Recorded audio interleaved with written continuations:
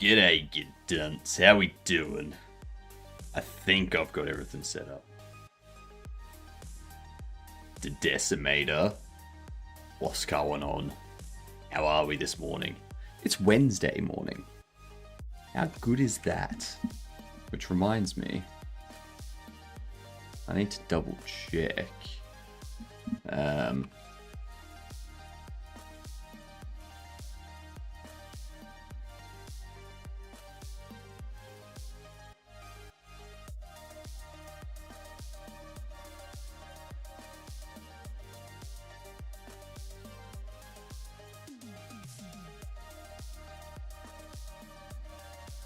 Alright, cool. So I need to put up a Wish List Wednesday post today. That's what I need to do. Cam second. G'day, Cam. How are we? Doing good. Setting up stuff for my new job. Ooh, what's the new job? Is it guessing games? Because if so, how did you know? How did you know?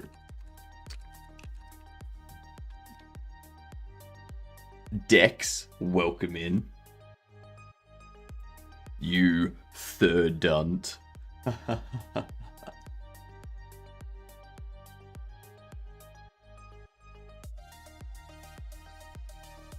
Gamer, you're late.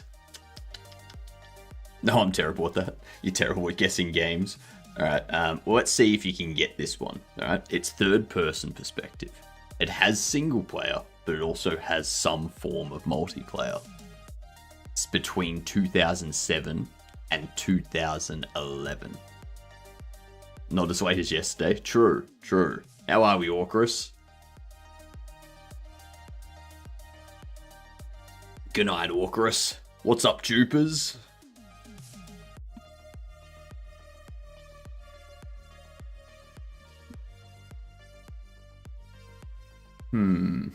But this one,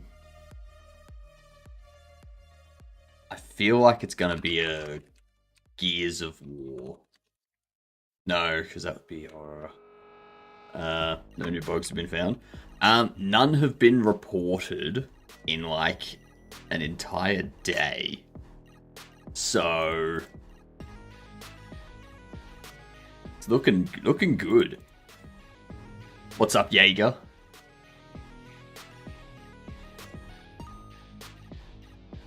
If anyone finds bugs, please throw them in the Discord, bugs and feedback.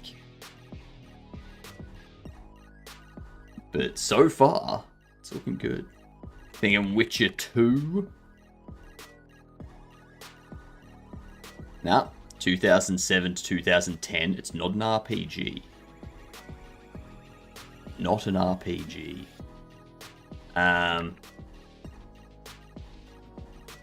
Tony Hawk's Pro Skate 5. No, it's not sport or arcade.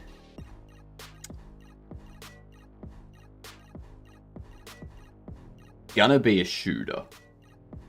We know that much. So we need a third-person shooter that's not horror. So not a Resident Evil, not Gears of War. What's going on, Cam? How you doing? It's a 2007 PC, PS3, Xbox 360 game. Tomb Raider? Which Tomb Raider? Legend? Nah. Ooh, it could be Square Enix Publishing though. It's definitely a shooter. You tired? That makes sense. Oh no, it's Eidos Interactive, Spike, and IO Interactive. What did Eidos Interactive do? That's Deus Ex, isn't it? No, because it's not sci-fi.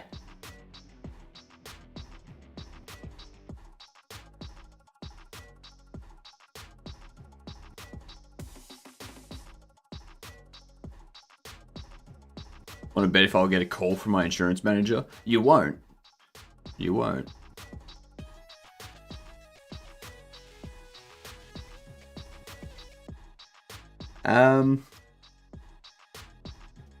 If we try Infamous. Damn it. No, it's not superhero either. What freaking theme is it? Is it just like a shooter action? Like a third person shooter action? Is that all this game is?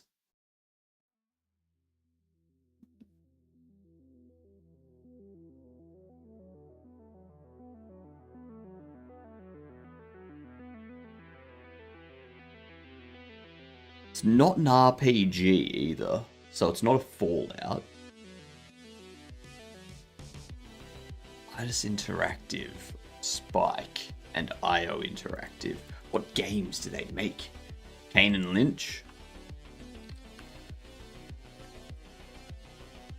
Nice. Ah, thriller mystery.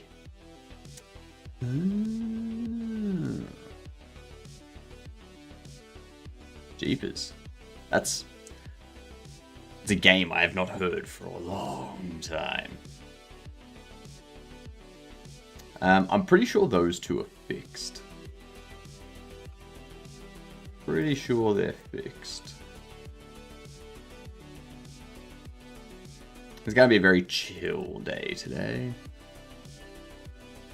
Not much happening at all.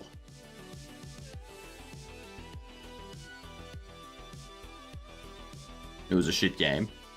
I mean, yeah, it didn't have a re-release on any other platforms. So, like, it wasn't released onto the Xbox One, PlayStation 4, or anything like that. So, clearly it just kind of died.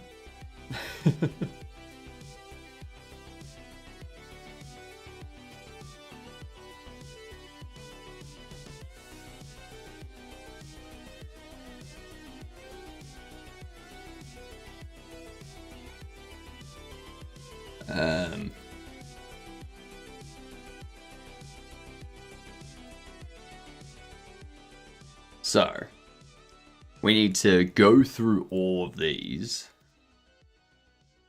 Make sure the prices are good.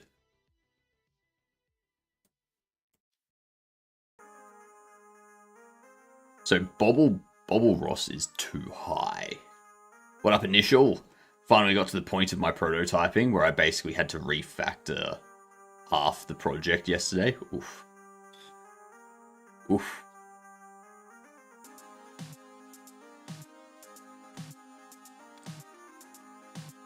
Put you at 83. No, we'll pop you at like 60. Pop you at $1.07. Put you at like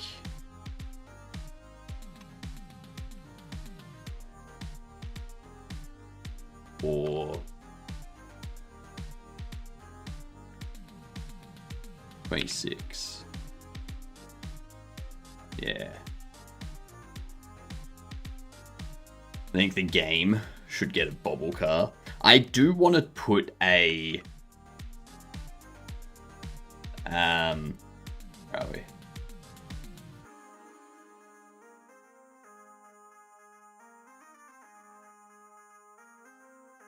I want to put in a van that drops off deliveries.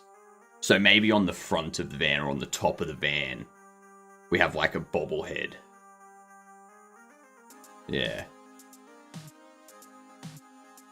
Can an extra rare one be called Cam's car? Be added? No. No.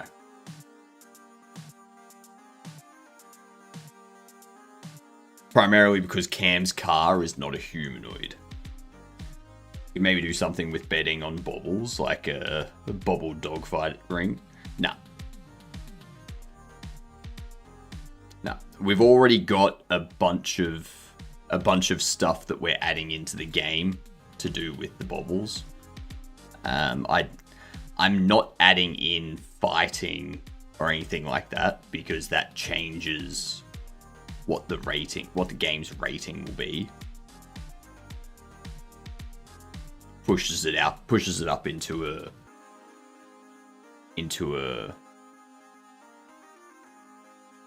rating that I don't really want for the game.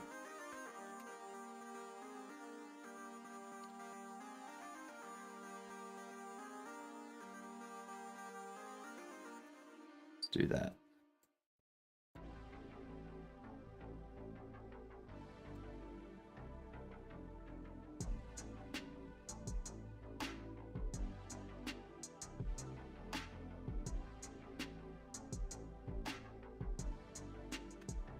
Do that. Discount Dora. You'll be 44. You'll be 79. You'll be... Should I make you 81? Make you...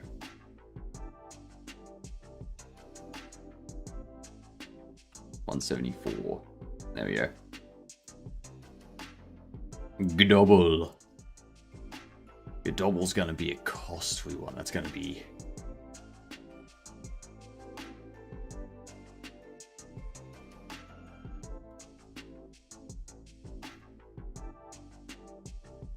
Let's see, we want this to be...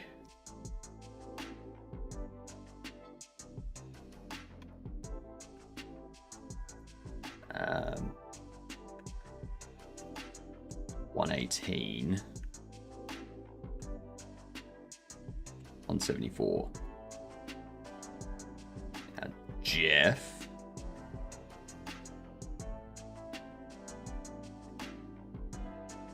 $51. 84. $68. Oh. Yeah, we'll do that.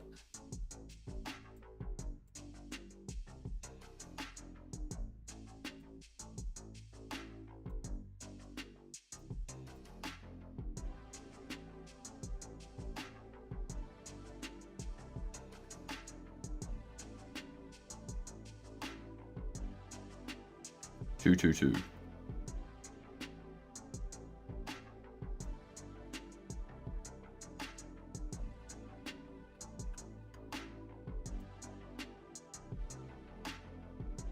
Amazon haven't delivered my next day parcel today. Well, the day's still going. Okay, it's not over yet. It's not over until you go to bed.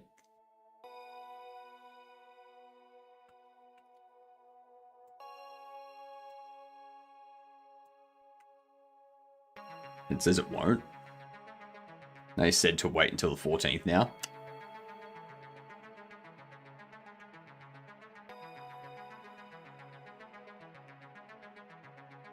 Can't say I've ever had that happen.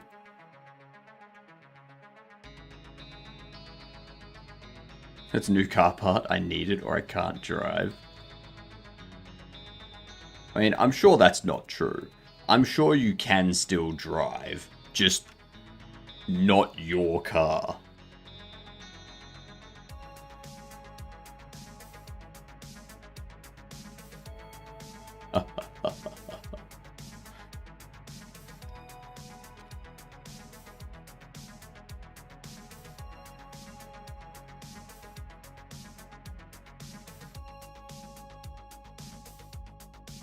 Relaxin' Randall.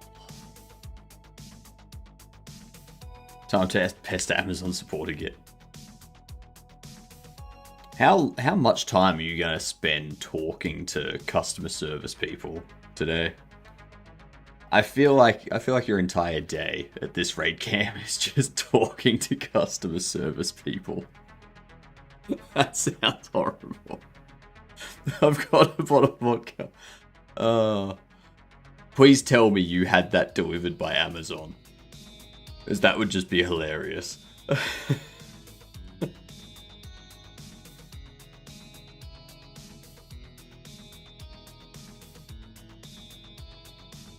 It sadly was Amazon groceries. That's perfect.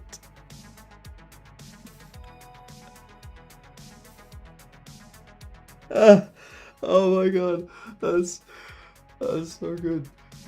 Oh my god, my stomach hurts already.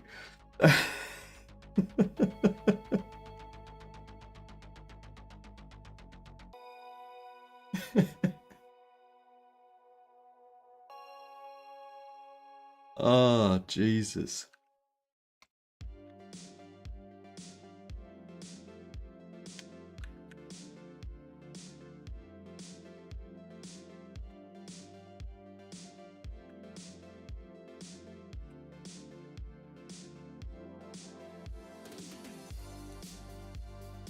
Amazon support, say to contact the reseller. Ah, so it's not like it's not an Amazon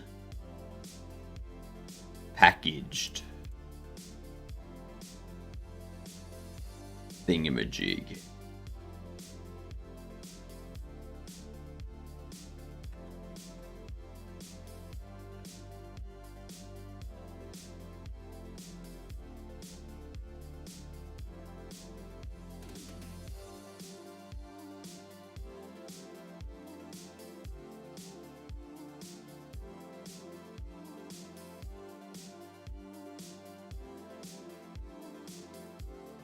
Was the reseller...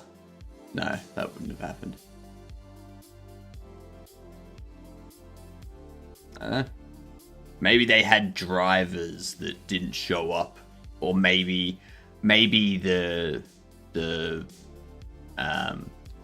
delivery truck or something that your parcel was on was in an accident. Something like that. And now they've got to push all of them back to tomorrow. Who knows? There's like so many things that it could be. How you doing, Explosive?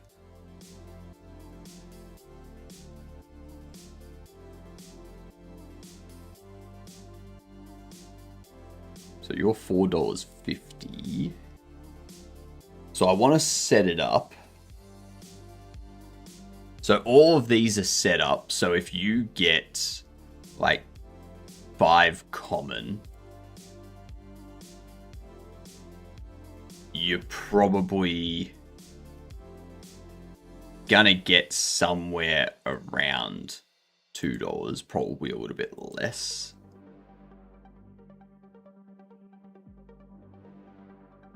Yeah, it all depends on which ones you find.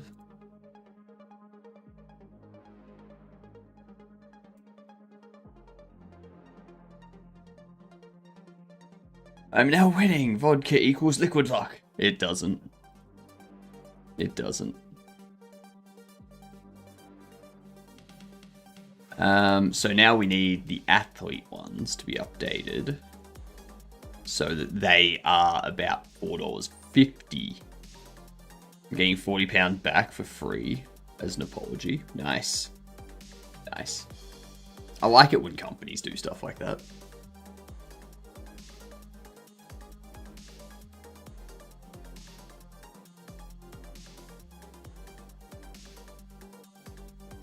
The market price for you can be...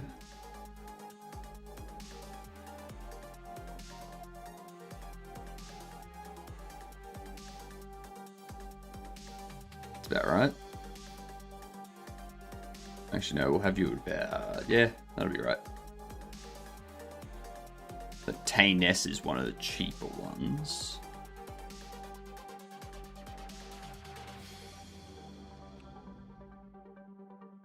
You will be 376 per rail. Be like 560. Judoka Milos. You can be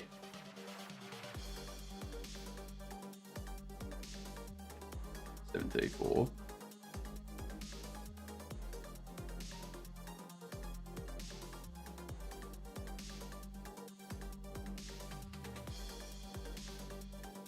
Let's make you 86. Make you buck 52.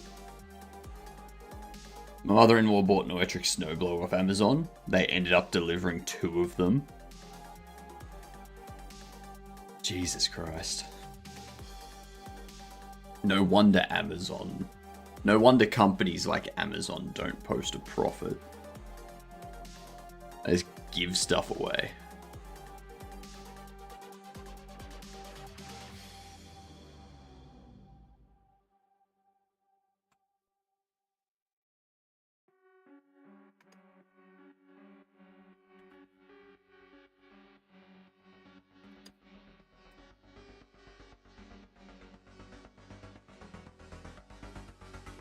And Amazon has AWS, that's the moneymaker. I mean, yes, I get that, but yeah. Like, I know that their delivery stuff is more of a loss leader kind of thing, but it doesn't make sense. It doesn't make sense that it's like a loss leader, because it's usually that stuff. Usually that stuff is used as a way to draw people in. Like with the cheap hot dogs and stuff like that. It's like, yeah, we're losing money on the hot dogs, but it gets people into the store so that they buy stuff. Yeah. That doesn't really work with Amazon's online selling platform and AWS. Yeah. Same with Twitch. Yeah. It's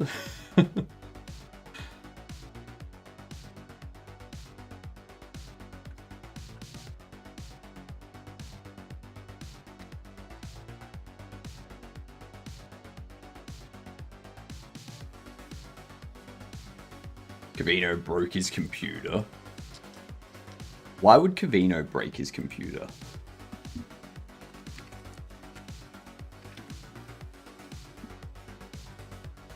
Yeah. Guarantee Prime Video is also a loss leader. I think Prime Video is more of a way for them to kind of market Amazon Prime. So people buy Amazon Prime, they get free delivery and they get free videos. You know? Don't get all the players in their physics process and set their velocities. What is Cavino doing?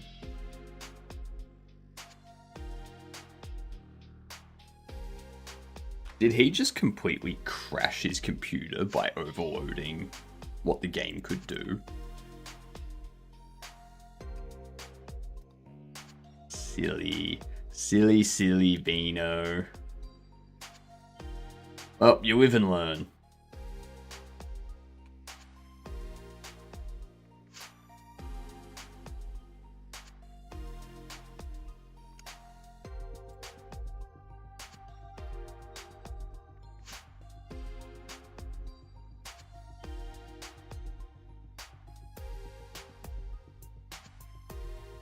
Coach Barnett.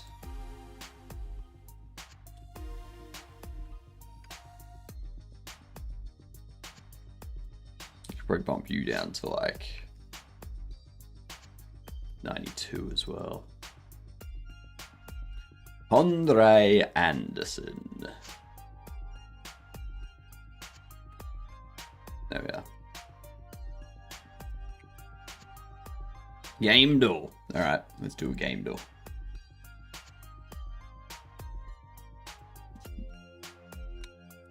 The Walking Dead Season 1. Okay, point and click, third person, has single player, 2013 to 2017. So it's got to be first person, side view, isometric kind of stuff. Let's see, it's not an Overwatch. Could be a Call of Duty. Like Black Ops 4, Cold War. That could be Cold War. Yeah, it's not a shooter, and it's not first person. Okay. RimWorld. It's isometric, sim, or indie, or RTS. Okay. It's not Don't Starve. It's a warfare, so I'm thinking it's something like... Civ, or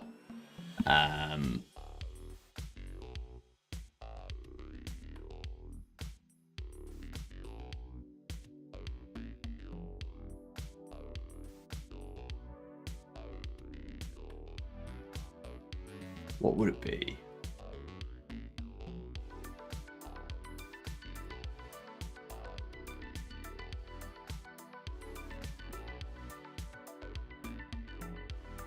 What if it's like an Age of Mythology? Vampire Survivors? No, it's a warfare. It's a warfare. I'm gonna go Civ 6. Okay, so it's a 2016 single-player multiplayer co-op. It's not a Civilizations game. It is a sim or a strategy. Could be a 4X, could be a historical, could be a fantasy. Total War Warhammer.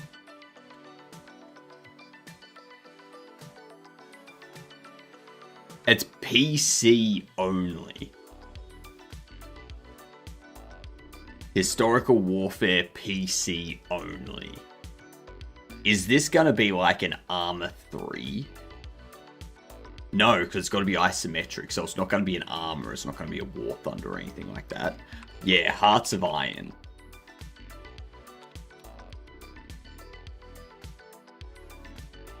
Yeah. Hearts of Iron is an amazing game. Like, it is...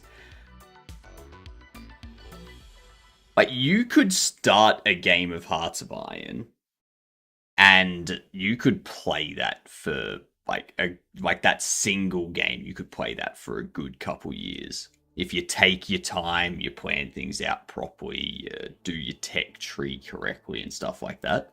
You can, oof. Especially if you do multiplayer.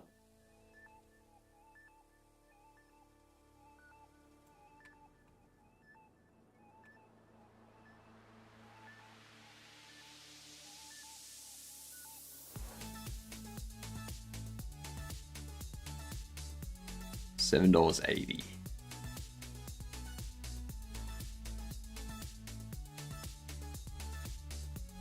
Plus their mods that increase game life. Yeah. And that's what Paradox Interactive does really, really well. Like, Paradox Interactive does the whole grand strategy so well. It's like...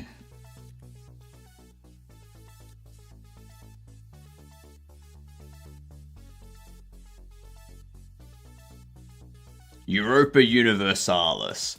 Amazing grand strategy game. Hearts of Iron 4. Stellaris. They even have, like, Crusader Kings and stuff, too. City Skylines. Not a... It's a simulator still. Like... Victoria.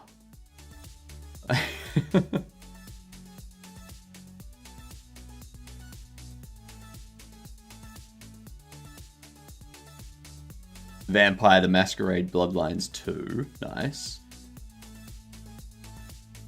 Paradox Classics. Tyranny. Magica 2. Age of Wonders.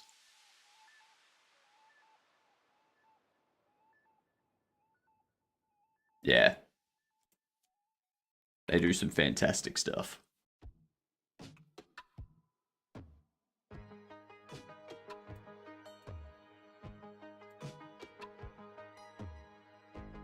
$7.80. $7.80 for a professionals card pack. So you can be around about $1.30.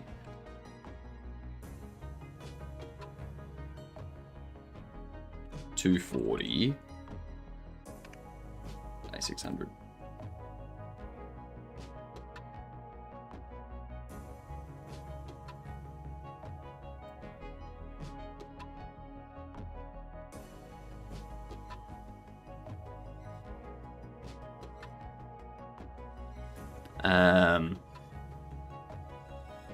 On 67, 321,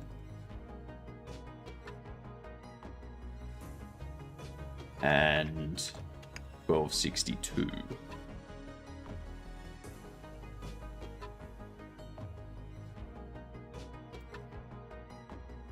Up this to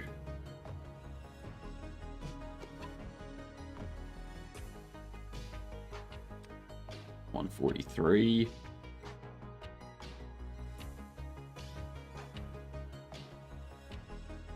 $261.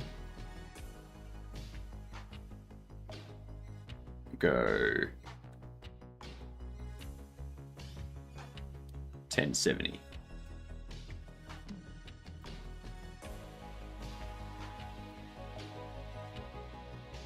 Officer Oscar, we can drop you to like 97. Have you go to 203. Have this as 741.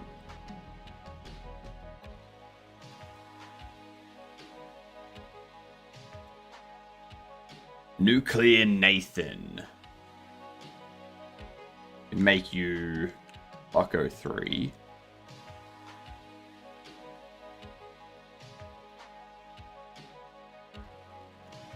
Actually, we'll have you at 76. 180. And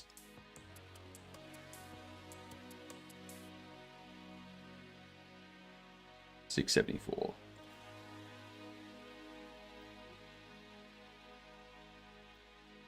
Conan O'Bobble.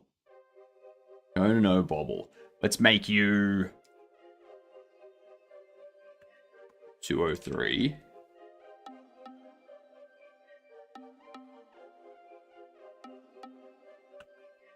$347. Then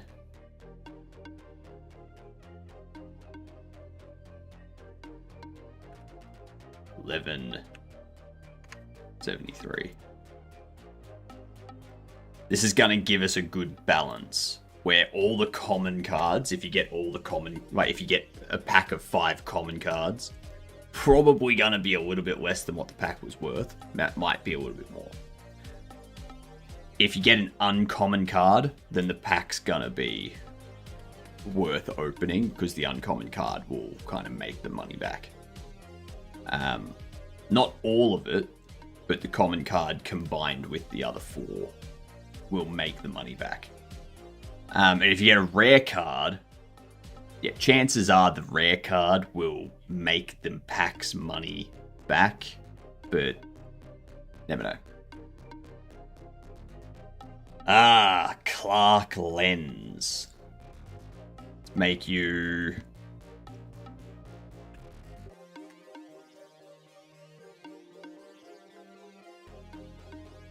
$129.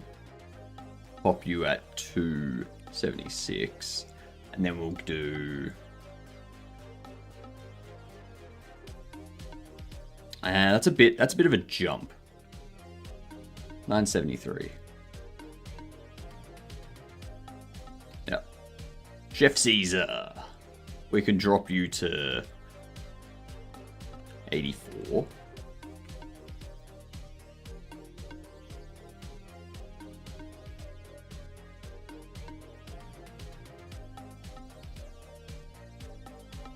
$199. Then 648.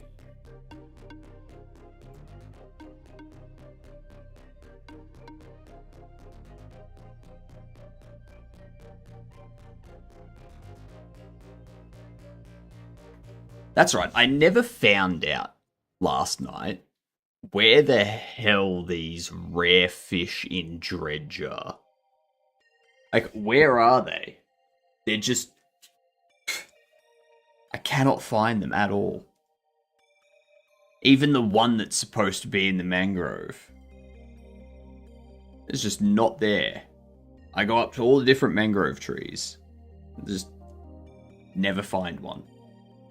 Ever. I use the bait. Never get one. Have you tried the water yet? Yes. Yes, I have. It's very tasty. Maybe you can't find them because they're rare. But that's silly. I want them to be common.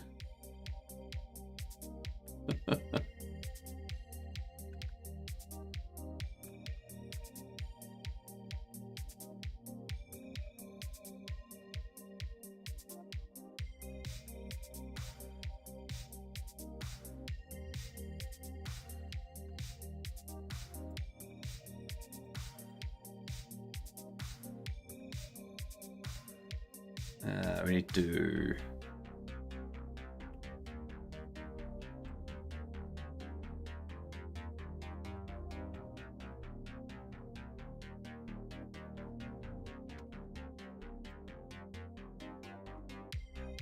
Alright. How much are the hero villain packs worth? $11 for a hero villain pack.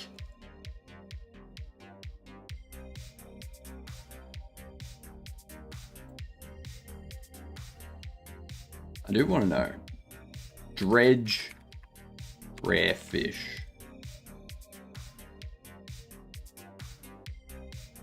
Because we found the gulper eel. Like, we found...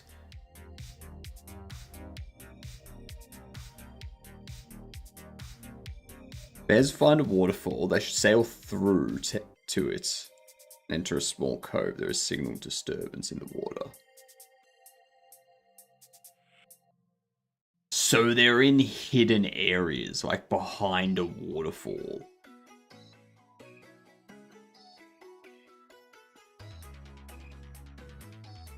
So where would the one up here be? Because there's no waterfall up here.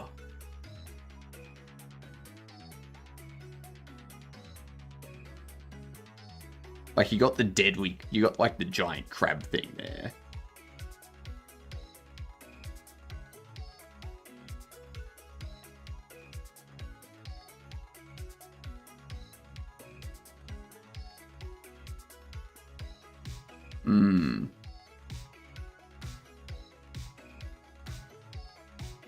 Okay. So they're not going to just be in the normal areas. That's good to know.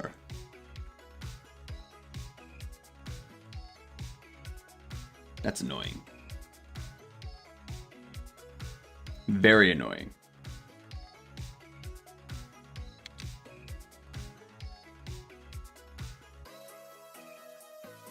I do 266.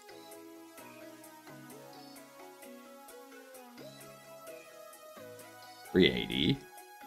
And, well, actually, 436. And...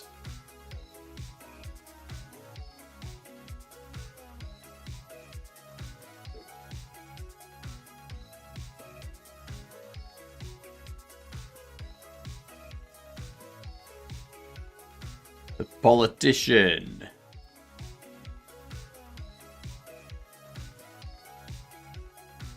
$34. 278. And...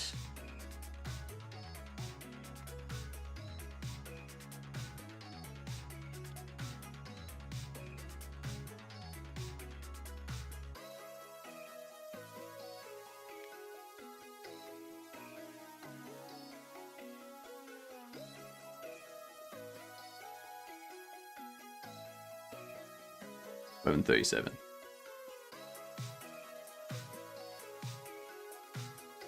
The Pac-Man.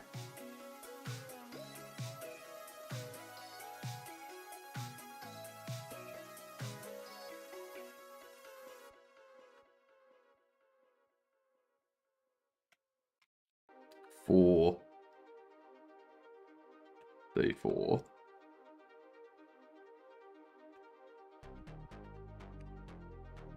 $13.94.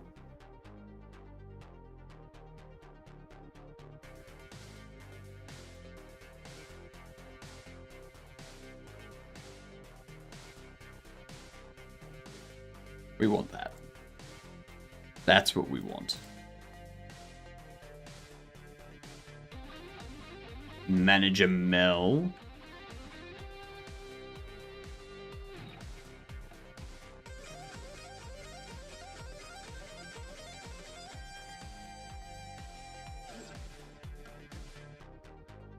$11.69.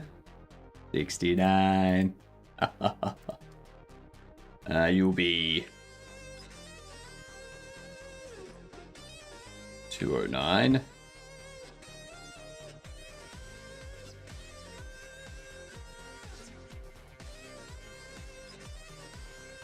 $362. $12.76. Bumbletooth.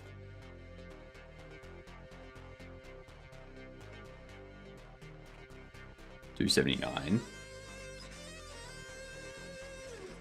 $490. And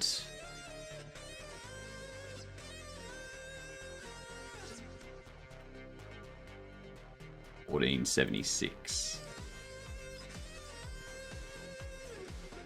Fact checker. $137.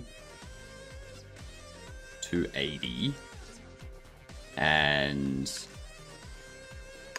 $10.43.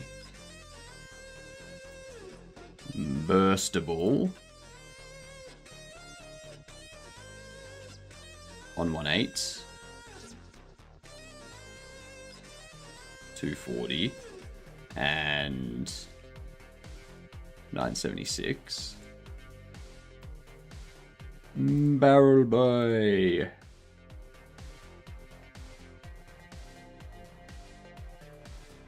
$304.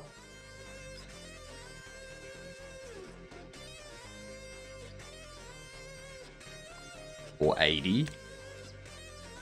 Actually, no. Make you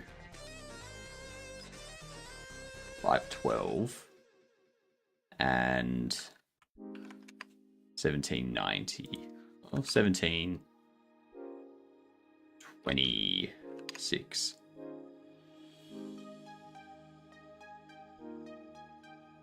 Alex Anger.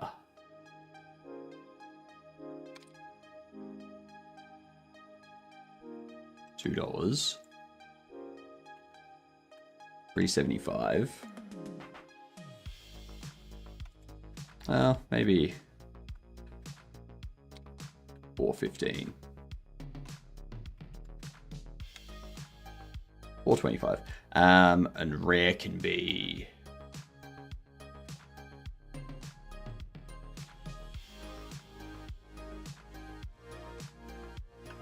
$11.94. Beautiful. I like that. So all of those are updated. We've got a better balance of cost now.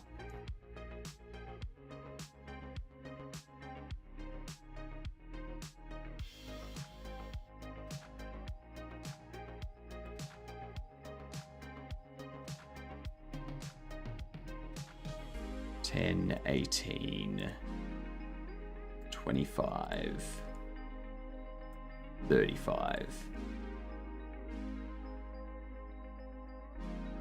Bobble Ross.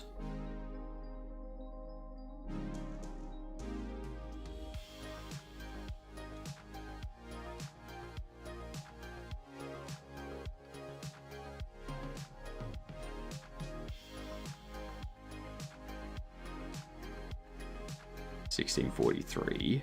And...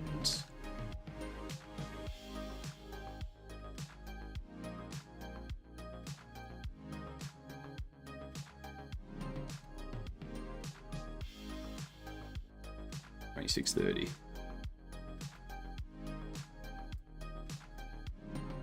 Good double.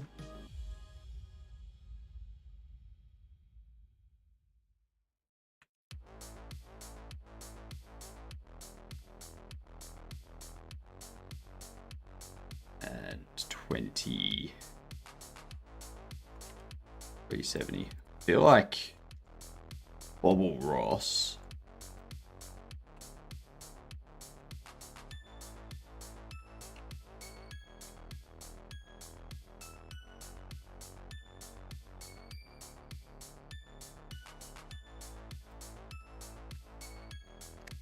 That.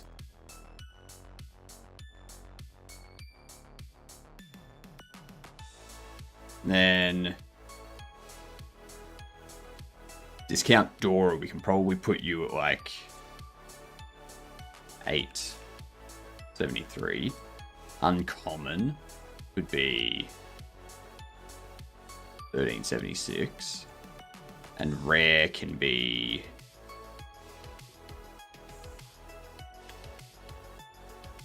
1942.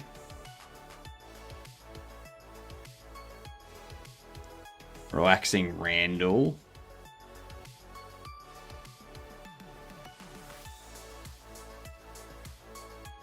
$9.50. $15.50.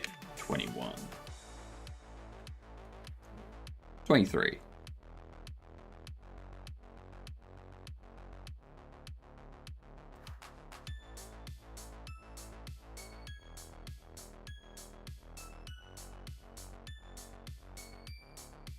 I feel Jeff could probably be like 840.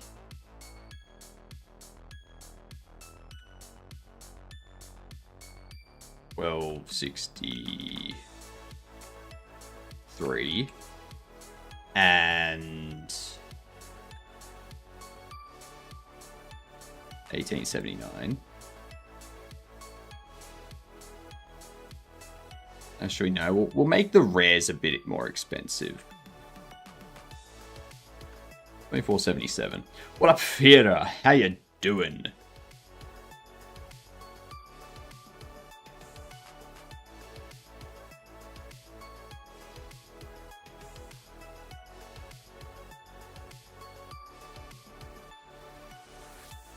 You will be... Sure. That's a good enough value. Taking the day off, just hanging out. Nice. Just relaxing. Being chill. Not worrying too much about anything. They're good days, aren't they? So you're not doing anything today. You're not doing any game dev or whatnot.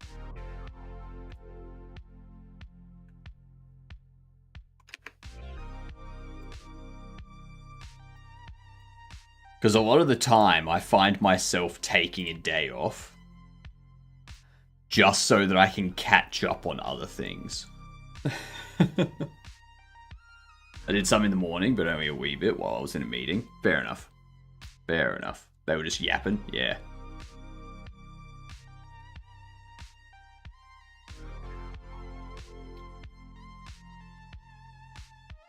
See, I've already updated you.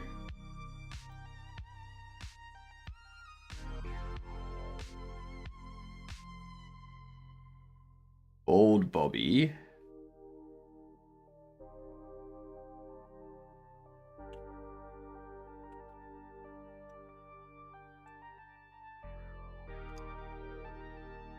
Yeah, that works.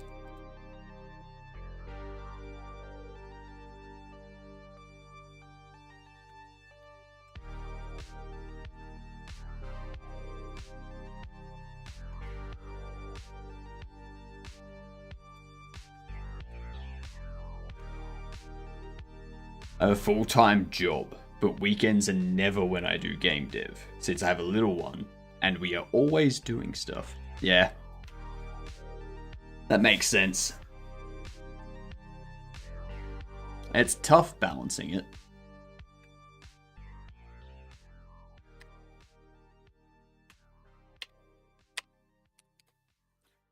$20.35, sure thing.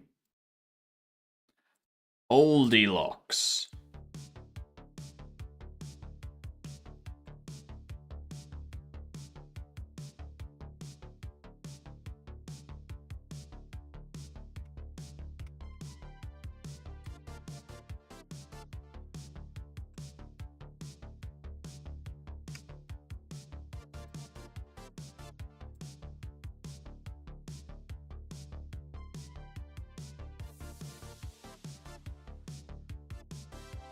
Yeah, they're good. They're good. Okay. Now I'm also going to have to set these up so the prices are correct. So the random weightings are correct. What up, Brown? How you doing?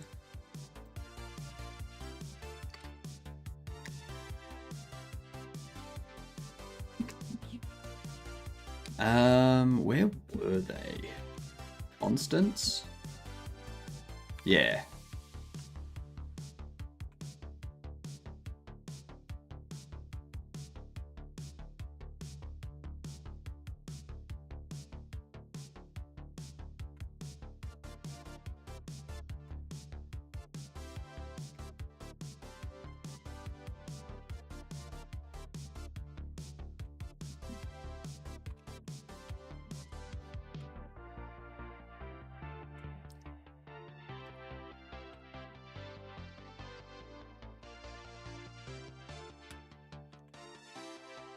Weights.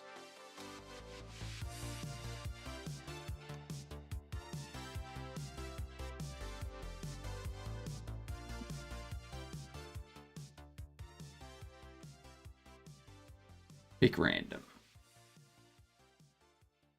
That's for trading.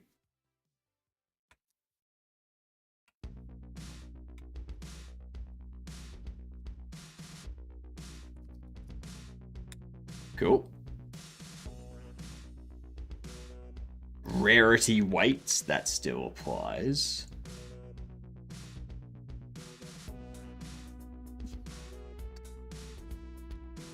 Then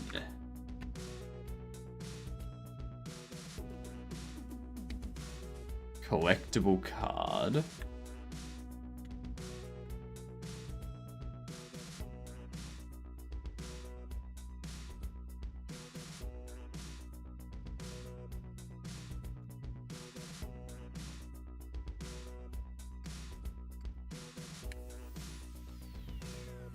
Card pack.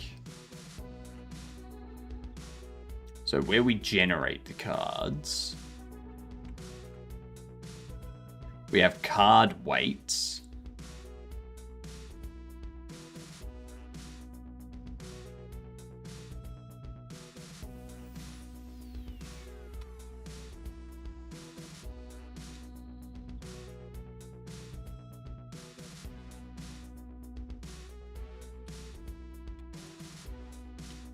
Pick random.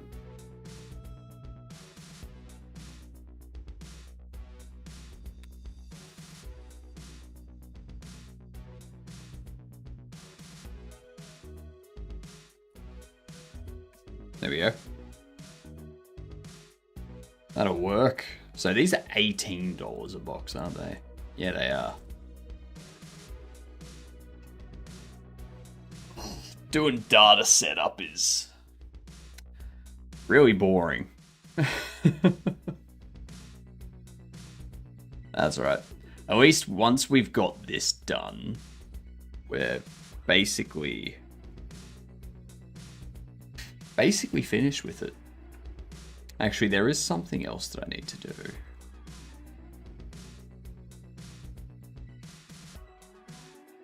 There's a UI element.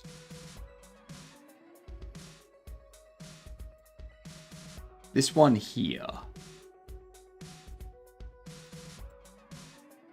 So you can see how it's got this cell icon in the top right.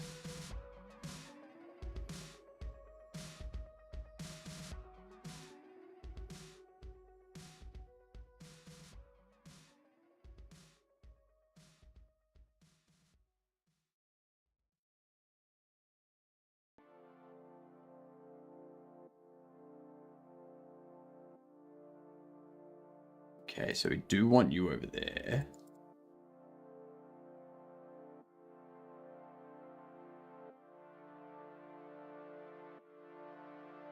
Let's add a margin container. Drop you under there. 2020. You're 32Y. You're 32Y. Fit width and scale.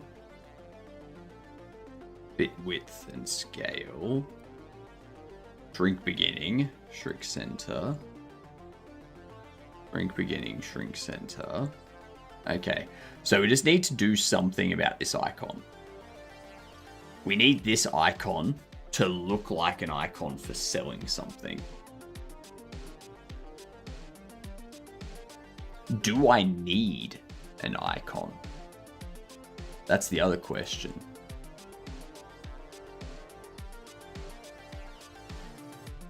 Or is the fact that the button is red obvious enough? I don't think we need an actual icon there.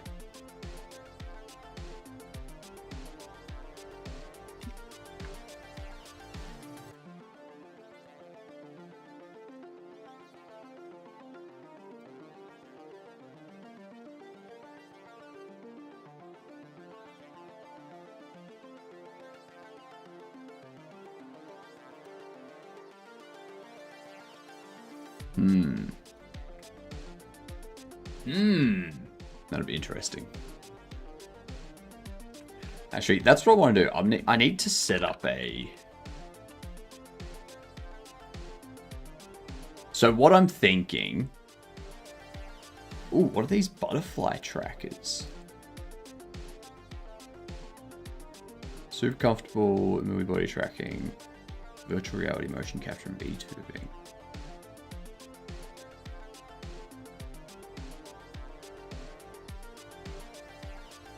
Slime VR butterfly trackers push the limits of comfort and ease of use for body trackers in virtual reality. Like the original version, these new Slime VR butterfly trackers are open hardware sensors with open source software that tracks the movement of your body. They do not require base stations, can't be occluded, are completely wireless, and last for days on a single charge. Damn. God damn. You have a Wizard of Oz vibe going on with this hologram? Nice. I am in Oz, and I have been called a wizard. So, technically, I am a Wizard of Oz. Brand new, unique, ultra-light split design. Inspired by butterflies, they're less than 7mm thick, weigh less than 10 grams, making them the most comfortable solution for people. Oh my god!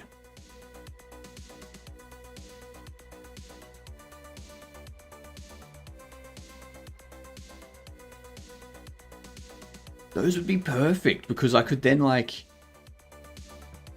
I could, like, stitch them into a suit or something. Like, I could get a full body suit and, like, stitch them into... Oh my god. That would be so good.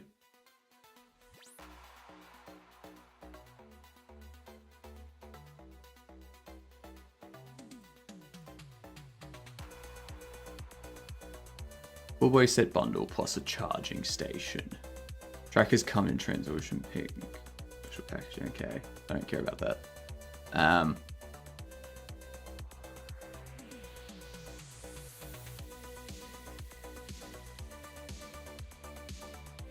So it has a USB dongle that receives all of this.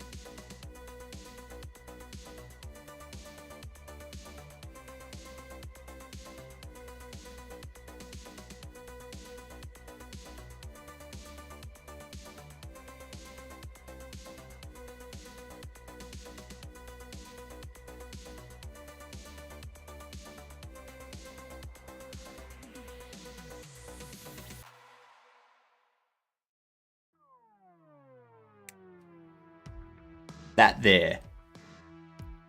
That there.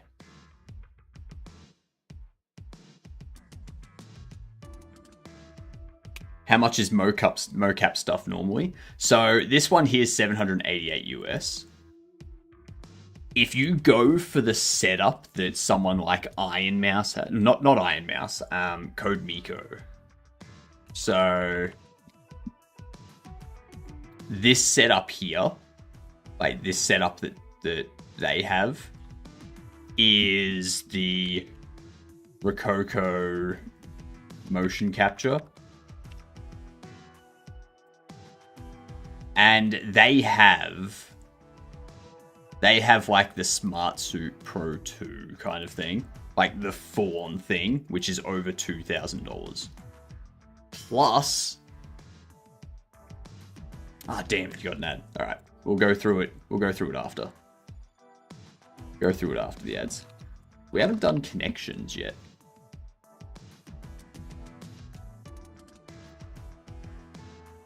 Alright, what do we got here?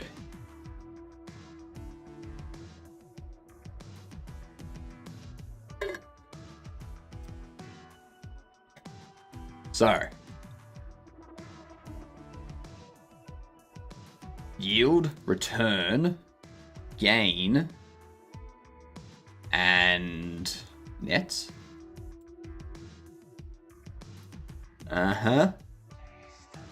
Coaster, puck. No. Yearn, pine, swoon. And bag. Yeah, it's not bag.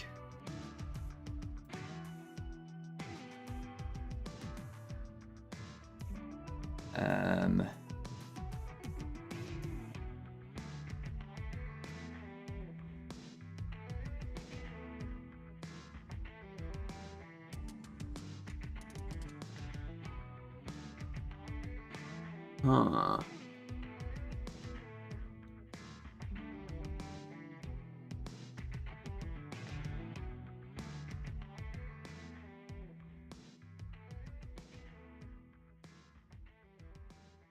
Derby?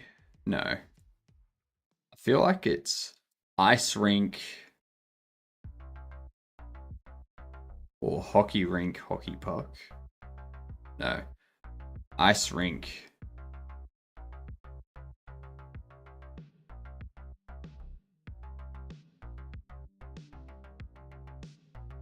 No.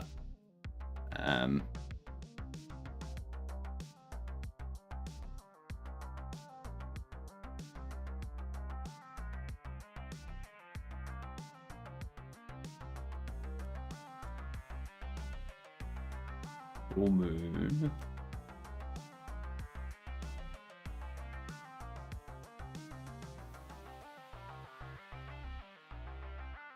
What is the last set of stuff here? What is the last bit of stuff? Coaster. No. We're back. Alright. So, you know Code Miko, don't you? You've seen Code Miko's setup. Right initial? Like, this whole...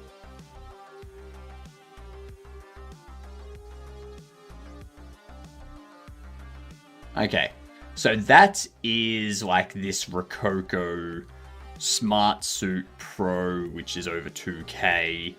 And there's also like... There's also the software that you've got to get. And they have plans and pricing for it where it's like starter doesn't have... Like, it's got FBX import, it's got Rococo Vision AI mocap recordings up 15 seconds, unlimited cloud asset storage, cleanup filters, all this kind of stuff.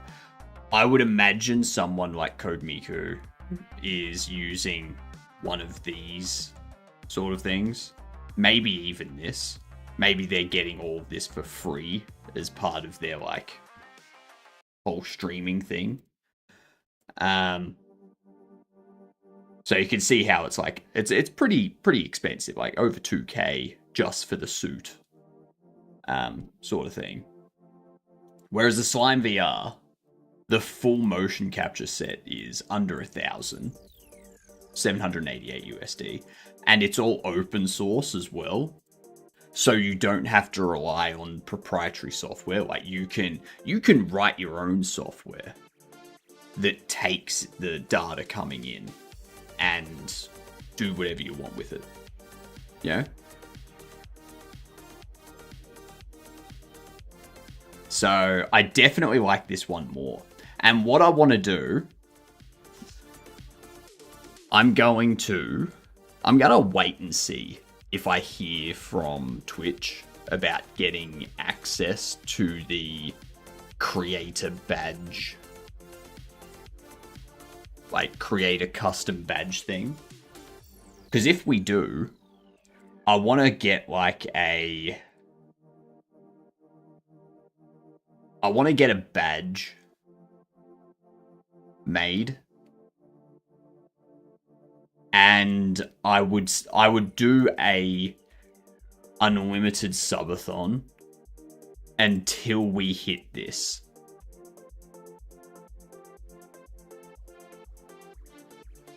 Yeah. So we do an unlimited subathon to get to the point where I could afford this.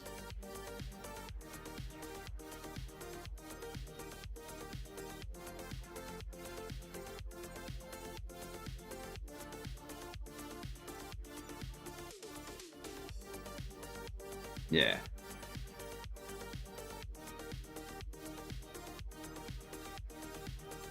So what was this? You got... I know it's those three.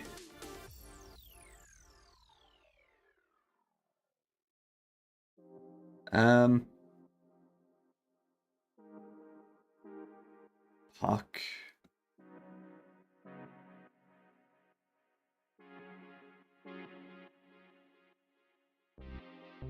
Ice hockey rink.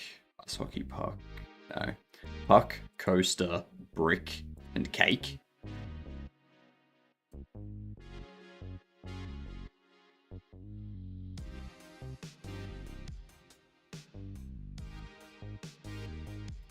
Ah.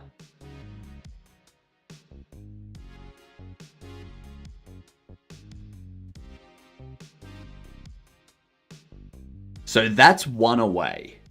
And if we take away brick, it's two away. Ice brick? No. How does this work? You've got to connect 4 words. So they have to have a similar meaning. So earnings, gain, net, return, yield. So these 4 words are different ways to describe earnings. Yeah. So now we need to find another 4 words in here that link together. We know that this 4 here, we know that 3 of them are correct. If we take away brick and select rink, we're now 2 away. So I am thinking block initial, but the problem is, which one do we take away? Like, which one's incorrect? We know that brick is one of them, so it's either puck, coaster, or cake. I'm thinking coaster we get rid of.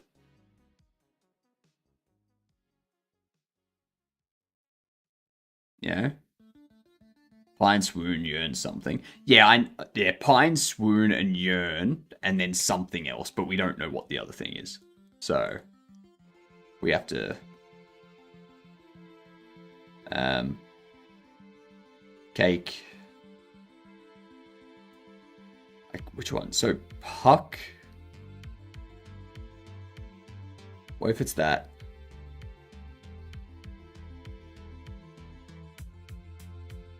A block, brick, coaster, egg. No. Is it that? Roller rink, roller coaster, roller derby.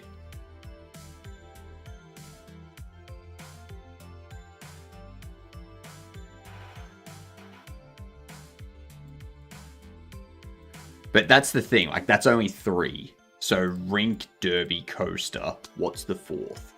Roller pine, roller brick, roller cake, roller moon, roller bag, roller yearn. Like...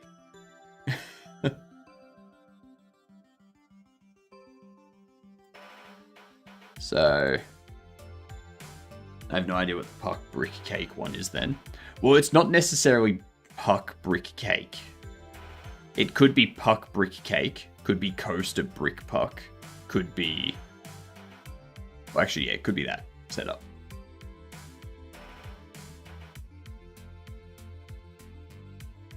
So, like, sport. What's the connection there, Giga? Is it just sport?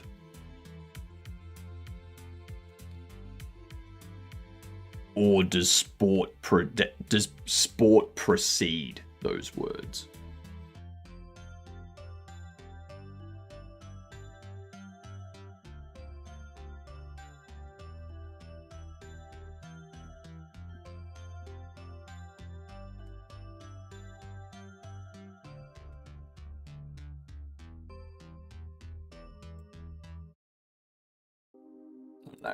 I don't know. Okay, compact mass.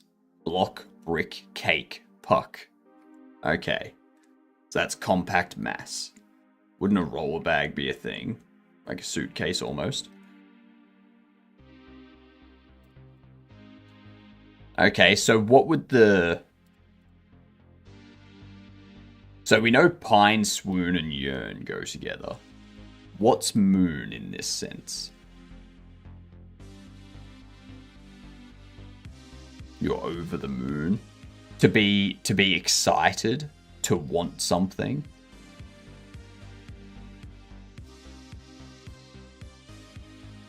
Act love struck. Moon.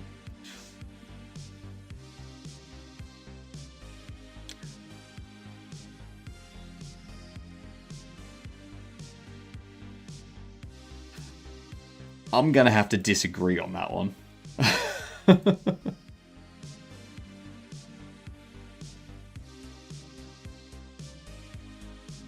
I'll moon someone to show them that I love them. I know, right? There's more than you can be used in different sports situations. Yeah, now, so this is the type of connection that you go for. Yeah. I want to get my daily Akari out of the way too.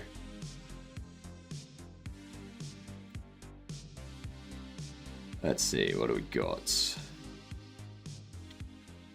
Something has to go in there, which means you have to go there. You're down there.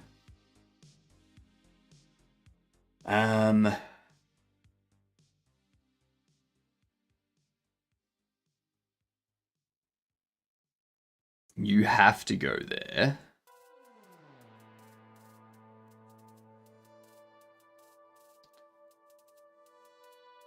I could put you there, then you there.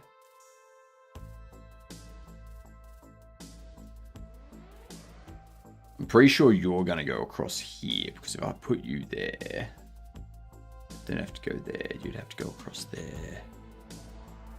You'd be down there. You'd go there. You would go there. And then that would be cut off, so I wouldn't be able to get those two if I put you there. So I think you have to go there so that we can have... No, if I put you there, I can't get anything there, so you have to go there. That has to be like that. And then you'll go there and you'll go there.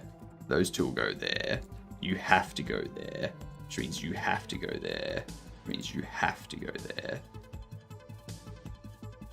But now I've got that problem.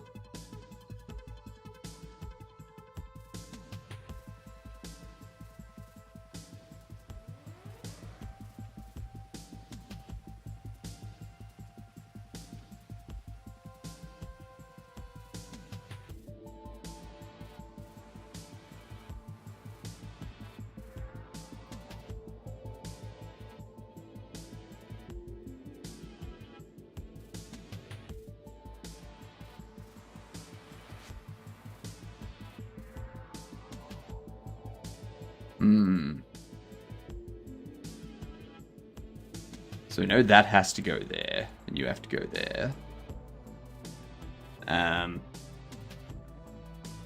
If I put you there, you can't be obtained. If I put you there, you can't be obtained. So you have to go there, which means those two are correct. You're there, you're there.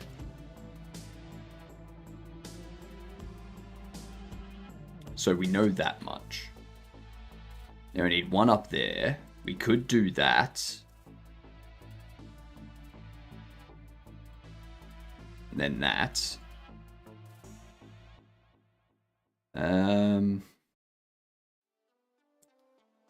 If I put you there.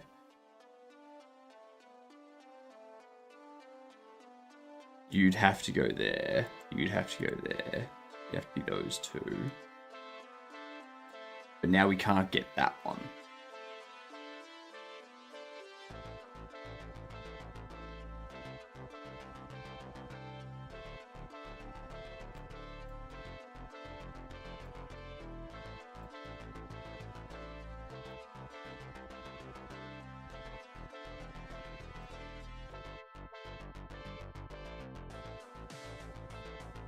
That's annoying.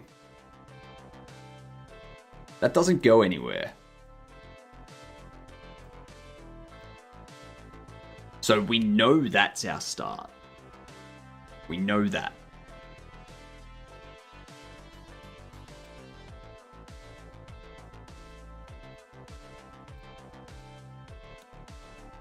If we do that...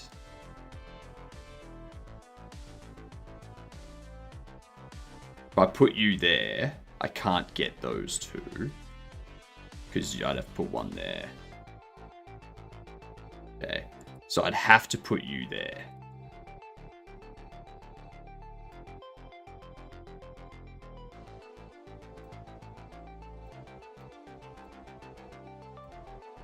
That's it. God damn. I hated that one. I hated that one. I don't know what's happening. I used to be able to get a bunch of these daily Akaris at like 90+% in like 30 seconds. But now it's like, oh, 5 minutes to get 50%. Like what?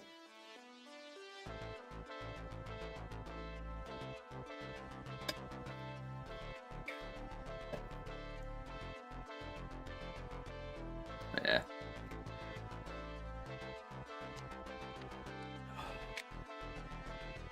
Oh. Stretch.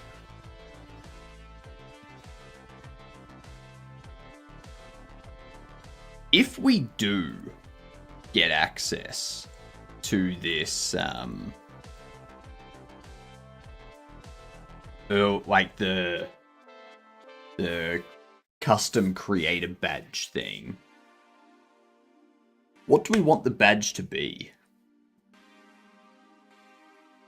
I was thinking a beard with the mustache is like holding a controller. But then I was like, is that a badge? Or is that an emote? I'd imagine that'd be more of an emote. What do you think is the best coding language to learn first? That depends on what your goals are. If you want to do web dev, then what you should start learning is things like JavaScript, HTML, CSS. If you want to do back-end systems like servers or databases or APIs, stuff like that runs on the server, you should look at things like Java, C++, .NET, that type of stuff, Golang. If you want to look at IoT devices, so like smart lights and home assistants and stuff, you would want to look at things like C, so you can do embedded systems programming. If you want to do just general software, games, things like that. Things like C#, C++, Rust, those type of things. And if you want to do machine learning or AI-based stuff, you can go for Python. That has a bunch of libraries and stuff that make it really easy for you to get access to them. And then you can step up into other languages from there. So, depends on what you want to do. If you just want to learn programming, start with something like a Python or a C# or something like that, because those are able to be used in multiple use cases. Like C# can be used for game development, it can be used for web development, it can be used for APIs. If you go Python, you can use that for web development, for scripting and automating systems, for machine learning, for game development, things like that. So those two languages are very versatile and can be applied to a wide range of things. So those would be the two that I would suggest looking at first. Yeah. They're the generic kind of entry points.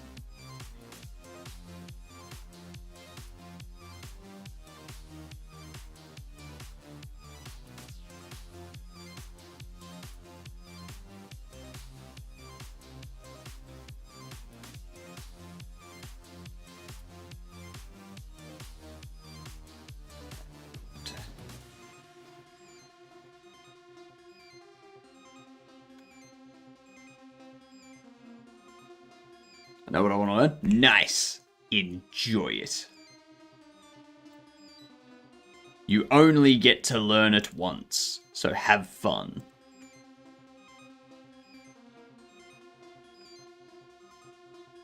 $1764.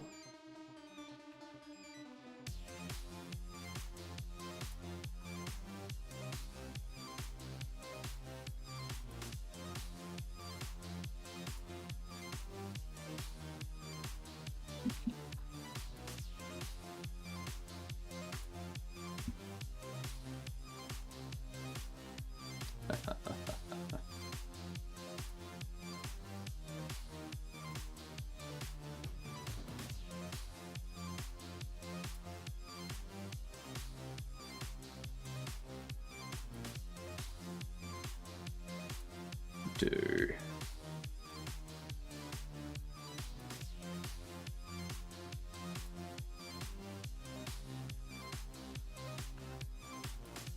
$24. No, we'll do.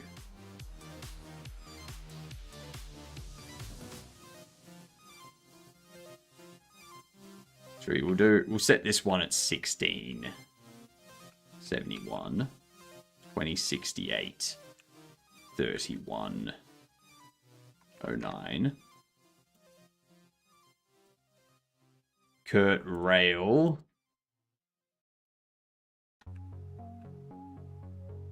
1735. 22. 73.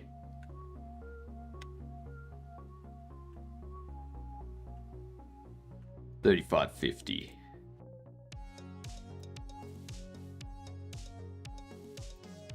All right. Oh. This is riveting. Coach Barnett. Coach Barnett is bald, so they can be, like, cheap. All their money is going towards their hair treatment.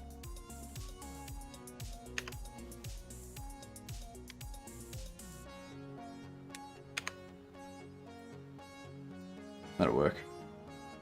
Andre Anderson, 1720. 2480. Not 5160. Maybe. Maybe we do increase the rarity price for all of them.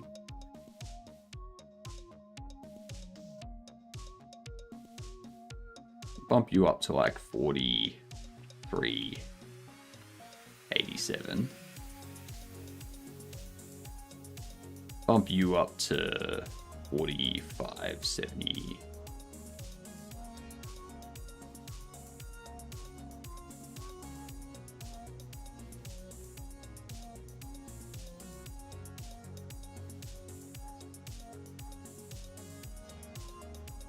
Tayness. I just watched the trailer for your game. It's pretty cool, to be honest. Thank you very much. I think I'll buy it when it releases. Much appreciated. We have the demo coming out in like a week or so for Steam's Next Fest. So you can play the demo when that comes out. And then, yeah. After that, I'm gonna sell it for about $10 USD. And there's going to be regional pricing as well. So some areas it'll be less, some areas it'll be more based on whatever Steam suggest. Whoops. Just knocking over my microphone. There we go. Plug that back in.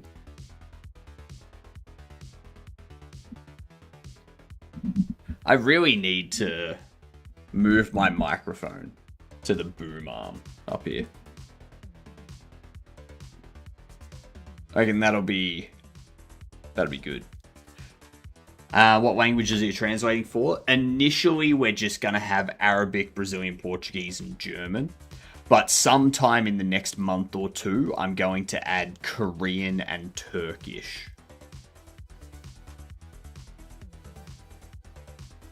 Yeah.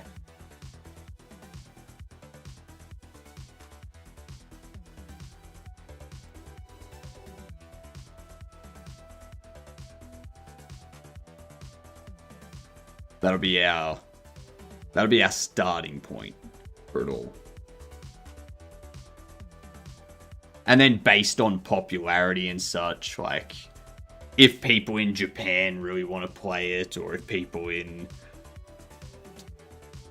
France really want to play it, stuff like that, we'll throw localizations for those games in as well. Yeah. But if I release the game and it sells like 1,000 copies and that's it, it's like, all right, I made the money back from paying for the translations as well as some of the time I spent on making the game. Don't really see the point in adding more localizations to it. Yeah. But if I sell 10,000 copies, then I'll be like, all right, I'm going to get it translated for Japanese, simplified Chinese, Portuguese, Spanish, Ukrainian, Russian, French, Italian. You know?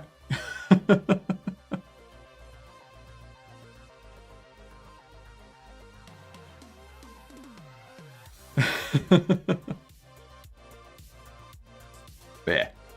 If the game's not popular, there's no point in getting it translated when it's just going to lead to a loss of money. Yeah. I have a question. Do you have any other people helping you develop? No. No. All the code is mine. So, well, the only code I haven't done is for the sky. So the day-night cycle, the sky and whatnot, that's done by Sky 3D, which is Tokusan Games. But everything in-game with like movement, interactions, stuff like that that's all my stuff. The 3D models are Cinti assets for the NPCs and whatnot. The bobbleheads were Kenny models, and then we created more based off those models to give us a larger set. The box art, so like the art for the bobble boxes, was done by Papa Laquan, which was a member of chat. The drawn bobbleheads that you see on like the store sign and stuff like that, and the logo and whatnot, that was done by Dexter's Art, who's also in chat. And I did pay them. Well, I paid Dex. I tried to pay Papa Laquan, but there's issues with PayPal and stuff like that, and yeah. So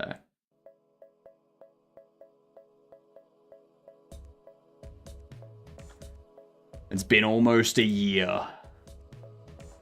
Almost a year in development. It's been fun though.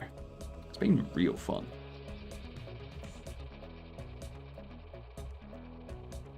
Now yours is 5160. I don't want you to be that high. You, I want to be like 44, 70, maybe 64.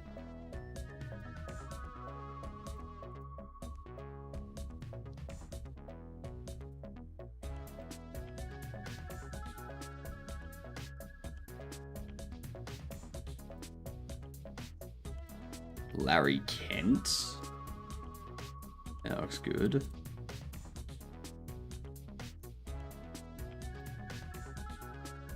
I feel like we need...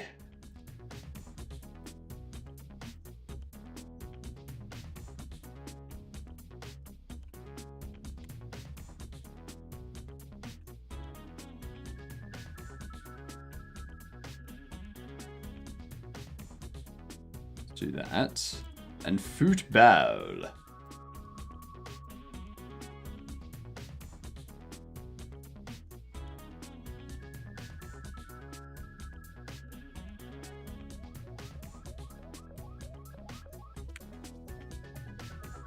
Do 53-16. There we go.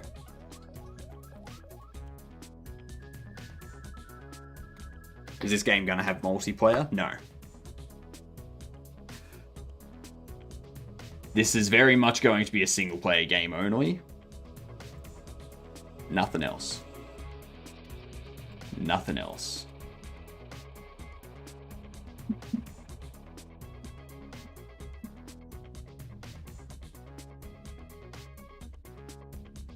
Last night was weird. Last night was very strange. So, we played Dredge last night. We played Dredge last night. I don't know why, but there was like 160 people on YouTube watching me play Dredge.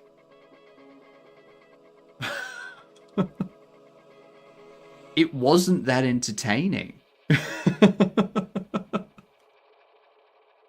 What were those people thinking?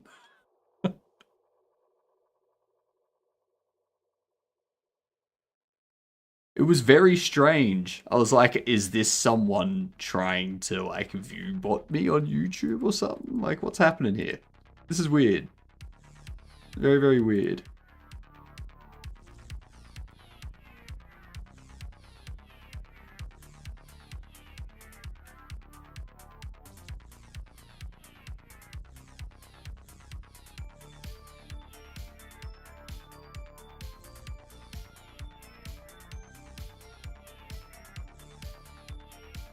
Main page in the wee hours. Could have been.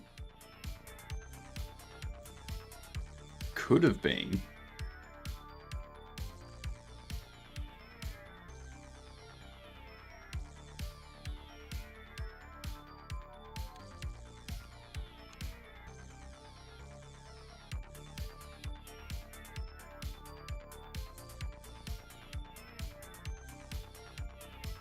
What up, Ginger? Bubble Shop time? What the hell's Bubble Shop?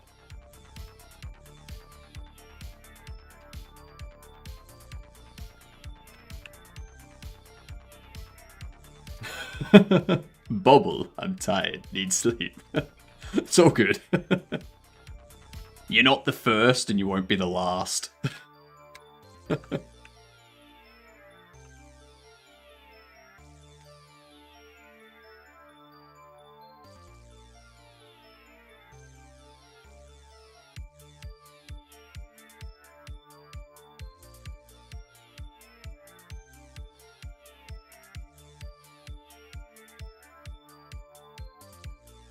Making bubble tea like a bro. Brain kaput. I slept 3 hours last night, then did a 10-hour stream. This is why I take a 5-hour break in between these days. See, not many people know this, but when I first started streaming, I was doing like 10 to 12 hour days. Some days I did like 15 or 16 hours. And then I got to a point after a year of doing that where I was like, I find my brain dies at the 7-hour mark. So I'm going to do 5 hours in the morning, take a 5-hour break in the middle of the day where I can like relax, I can do some cooking, cleaning, groceries, make shorts, all that kind of stuff. And then do another 5 hours at night. And then I have 10 hours of productivity every day instead of 6 to 7 hours of productivity. And then 3 to 5 hours of just brain just gone. Why are you not doing 4 2.5 hour streams? Because that would be inefficient. My brain is fine during stream. Just my daughter slept like poo-poo last night. So only slept for like 3 hours. Plus you don't have a kid. Exactly. Exactly. You could say, Ginger, that... No. I'm not going to say that.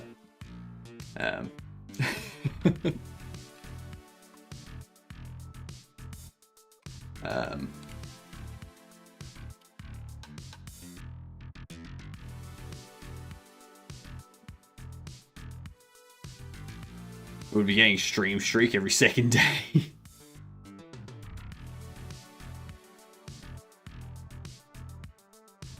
Let's set you to 39.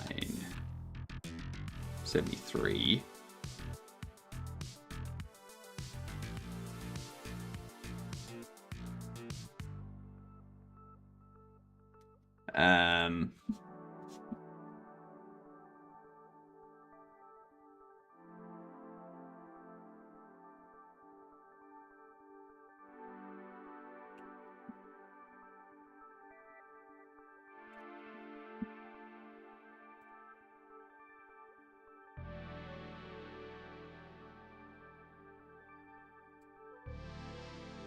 You're 23.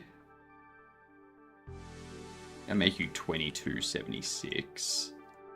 Make you 3794. Have you at 7743. Yeah. Nuclear Nathan. 23. Actually, nah, we'll leave you at 2275. Bump this up to 3990. And 8234. 8234. I suffer greatly when people think tea pearls equal boba tea. Oh, sorry, bubble tea. What's the difference between bubble tea versus boba tea versus tea pearls? 1980s Taiwan. Small tea stalls started mixing black tea with milk, syrup, and chewy tapioca pearls. So, bubble tea is tapioca pearls. Oh no, pearl tea. Pearl tea. So, tapioca pearls are like pearl teas. I think mine is a little because it's the only one I can read properly. My favorite coding language. Honestly, I don't know. Like, if I was told I could only program in one language for the rest of my life, I would just go... I'd probably have to pick C. Just because picking C, I can use... Like, I can do a bunch of coding, like, a lot of low-level stuff. And I can build stuff for basically any system. It's more versatile, exactly, Hilden. It's more versatile. Whereas someone that picks, like, Python, it's like, congratulations. You can build, like, slow applications and stuff like that. And you can use the libraries that I write to make your stuff faster.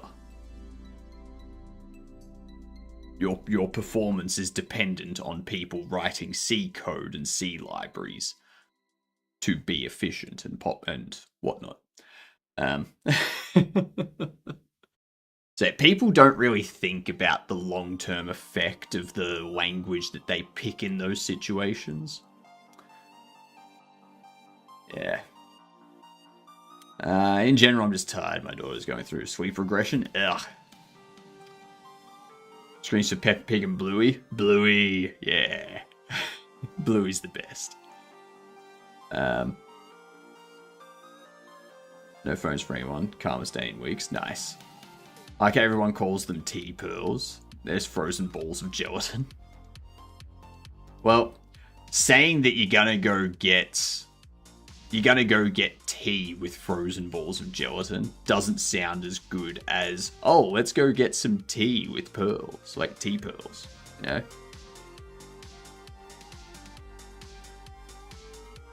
Tea leaves that are wrapped in pearl shape that rare in the wider world.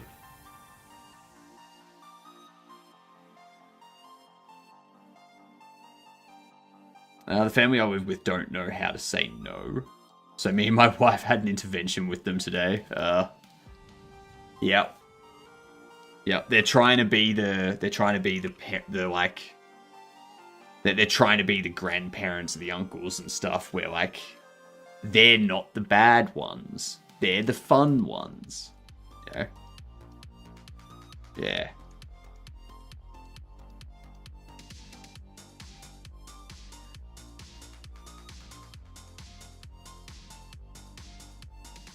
$25.22.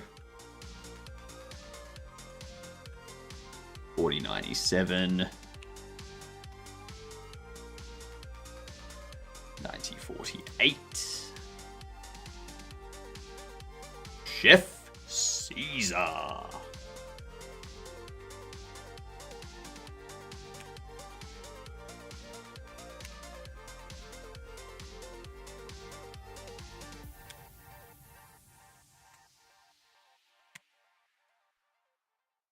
Sweet. That's your pricing. I'm literally just, like, hitting the numpad. I'm like, done.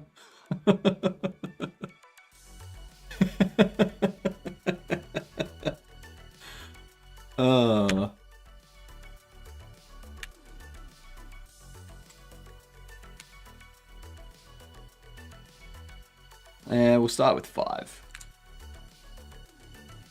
Oof. Nah, that's a bit too much.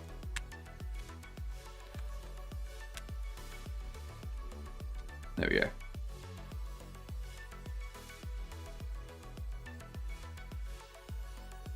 Hero Villain Box. Last one, $35 a box.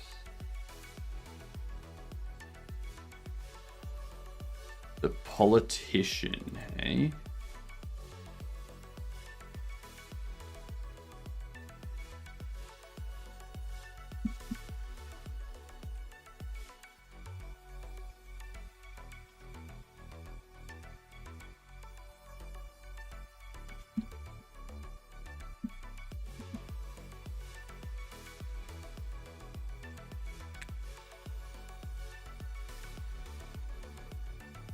Actually, no, I want you to be like...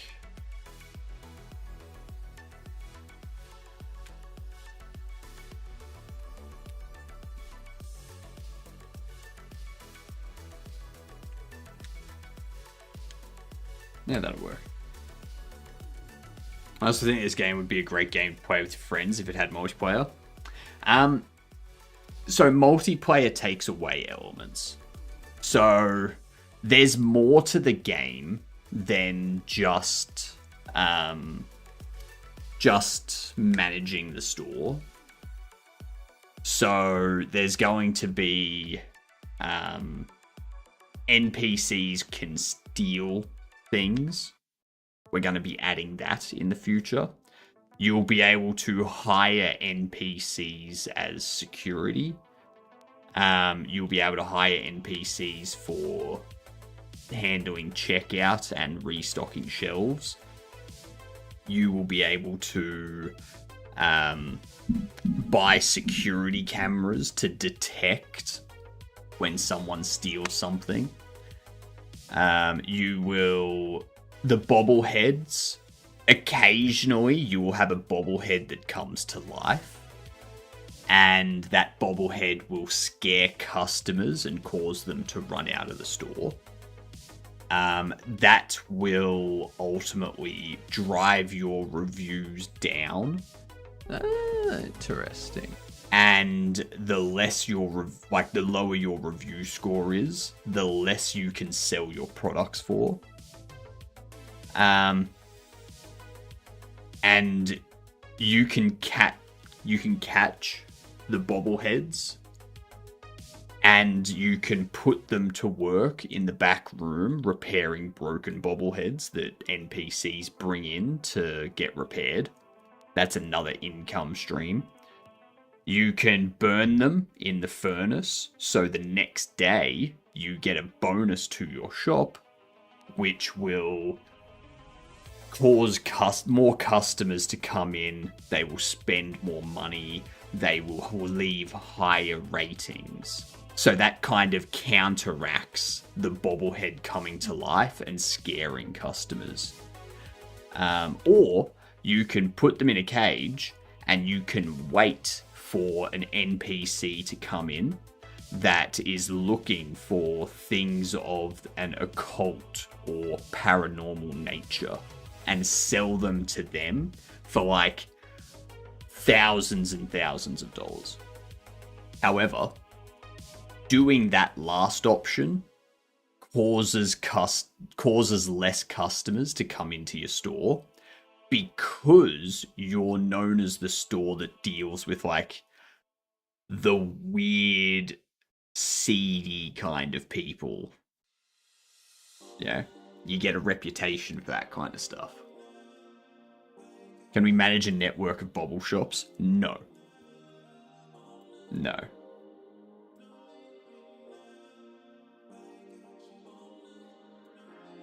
I also thought about doing multiplayer for my Rest Stop Sim game, but the game has some story elements and other things that are only designed for single player. So I'll add that in the future if the game does well enough. Gameplay loop would also need to be adjusted to accommodate for multiplayer too. You can add a separate game mode.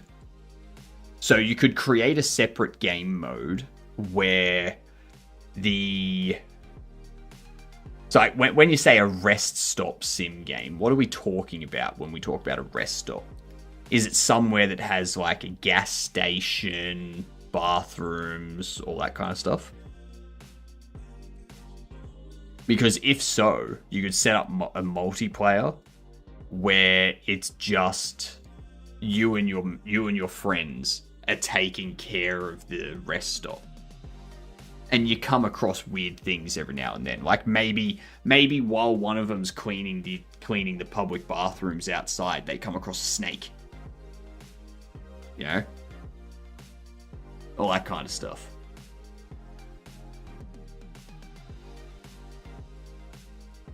So you can add that stuff in the future.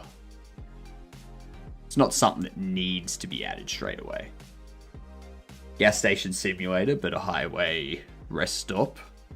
So more facilities like a diner, motel, semi-truck drive facilities. Yeah.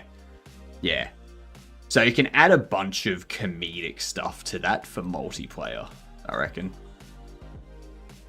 But yeah, if you have a story mode, you can have story mode as single player, And then you can have a multiplayer mode that's just like it's kind of like a friend slot multiplayer sort of thing.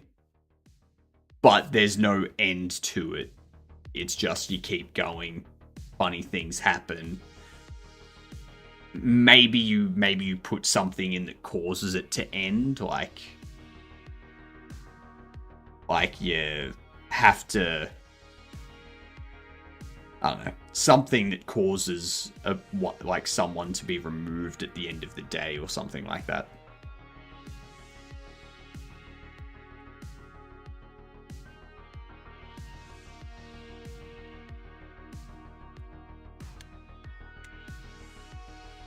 That's too much.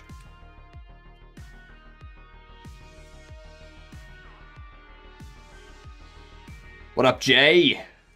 'Tis a slow burn. It is a slow burn, isn't it? 'Tis a very slow burn.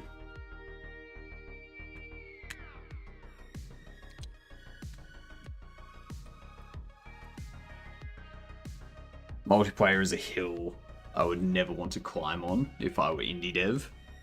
Imagine having to upkeep game server indefinitely, except if it were LAN only multiplayer. That's the thing. It depends on the multiplayer game you make, Orcrus, but Steam Workshop multiplayer.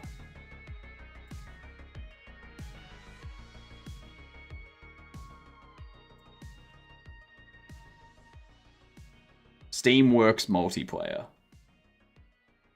So, Steam started as a multiplayer gaming platform, blah, blah, blah. Steam provides many different features and APIs to improve the multiplayer experience for developers and customers alike. With these features, you can easily allow players to find and play with each other using Steam matchmaking APIs. Use the Steam Game Servers API to provide persistent, dedicated servers that your players can create communities around. And then you've got like Steam matchmaking in lobbies, Steam peer-to-peer networking. So you've got this type of stuff. So if you use Steam, you don't have to have your own servers for like multiplayer games. You can use Steam's peer-to-peer networking.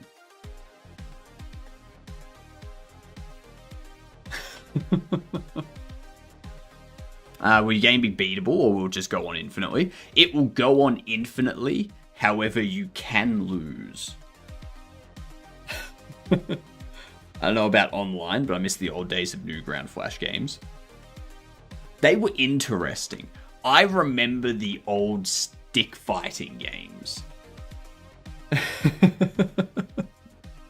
The old stick fighting games were amazing.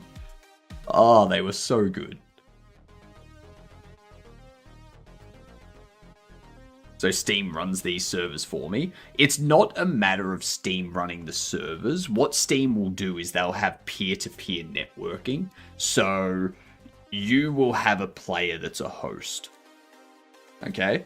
And then all the other players will connect through Steam's peer-to-peer networking to that host.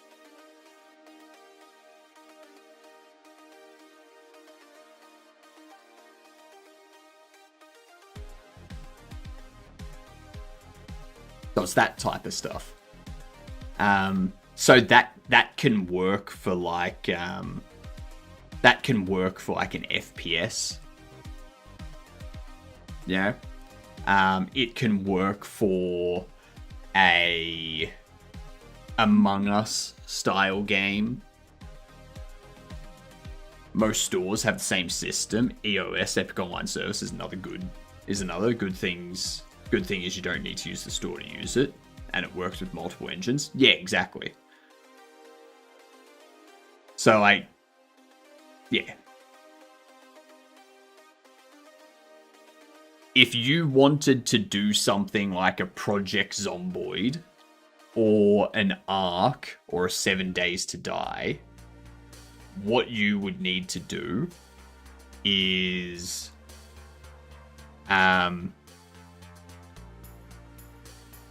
you would need to connect, like you would have to have a server app, like a server binary that people can run on a server, and then people connect to that server.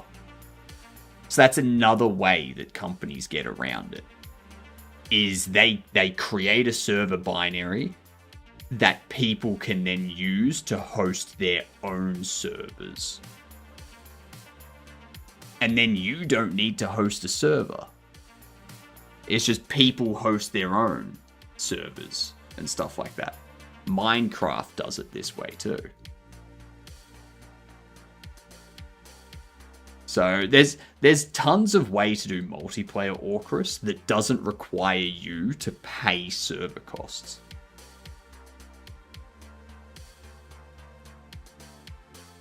Had no idea Epic had one. Good to know. But multiplayer game is scary. Maybe my next one. I think down the track, like, I want to create games in different genres. So I'm doing a shop sim now because it's simple. You deal mostly with interaction and data management. Next game will probably be an FPS side view combination. When I start making it, you'll know what I'm talking about. The game after that will probably be a isometric strategy style game. Yeah. Or sorry, a top-down strategy style game. Or it'll be a top-down roguelike, something like that. Yeah, and then like slowly build it out from there. At some point, we'll do a puzzle game as well.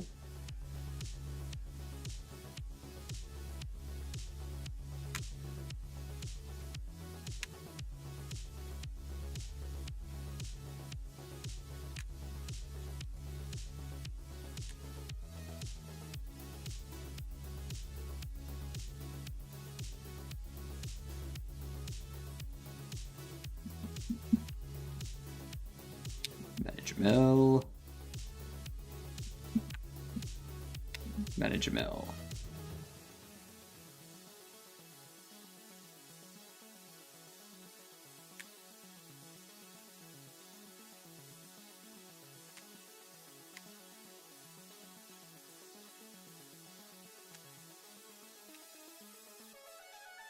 Cool. I don't think I want... You're at 106. I feel like Manager Mel should be 106.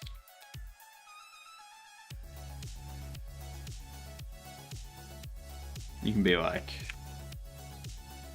9374.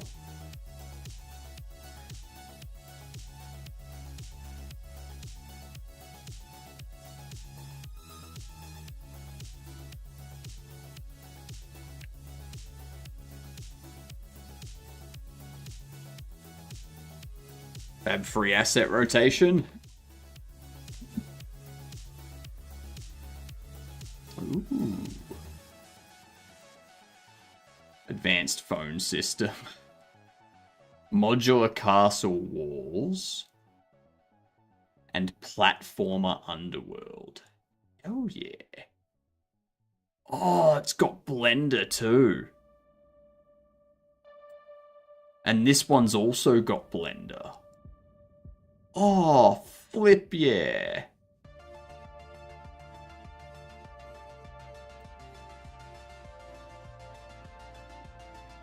Let me do this quickly.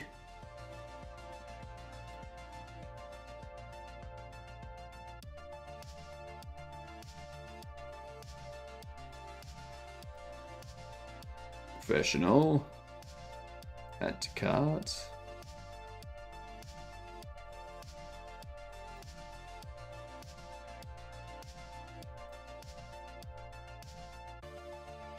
Professional. Add to cart. Checkout. Thank you.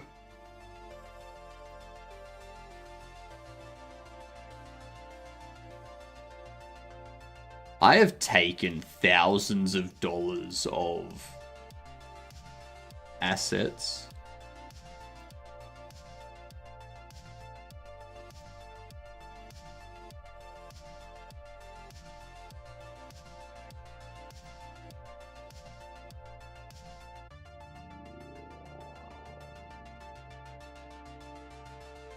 Why is this taking forever? I've taken thousands of dollars of assets from Epic Games through this free stuff. And I don't remember the last time I bought anything on Epic. I don't think I've ever bought anything on Epic.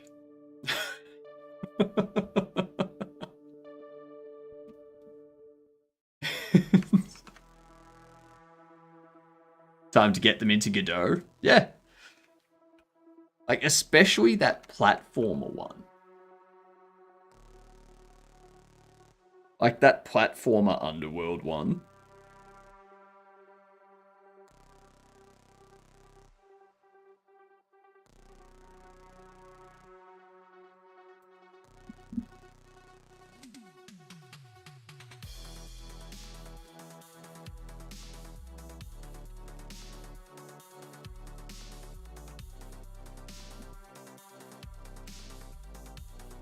There we go.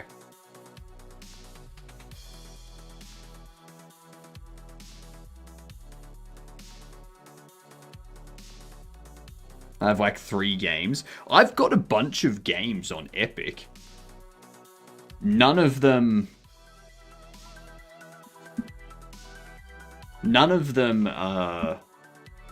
purchased.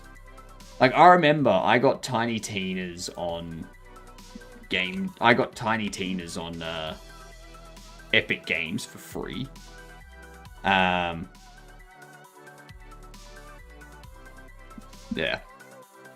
I got Civ 6 on Epic Games for free. Okay. Trist. I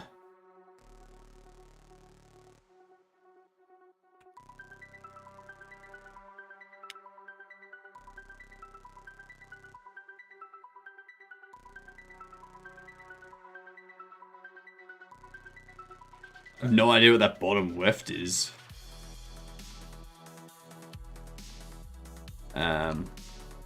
Liege.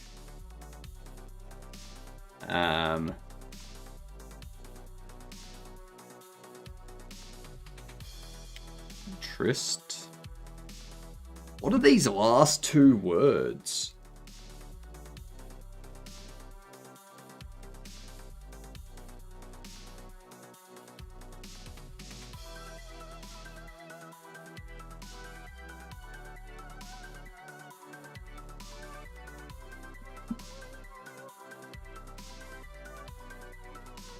Hutch.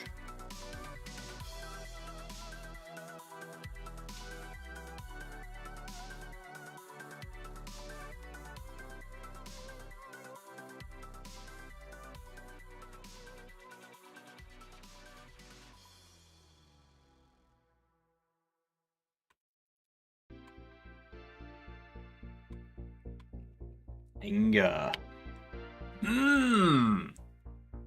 Ah, yes, Orchrus, anger. Yes. Well done, Orchrus. Now we got to get the word or two.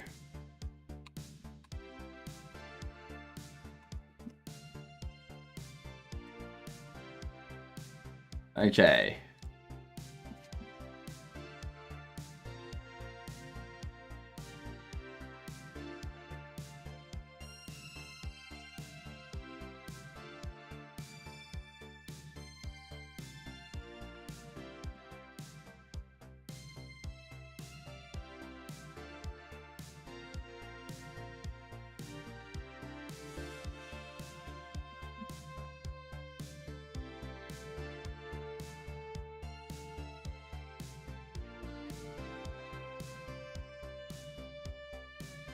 Vegan.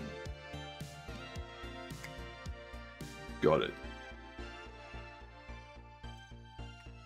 Easy. Easy.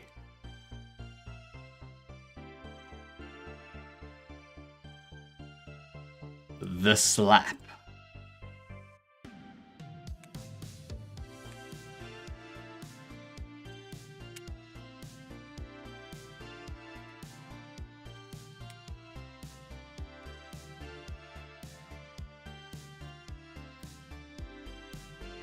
Alex Anger.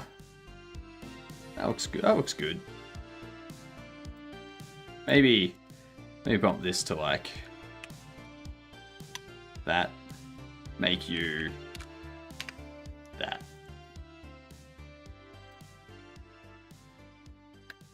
Might have a look at those kits and see how they play in Godot. We'll let you know.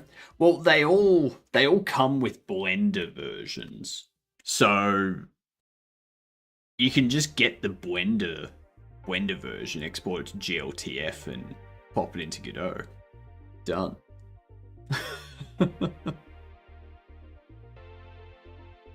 Cardiocalypse, which is pretty much Hearthstone, but it has findable cheating power-up mechanic.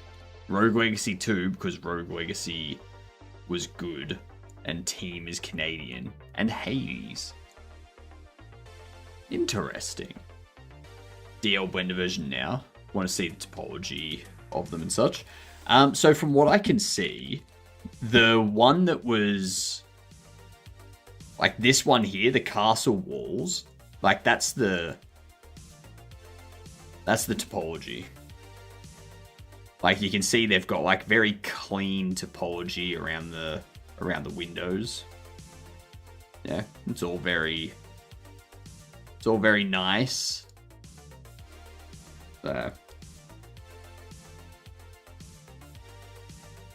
Should be good.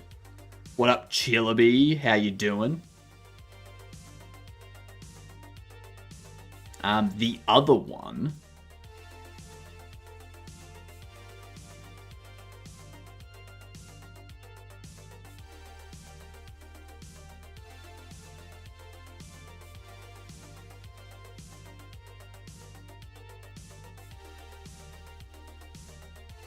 This one looks very nice.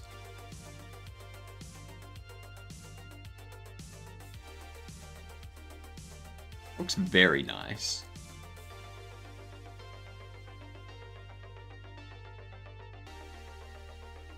I don't know what the topology is like, but I would imagine it's all pretty low poly stuff.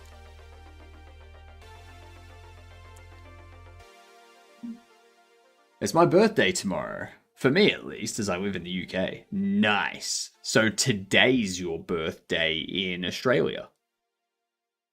I like the platform one. Might even put together a level and character in it. Yeah. Could be fun. Hell yeah. So happy future birthday, Chillaby.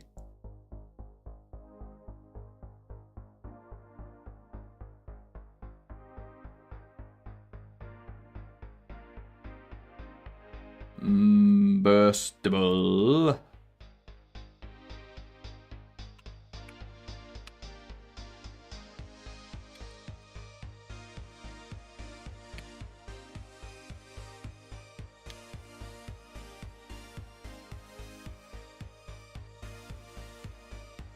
Karen. The Bee.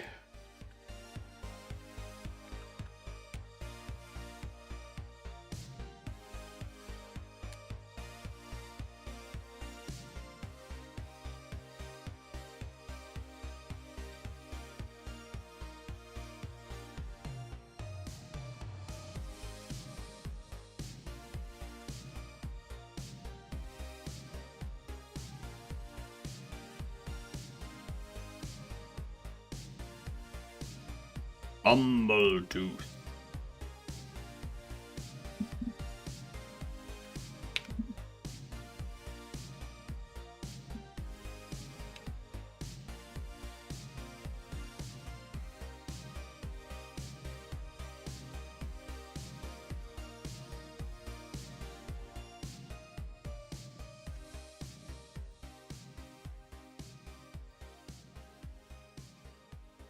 Barrel boy.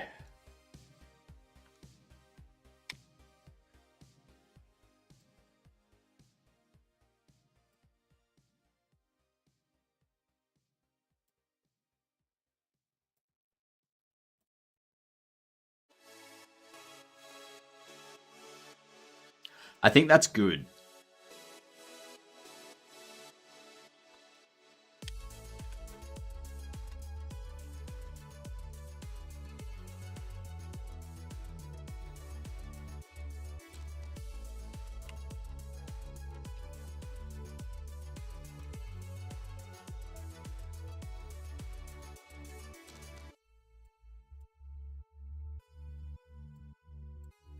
There we go.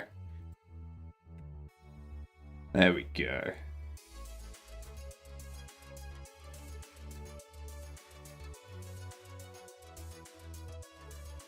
Platform 1 is only 27 megabytes on disk, but Castle Walls are 145 megabytes. Castle Walls could be textures.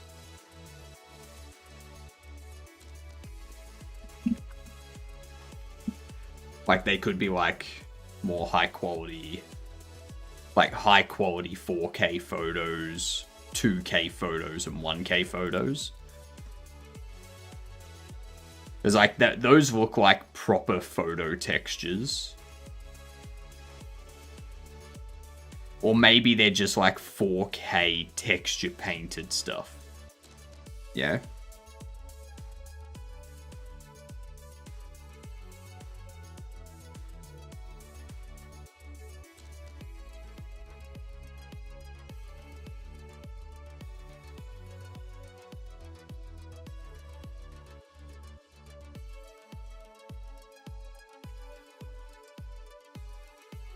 Get an electric guitar for my birthday, and then during half term, I'll be doing an escape room with friends. Escape rooms are fun. Escape rooms are very fun.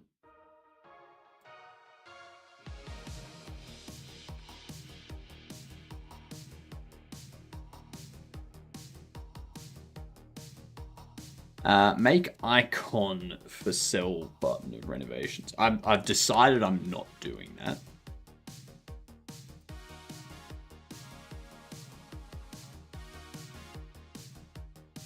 These ones I'm pretty sure are done.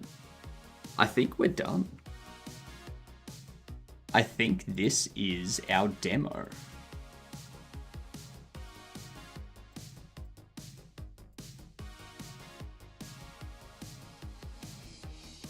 I'm not seeing any new bugs or anything like that being reported. So...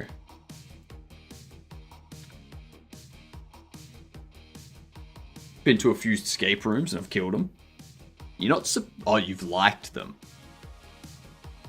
Jeez. You've liked them. My brain threw those around completely.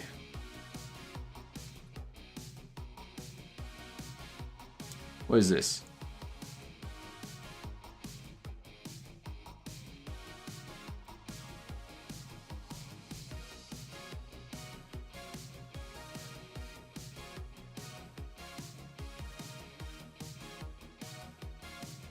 I would like to view my notifications. There we go.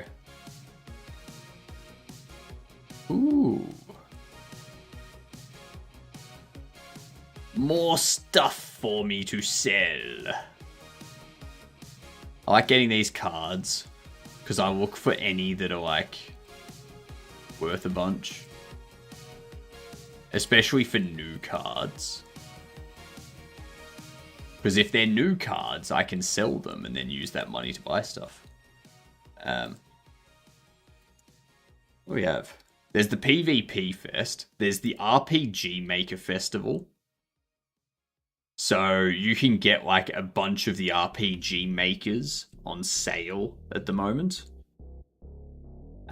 Especially like RPG Maker XP, RPG Maker 2003 and 2000. MV is down from $117 to $7.36.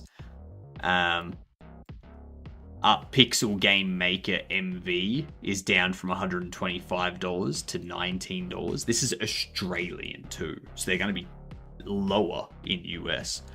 RPG Maker VX is down to 585 AU.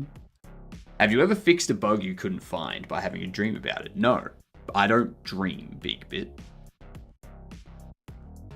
I don't dream. Seems I've been hit with the contains argument invalid error. What? What else do we have? All these are games made with RPG Maker. I am interested in like this.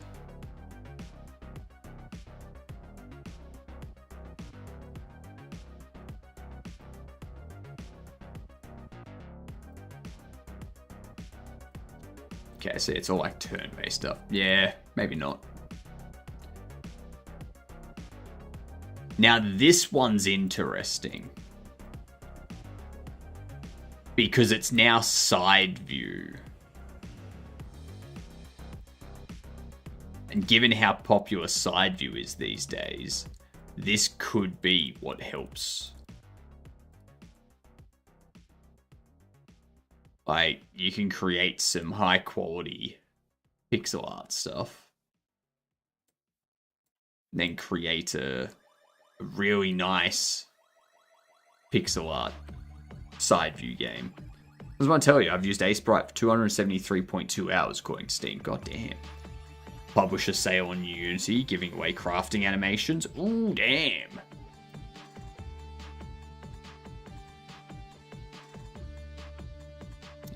What else? Oh, Civ 6 is down to $9 AU. The PvP Fest. Oh shit, there's a Dynasty Warriors Origins. Oh shit, that came out recently too. Not Lubu. Not Lubu!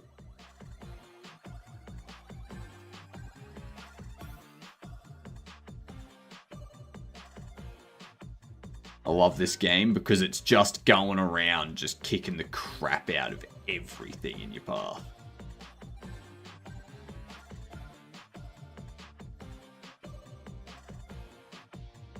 And you just rack up like thousands of kills.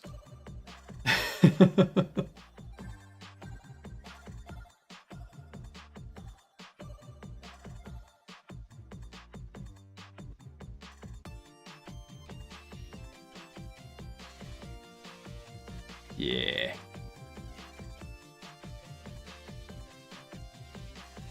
Actually, what was that? Was there a sale? Oh, damn. In developer sale. Doom the Dark Ages. There are so many sales on right now. So many sales. You get Doom 3, Doom Eternal, Doom the Dark Ages. Jesus.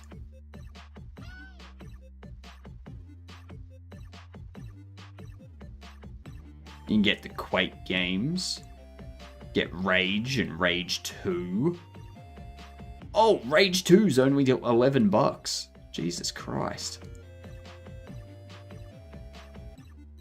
Why are there so many sales at the moment?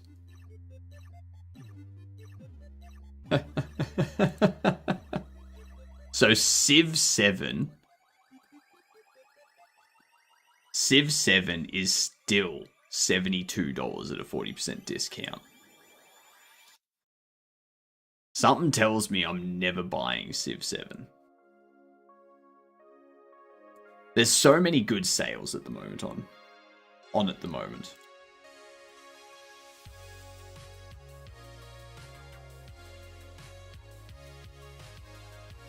Alright, what are we gonna do now?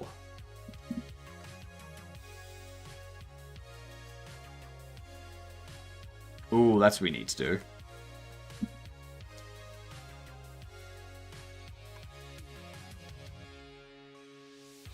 I don't want to get the Doom game, so I won't have to use Game Pass to play the Doom games. I also don't want to because I don't have much money. I mean, you do you. You do you.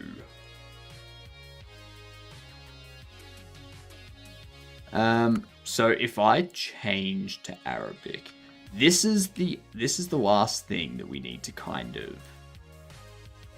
get sorted.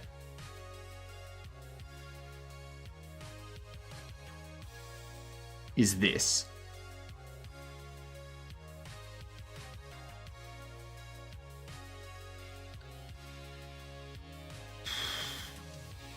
That overlap.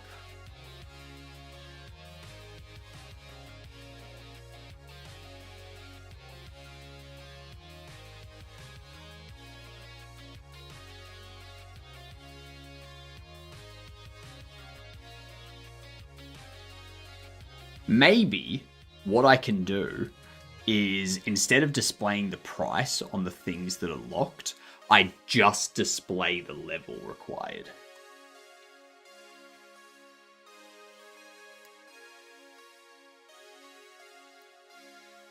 Got to think around these problems.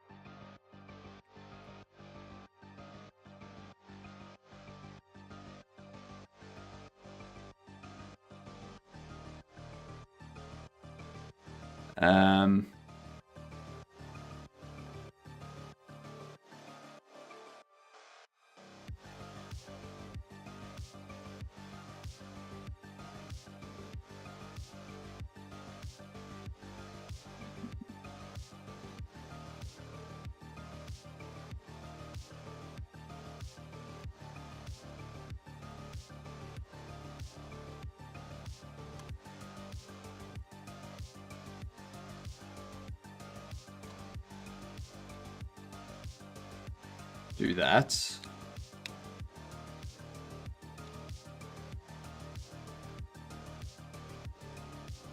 We do sell button, label,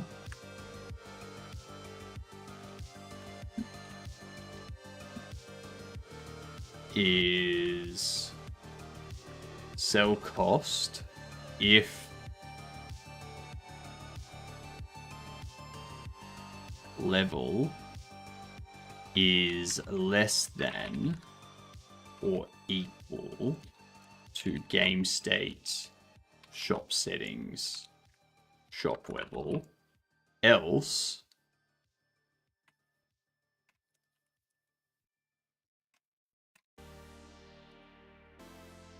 level short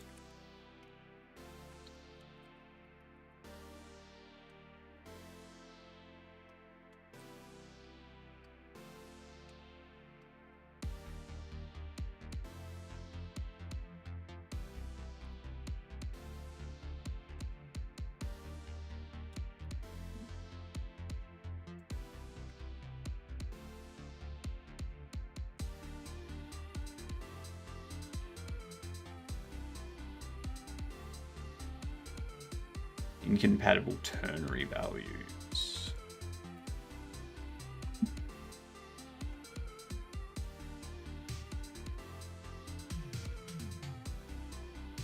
Fine.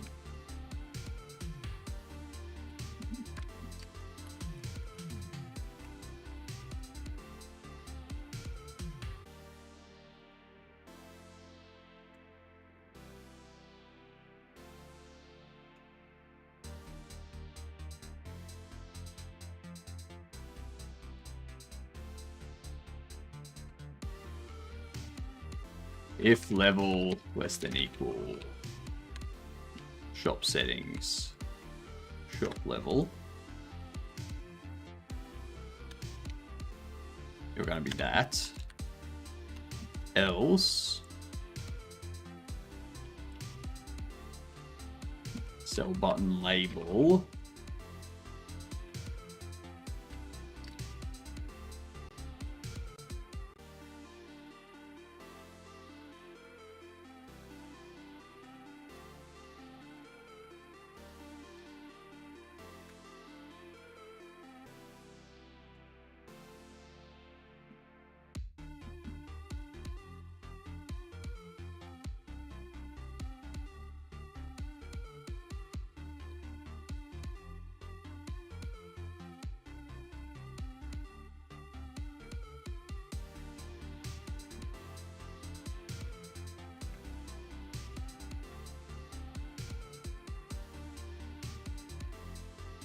Text.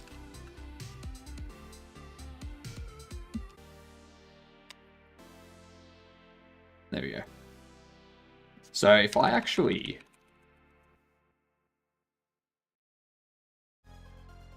undo that,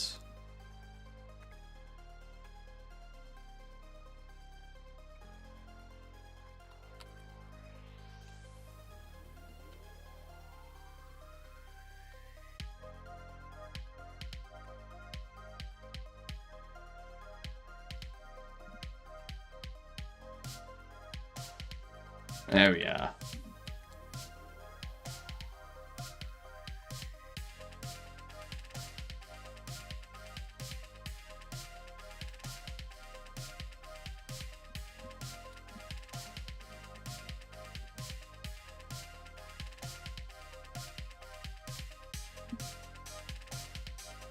If sell button visible,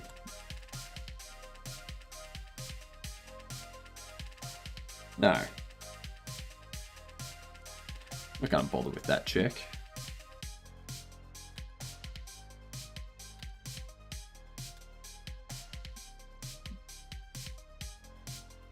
There we go. So, in doing that, what we'll have is when we start a new game, I need to figure out what to do with that loading too. If we go into here, actually no, we go into here. That's incorrect.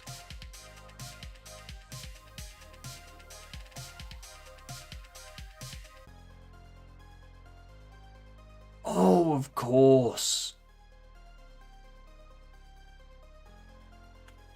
I'm applying it to sell button.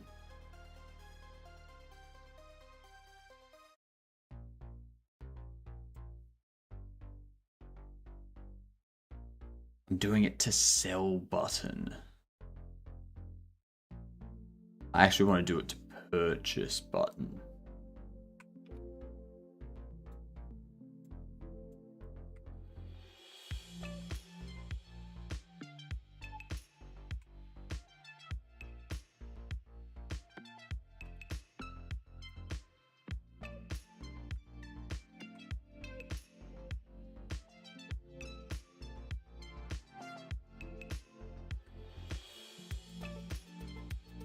You know what?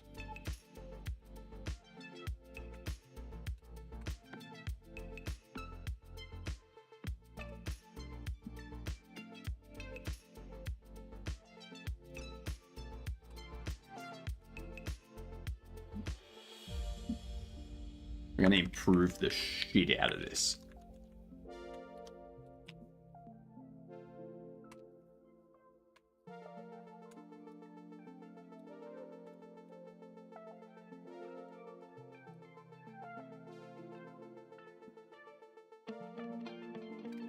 Okay, so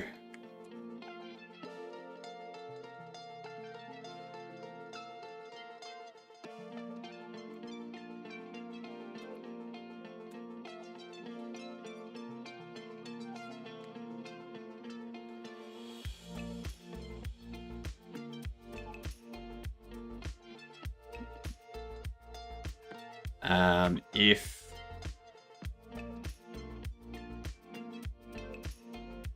actually if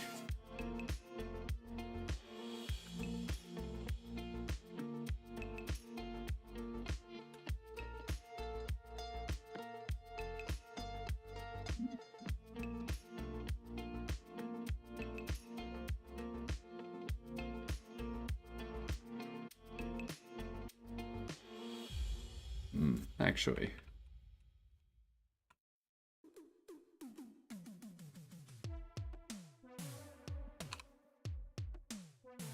True if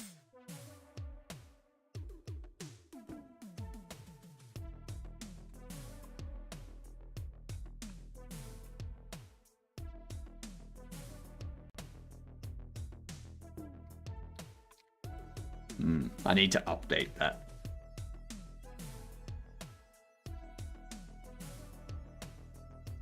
I've also found out about the Doom VR game. It's a good game.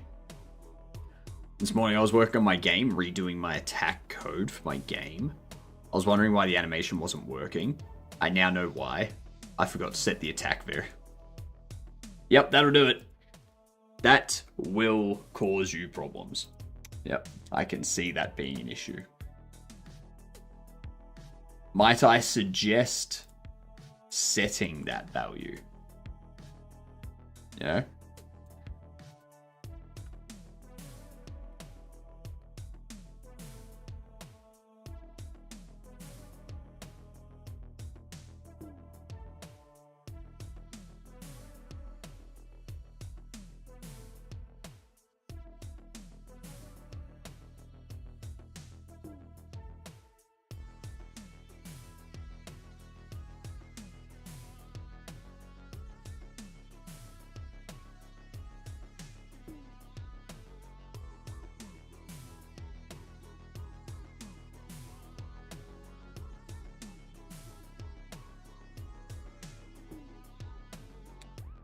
The button is always going to be visible.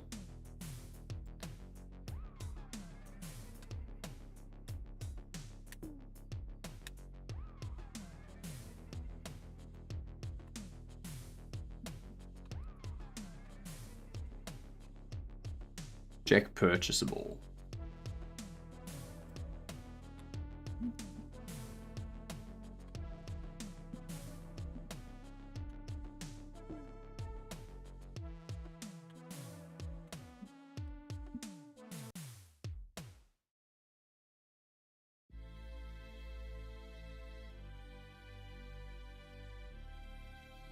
Button text. Oh.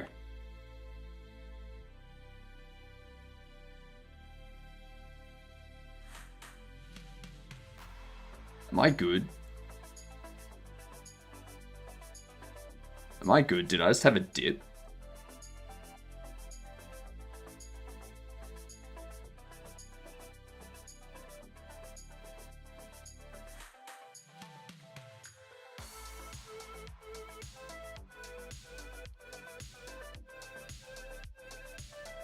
I think Kick dropped for a second.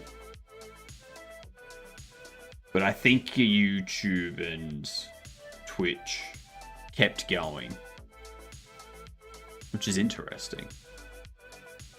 I don't know. Who knows? I was wondering why I didn't have any background music. Ah, so it did dip. Okay. So it did dip for a second. Yay, thank you, Twitch. Thank you for doing that. Honestly, it was probably AWS, not Twitch. Which is why Kick also dropped. Because it was like an AWS video service. Twitch. It just suddenly stopped, and then I noticed I had to click a button and reload the thing. Yeah. So that's what happens when like Twitch has a server issue and it stops serving the data. Button text will be actually button color,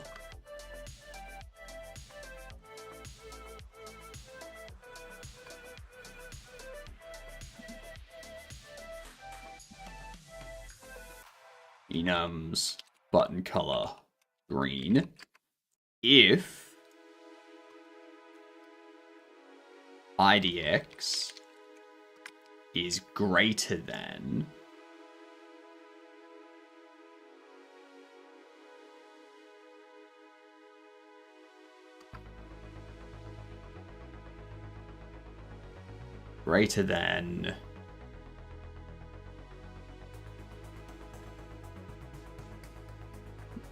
also I don't think I need to, I don't need that. If IDX is greater than extensions,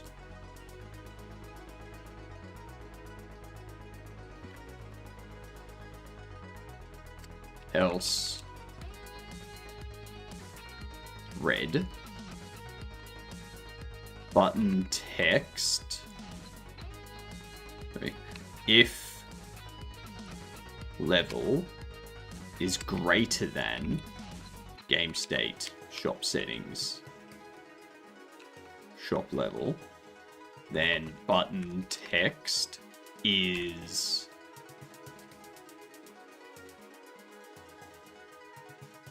constants level short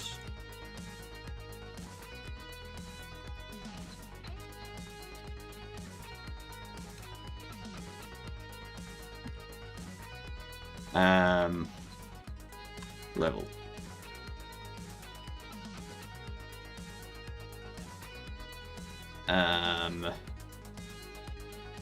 Else, actually, LF IDX is less than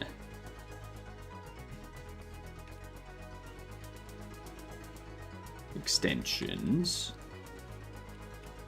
button text will be sell cost, else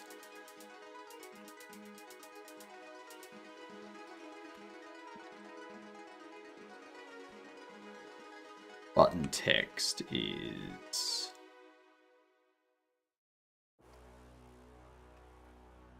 purchase cost.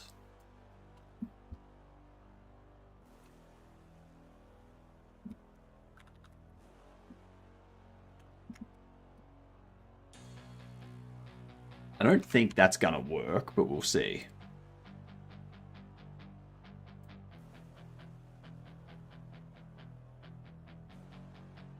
Let's see. Your code is now fixed. Good to hear. Let's open this up.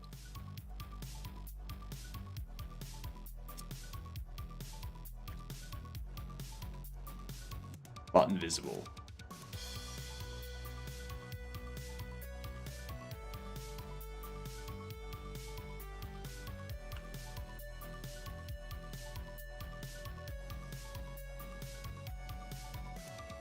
I've got to format the price.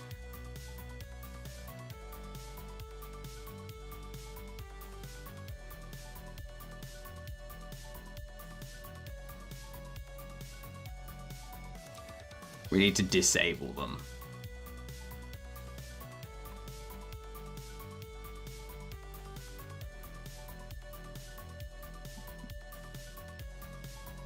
Button disable set. Level shop settings. Shop level. What up, Bucky? How you doing, you good dunt? Hopefully you don't have any Twitch issues like we've had this morning.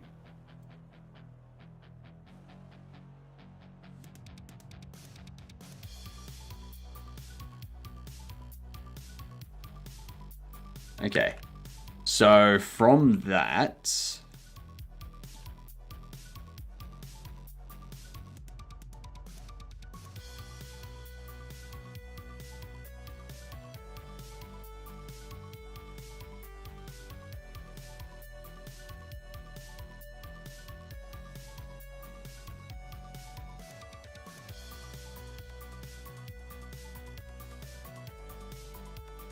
Okay, so they're all handled. These ones here.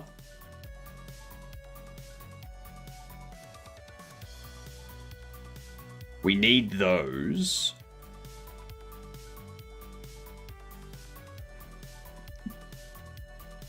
Format.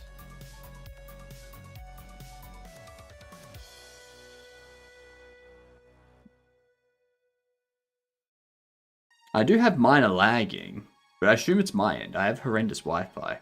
Arabic language support. Yeah, I'm just doing some updates so that it works for all, like the UI works for all languages that we've got translations for.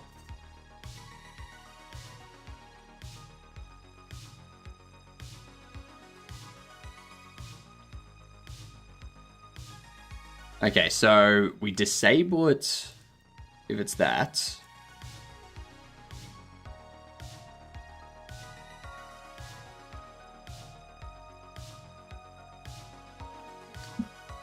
Or IDX.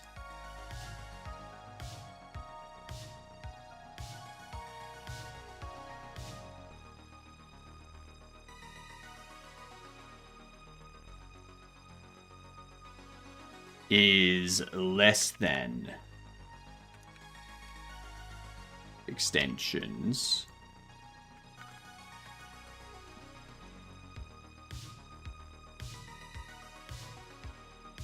And greater than extensions plus 1.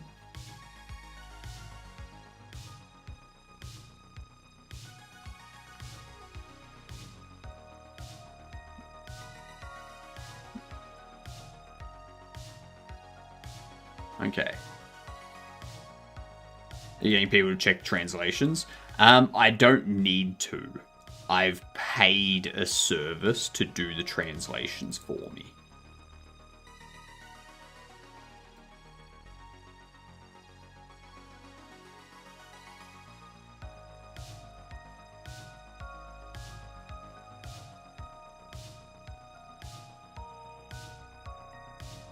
So I don't want these to be enabled.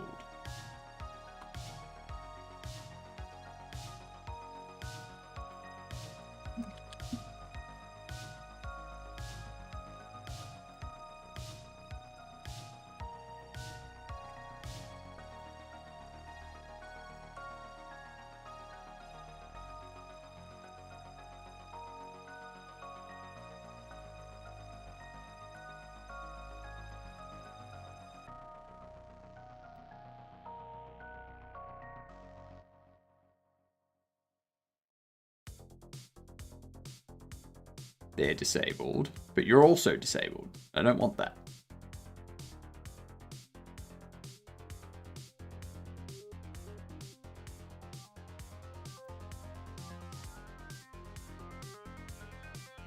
Actually, I think that does make sense. Because we have a look in here.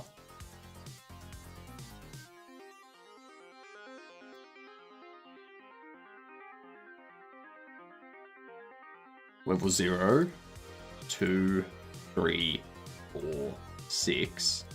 So up to there is where I can purchase to. But in that game, 1, 2, 3, 4, 5, I have up to here, I think.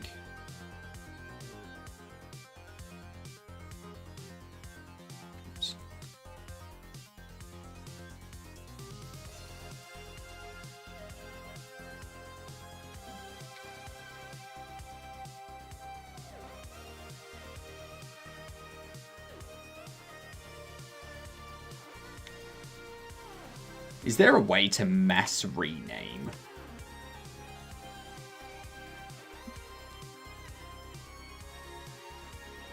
That's cool. Did you see that? Did you know that that is what happened? I had no idea you could do that in Godot.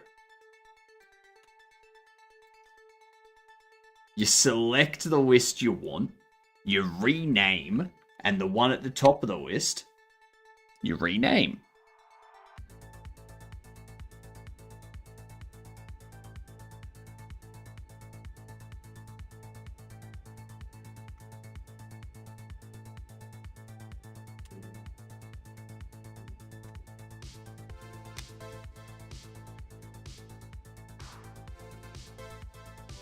See that?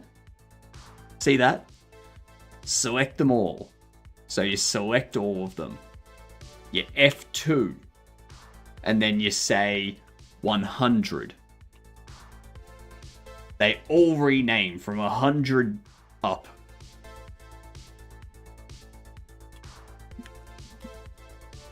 That's cool. Even if they aren't numbered. Like if I get rid of the number for that one.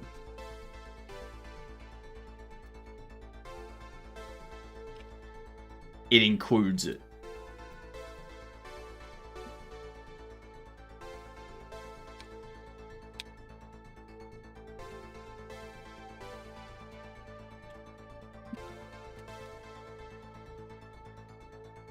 That's nice.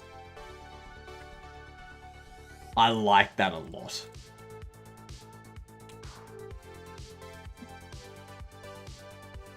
Oh, that's so good.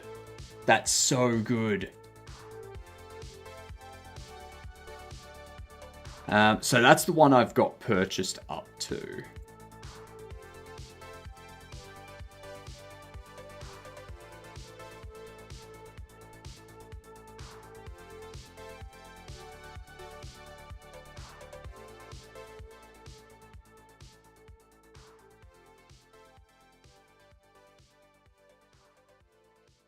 So I don't want that to be there.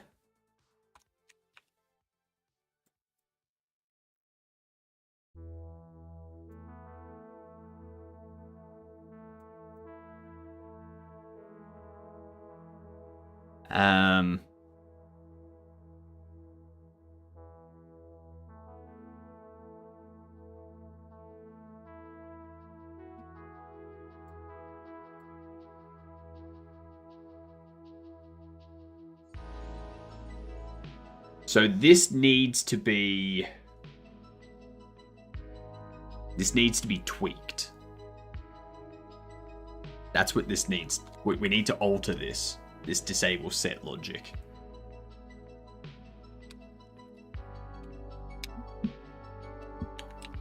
We need to do if. Actually, we can do disable set true.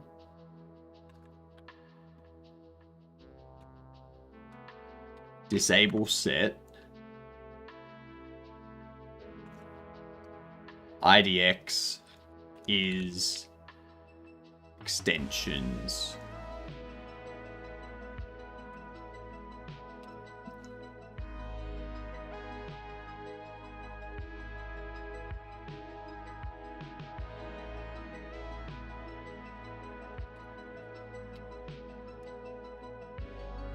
IDX is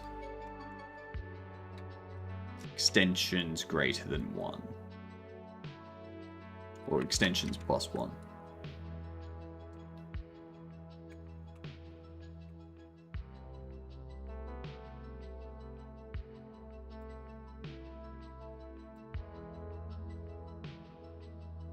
Now the issue here is it's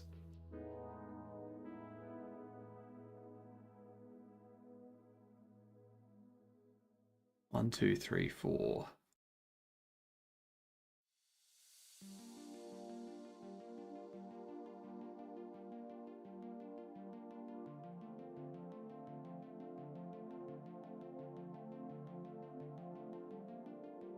Because I'm level 5 in the shop.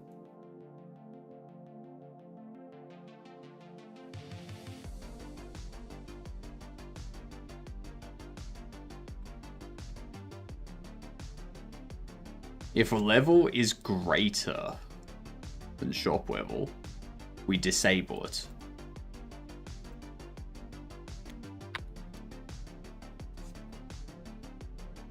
What?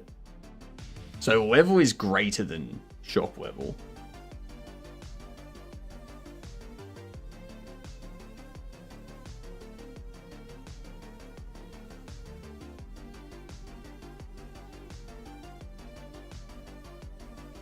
So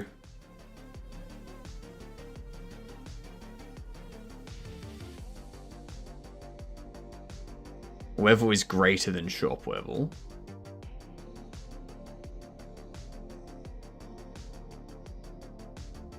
We disable it.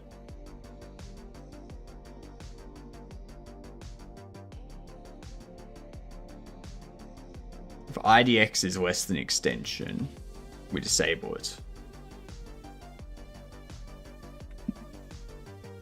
If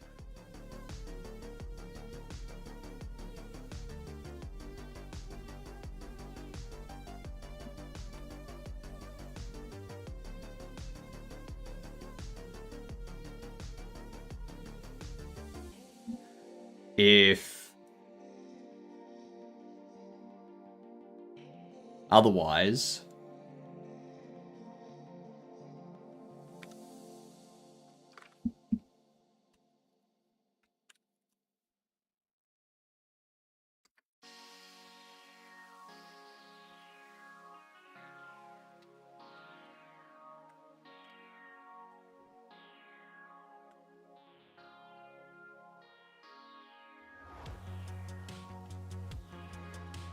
level.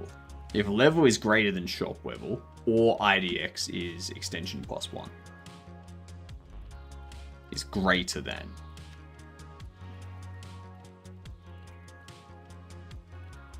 Okay, so if one of those two things is true, should be disabled.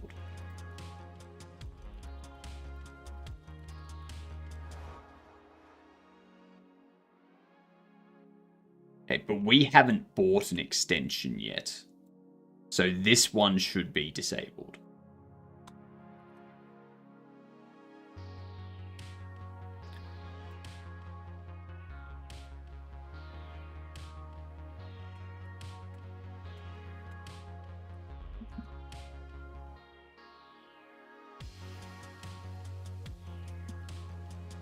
Okay, that should have it sorted.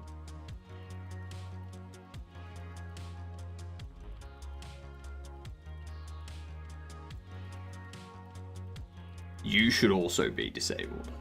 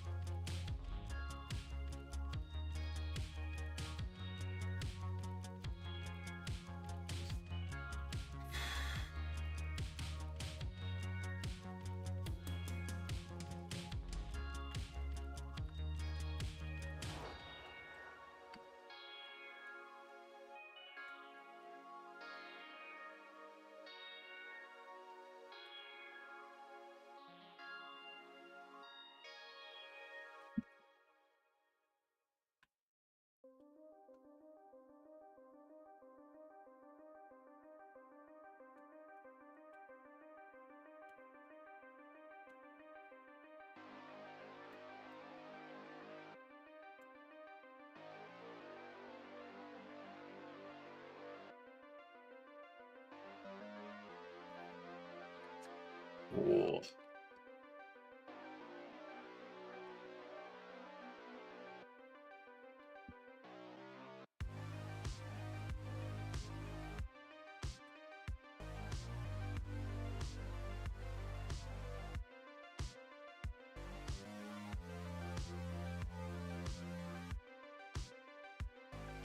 No.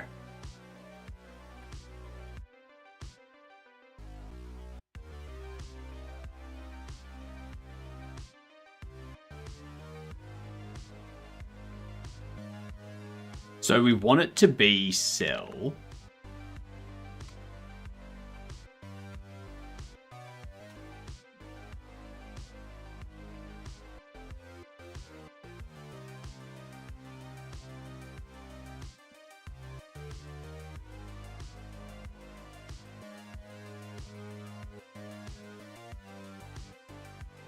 If the index is less than extensions that have been purchased, disabled.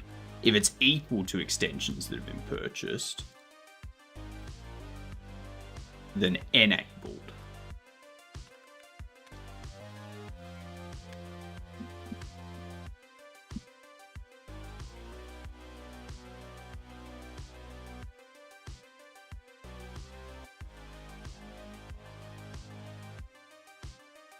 That should be right?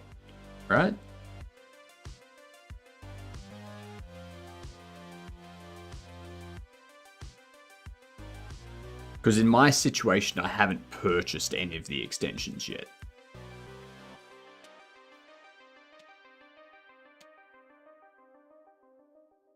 So the issue is we only want the second one to be enabled if the first one's been purchased.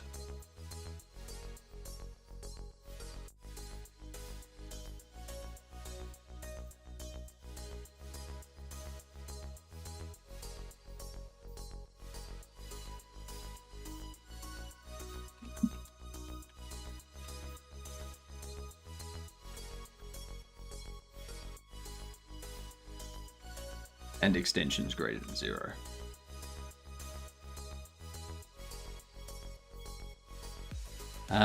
Of course, extensions is 1 based. When you purchase an extension, it's 1.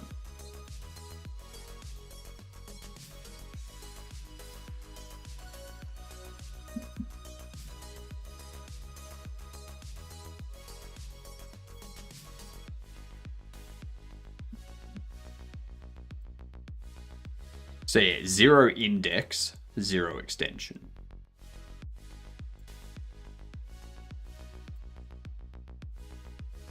So if you've bought 4 extensions, or sorry, if you haven't bought any extensions, but you're level 5, in my case, then level, like the first extension, you haven't purchased.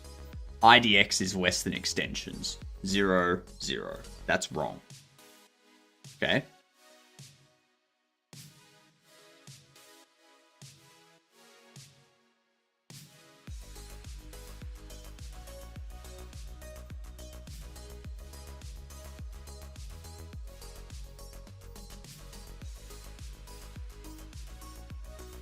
I don't know. We're going to deal with that after. Let my mind rest for the ad break.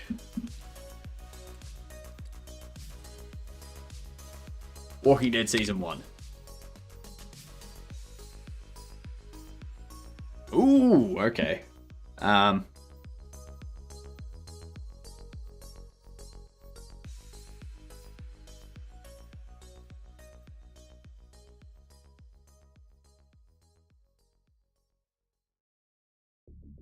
The main thing that I need to do on my game is make the mini-map. Or sorry, make the main map. As I have none, or very little. I need to make some maps. Yep. Yep. Maps are important. Especially for open world stuff. It's a single player game. It's third person. It's point and click. It's not Ace. It's not Persona.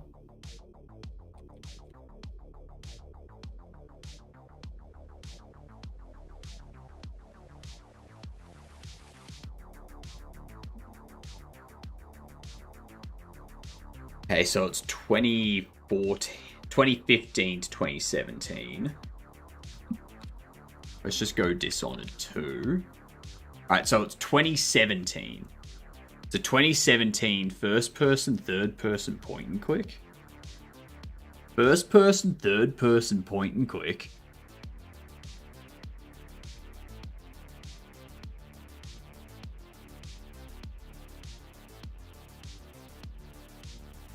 What? What is this?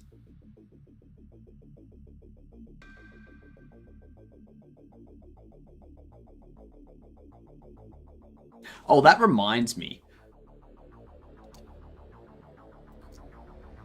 Are we moving off Discord?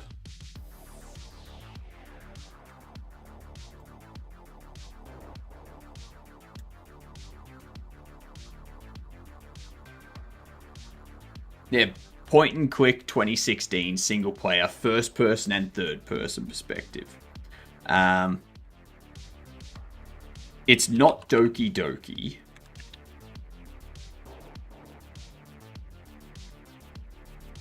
Ooh, actually, tech. It could be an Ace Attorney, right? No.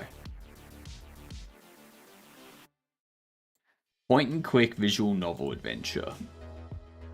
Because of facial recognition stuff. Facial recognition and ID scan stuff. Because obviously they have issues with security. Like, I don't trust Discord with any sort of security stuff. Like, I'm not giving them my ID. I'm not giving them my facial scan because they have proven that they can't handle that stuff reliably. So if I'm not going to be using it, there's no point in me having a Discord server. That's you know?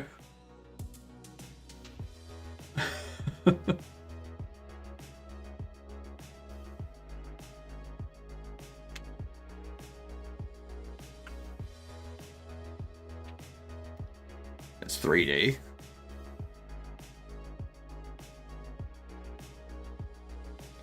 It's text first person, third person.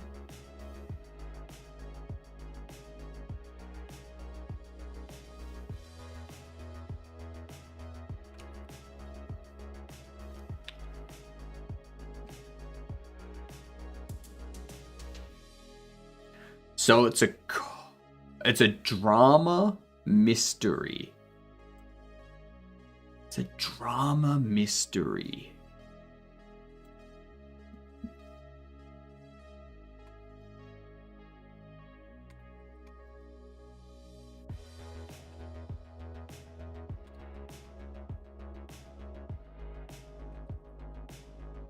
Oh, what?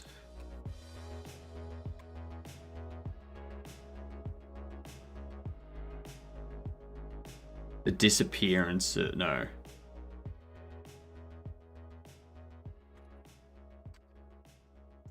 It's not Nancy Drew.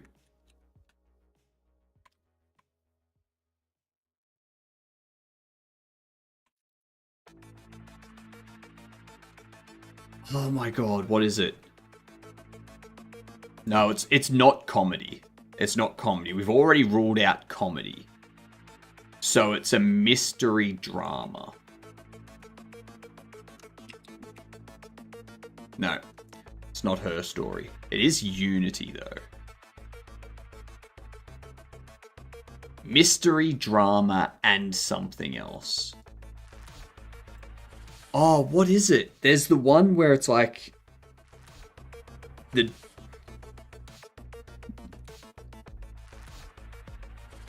Oh, what is it?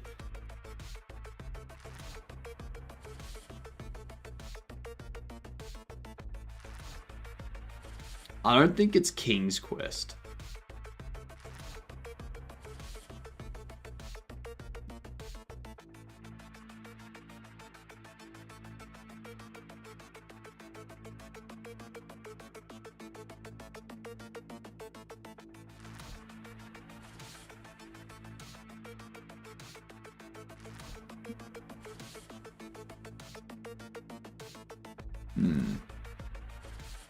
Your chat on stream is broken. Yeah, it's broken because of the hitch we had. Ghost Trick. I don't know. I've never heard of Ghost Trick.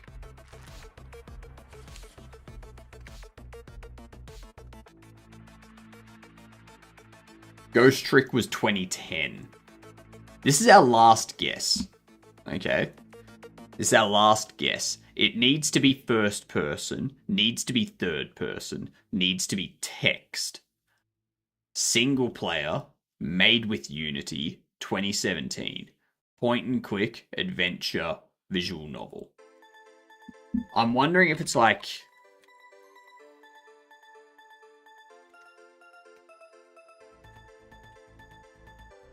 Return of the Obra Dinn, maybe? I don't know.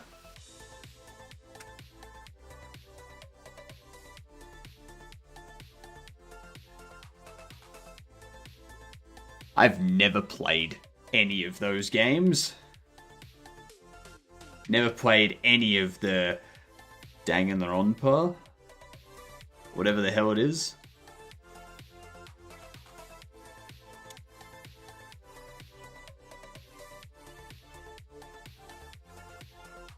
They're fun. I'll take your word for it.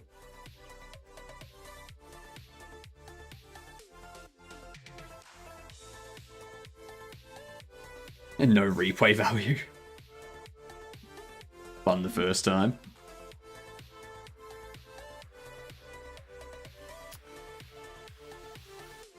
So we need to do some checks here.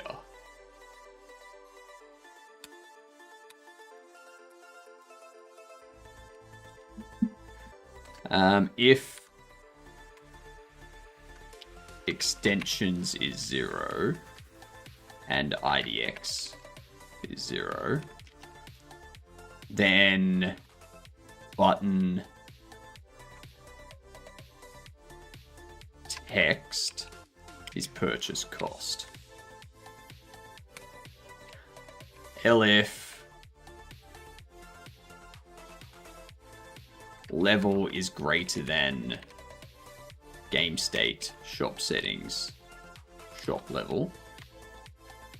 Button disable sets and button text is TR constants level short level. I appreciate you on the stream for being such a great place to work. I'm sorry I don't chat more. That's fine, Sammy. You chat as much as you want. We've had some Twitch server hiccups today, so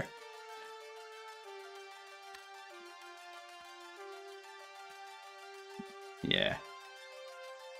You're number one at the moment, Sammy, for clips. So if you keep that, end of the month you win a gifted sub.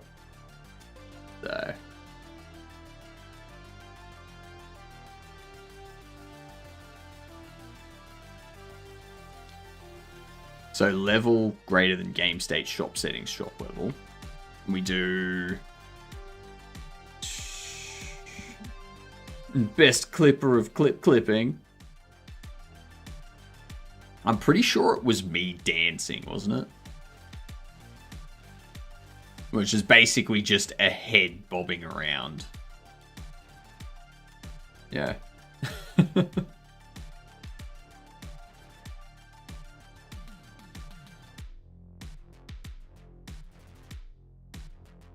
If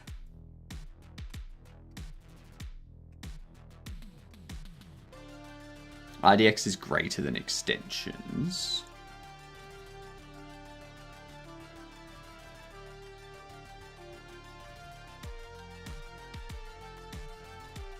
so if IDX is less than extensions,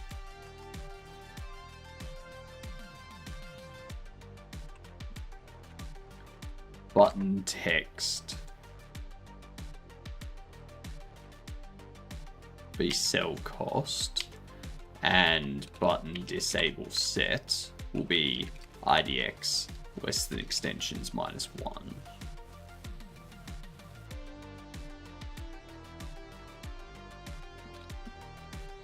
Otherwise, IDX is greater. IDX is greater than or equal to extensions. Sometime now, I've been ignoring people at my school. One of the reasons is because I'm using different name. Not many people know about some name. Be nice.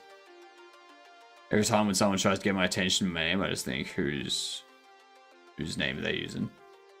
I'm not that person or something along the lines. I like ignoring people. Fair enough. You ignore whoever you want.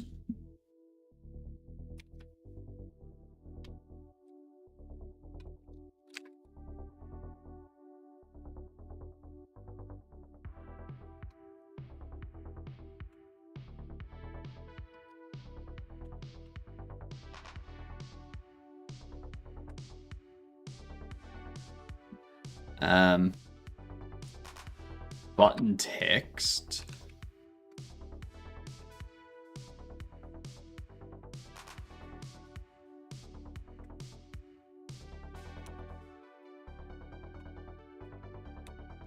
Is that...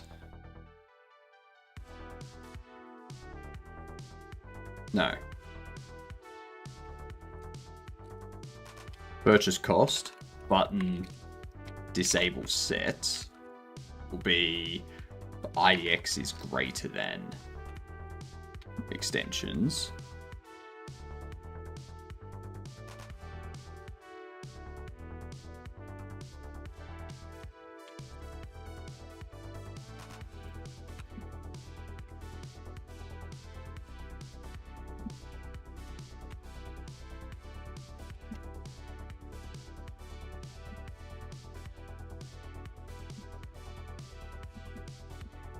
There we go. Let's see. Load this.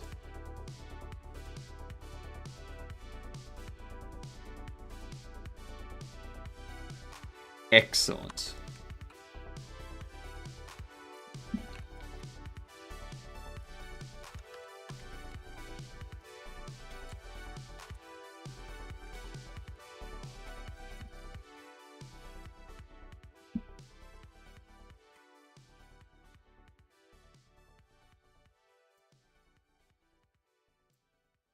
There we go here.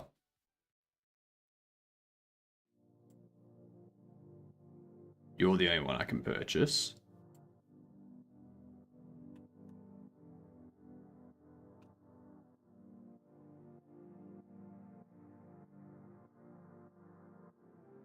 Up in the top right there.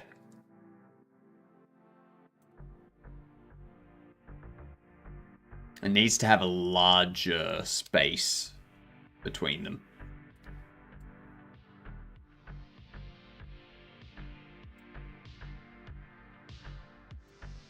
Let's go into this one. Let's see what happens now. I'm pretty sure they're all disabled.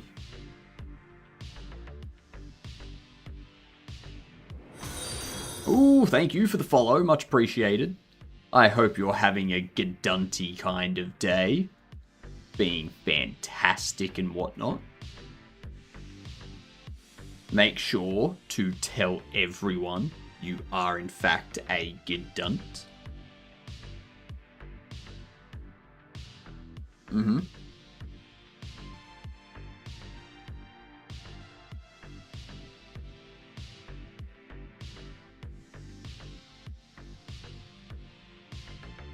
Toodles, Chillaby. You do you. Now what we need to do...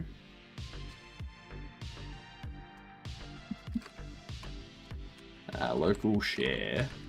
Pop into here.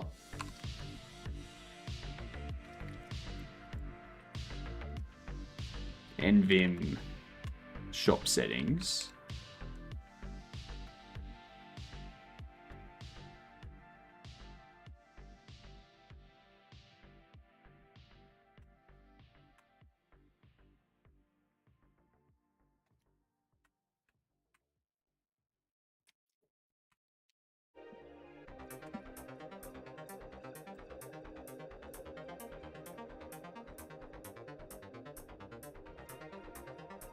Okay.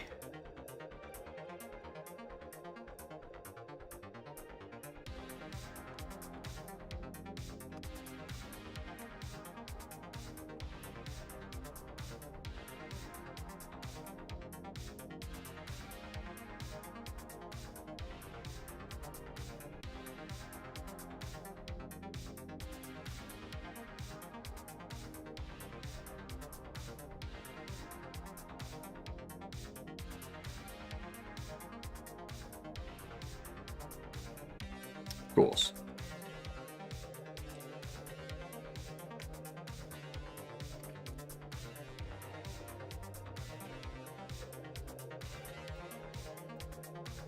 All right.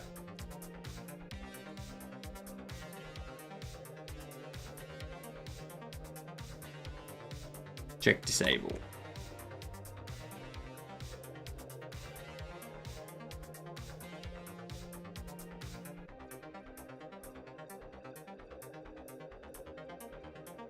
Where's check disable called?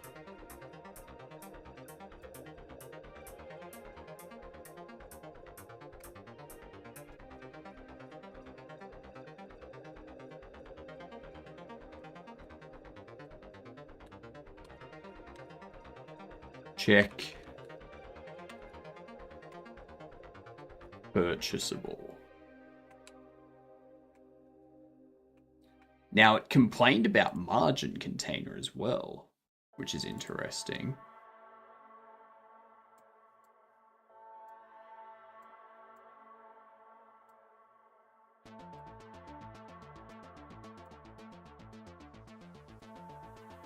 Oh, no, because it is a margin container. There. Okay. Let's see.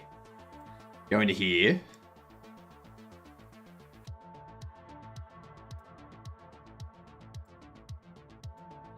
Excellent. Excellent.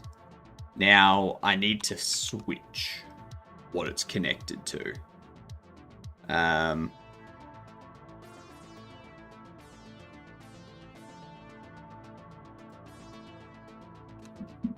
True.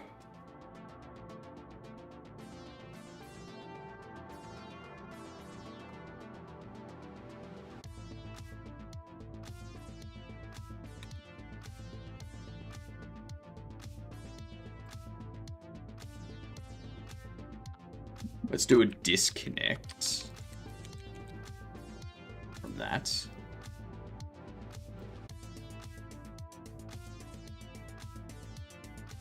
Then we're going to do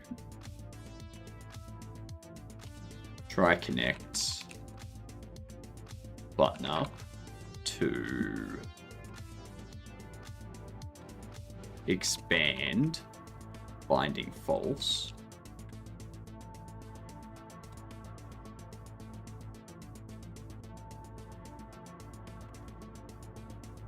True.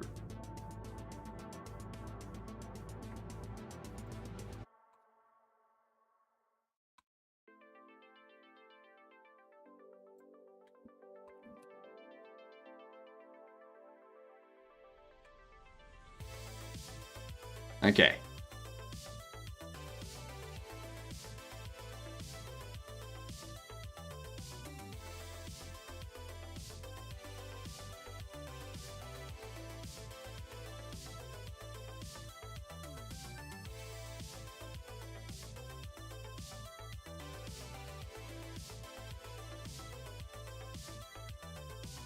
Now that's the other issue, is I don't want people to be able to do this and just rack up their level.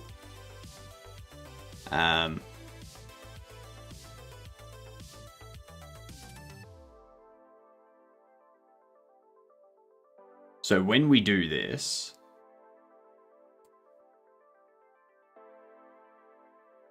sell cost, purchase cost.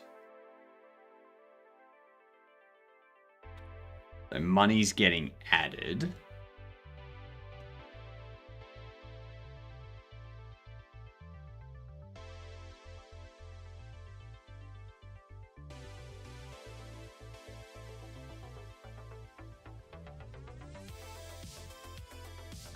This here, we need to change this.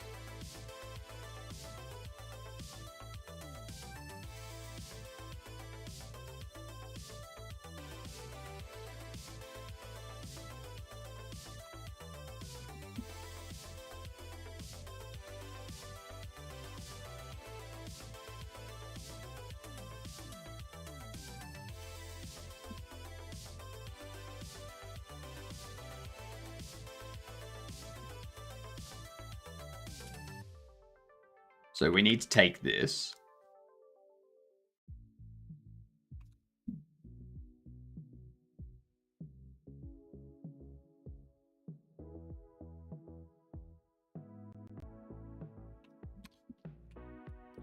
We're doing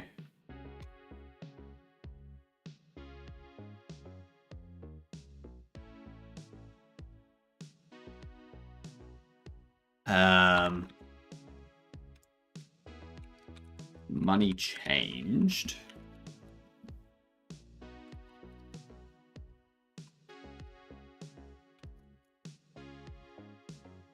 So we want to do this. We want to go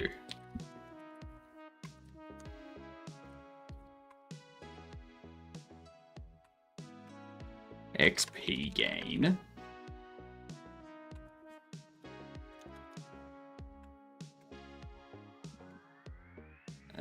If XP gain and that.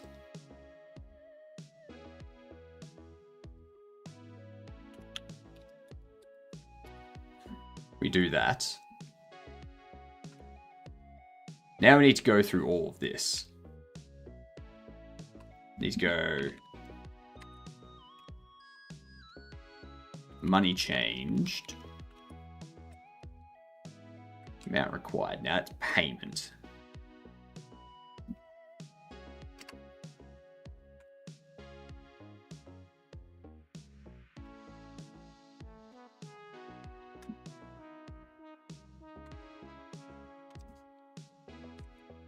Do this.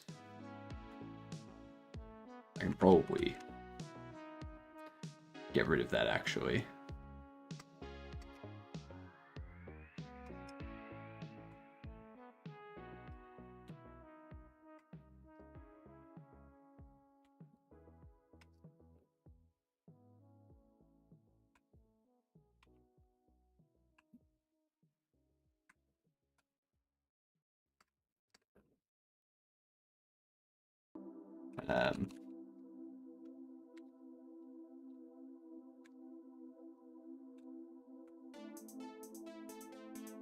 Here we go, money changed.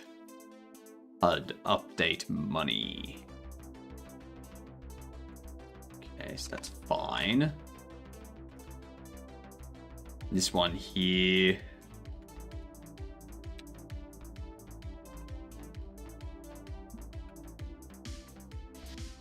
Money changed.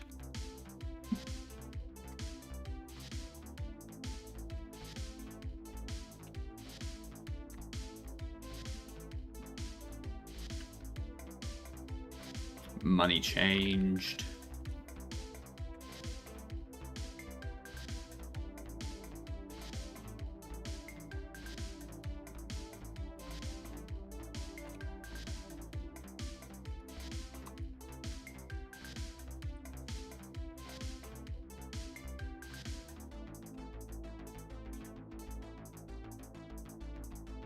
In here, we do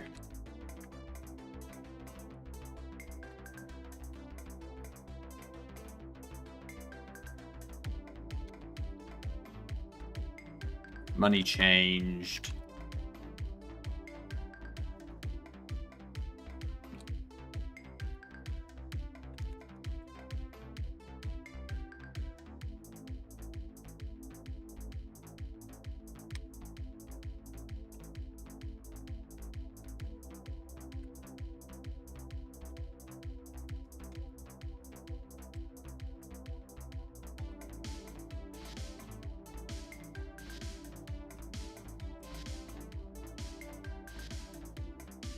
So we have cost and delivery cost.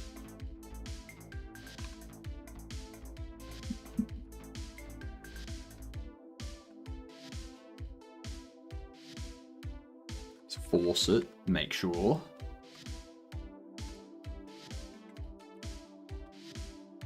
Where else do we have it? Right here. Money changed.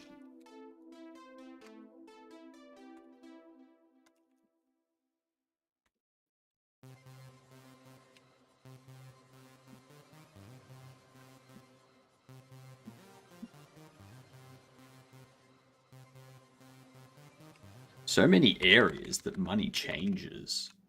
So many.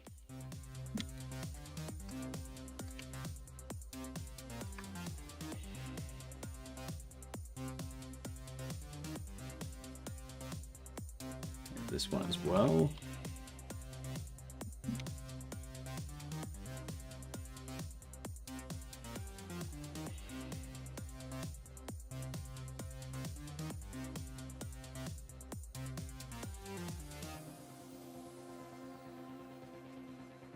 Alright, easy. These are all the places that money gets changed.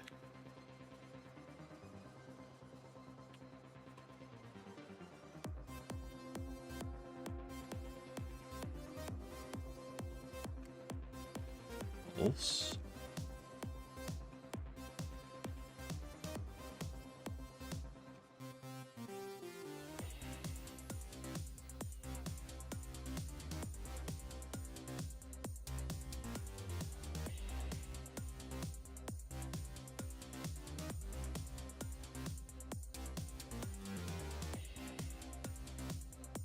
This one here,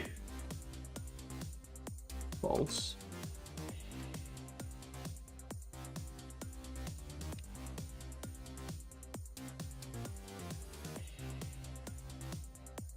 False.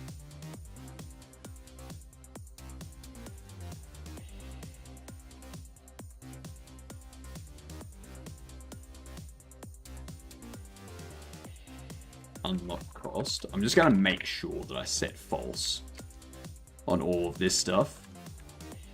To make sure there's no chance that I accidentally give them experience or take experience away. Yeah.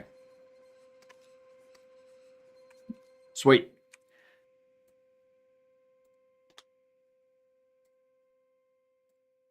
Perfect. Perfect.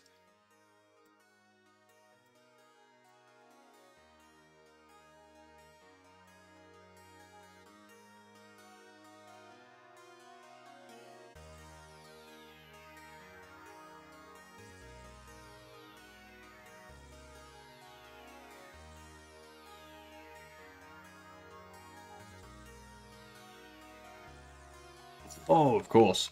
I know why.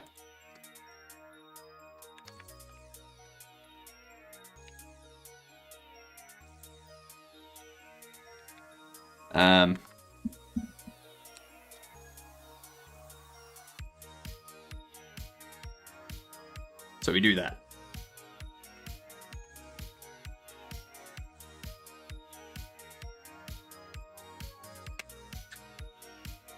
Then in here we go. Here, purchase, purchase.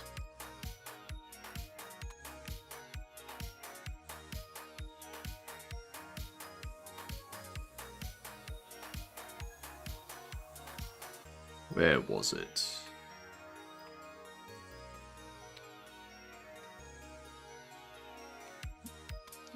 We subtract purchase cost.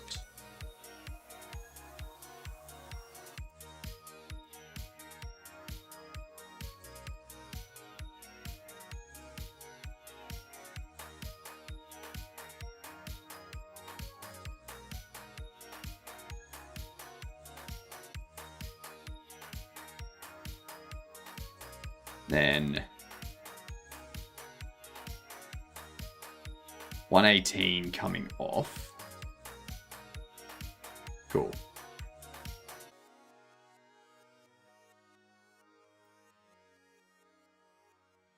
Cool. Cool. That all looks good.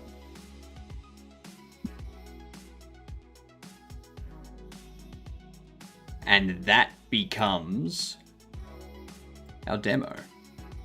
I'll leave the playtest going for another couple of days, so if anyone finds any bugs, please let me know. But yeah, that's the playtest. Like, that's the demo that I will put up this afternoon. You can all play what will become the demo in a week. Let's see. So we commit this up. It'll be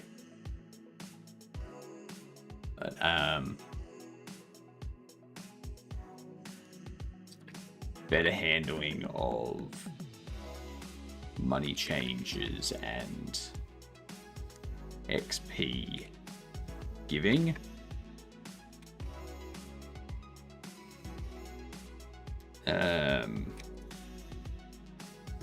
Renovations unlocking fixed, and UI updates for better multi-localization handling.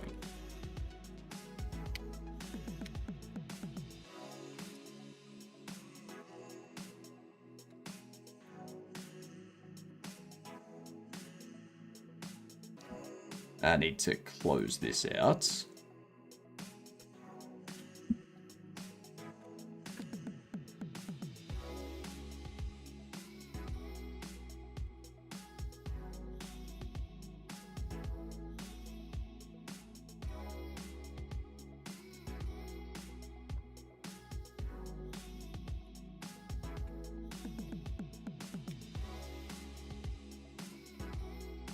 Ooh, actually, there's one other thing that I'm forgetting.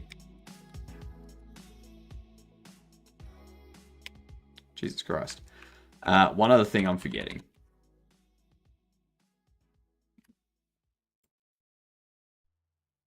We need UI, icons, products.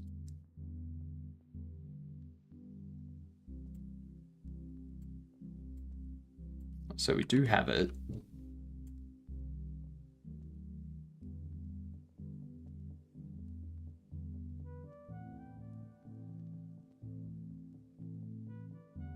Item data, deliveries, bobble cage.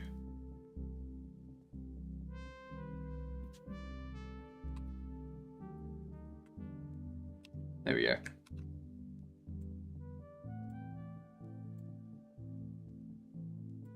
Got to make sure that's correct.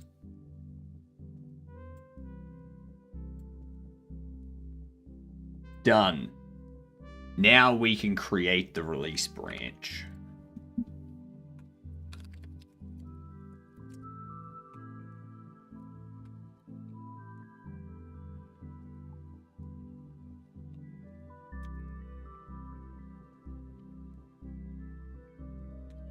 And check out main, merge demo, push.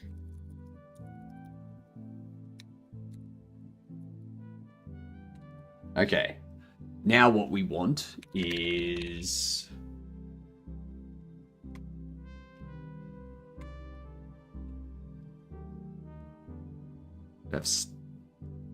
we've got main.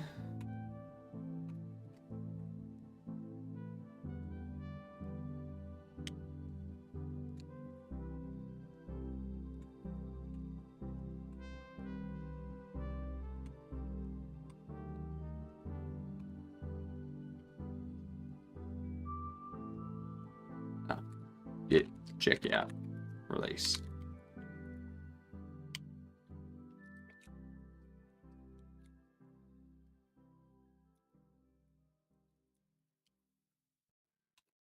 Excellent.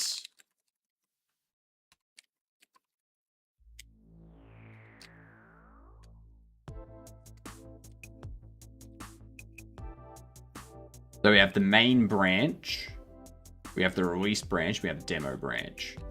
So the main branch I will create, I'll create a branch of each time when I'm working on a new feature or something. Create a branch, and then that change will be isolated to that branch. And then once it's done, merge it into main, and then whenever we want to do a release, we will need to cherry pick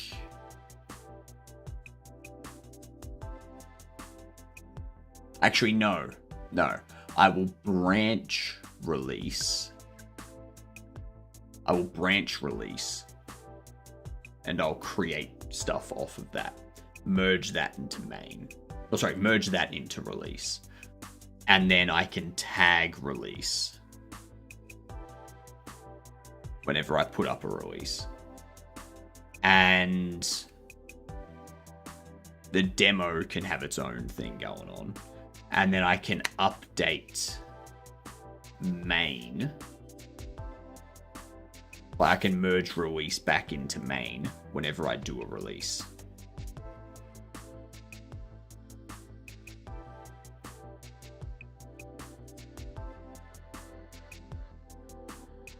Yeah, something like that. I don't know. Honestly, I probably don't need a release branch. What I'll probably do... Actually, that's what I'll do. I will make the changes in branches off of main. When it's finished, I'll merge it into main. And then after I've got a few things done and I want to create a release, I will merge that into release. And then I can tag release branch. And then if I need to fix something in demo, I just do that specifically off the demo branch. Have that as like an isolated change. Yep. That's what we're going to do. That's what we're going to do. That should be easy enough. All right.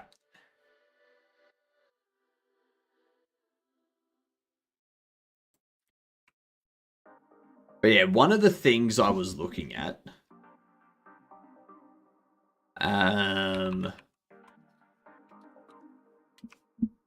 so there is Stoke Chat. If you go to download,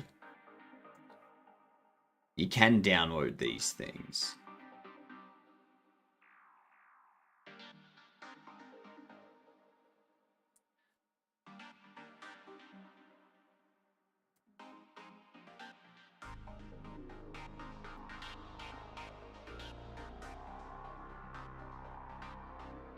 I want to have a look at the Git side of things. Let's have a look at let's have a look here. So if we go to for desktop,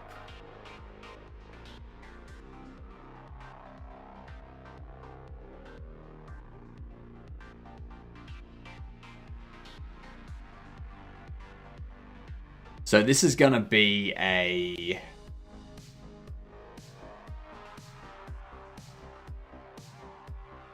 Electron wrapper. Is that right? Yeah, add NixOS compatibility for Electron on startup, yeah. So it's an Electron-based app.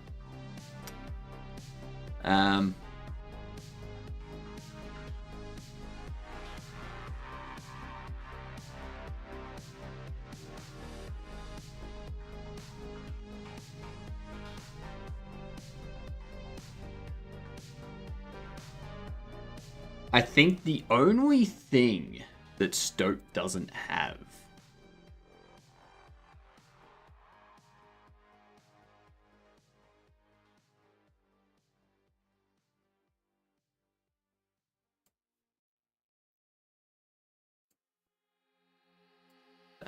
entirely funded through donations.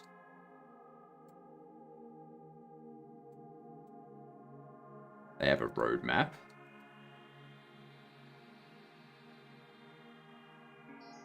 As of right now, Stoke does not have any federation, and it is not in our feature roadmap. Does not necessarily mean federation is off the table. Possible avenues are implementation of the own federation protocol, implement a promising up-and-coming federation protocol, polyproto, implement the matrix protocol, unlikely, obtuse, and unstable, implement XMPP protocol, battle-tested and stable. Any federation that is implemented must exercise caution in preventing spam and abuse. Moderation should be able to block malicious actors.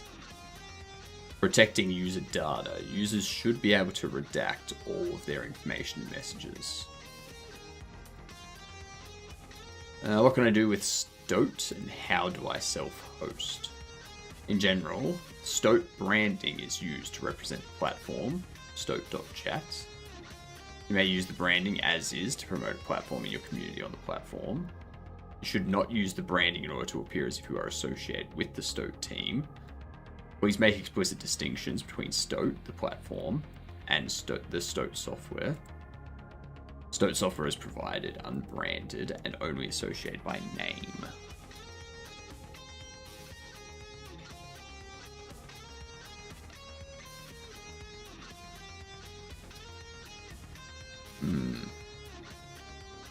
Currently, you can only apply to verify servers that you have a valid reason to believe verification is necessary for your community. Verification is intended to provide protection for server owners from copycats and provide authenticity to users.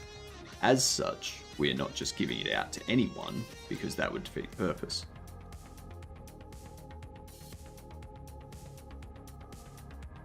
A large and active, distinct, pre-existing community. Distinct means the community is unique and well known.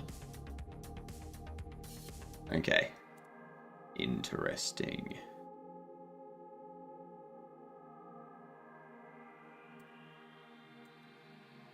So there is the option of Stoat. Voice chats v2.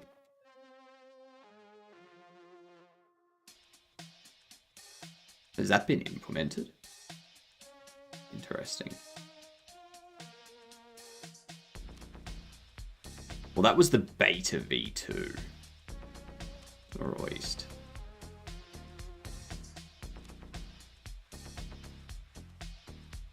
In-house Android app distribution. End-to-end encrypted chats. So, yeah. That there's obviously...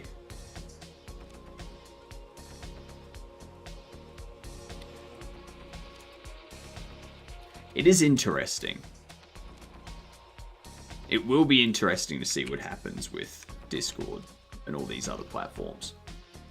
Because I would like to stick with Discord.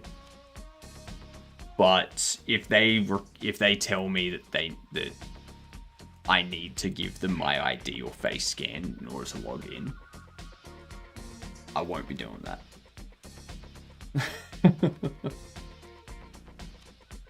It's just not happening.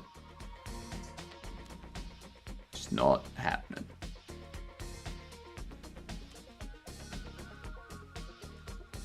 Alright. So what's the next thing that we can work on?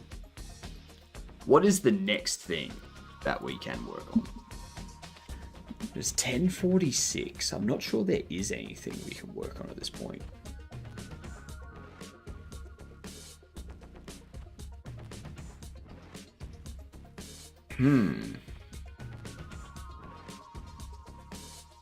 Let's prioritize this stuff.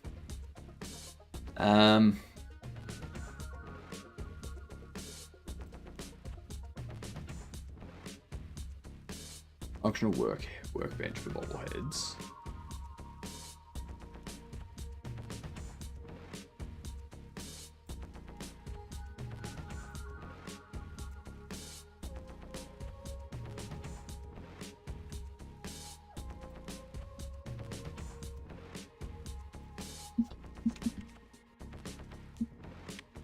Bobblehead repairing animation.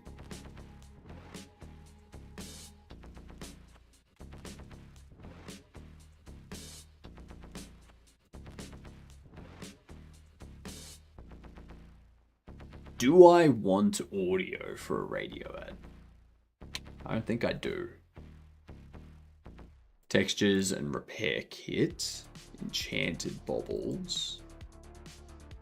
Selling furniture.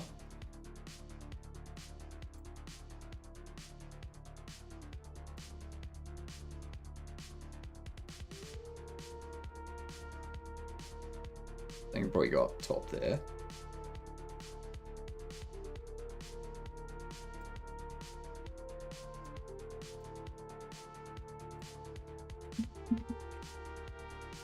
Market price varying. Actually, daily change.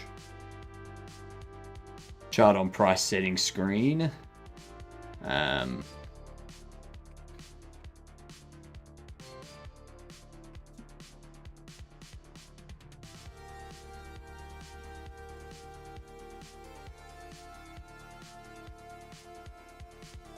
What else would there be?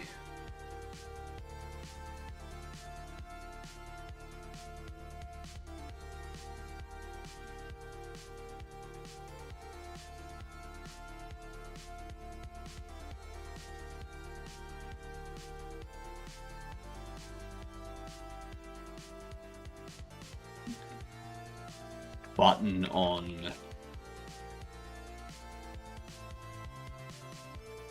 product UI product UI to display market pricing chart.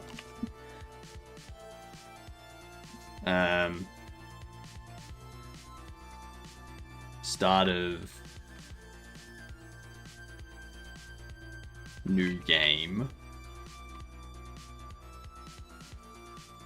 and end of day triggers recalculation or triggers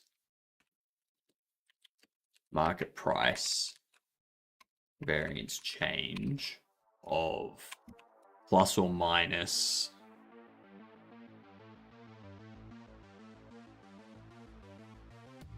of 0%, oh no, of up to plus or minus 15%.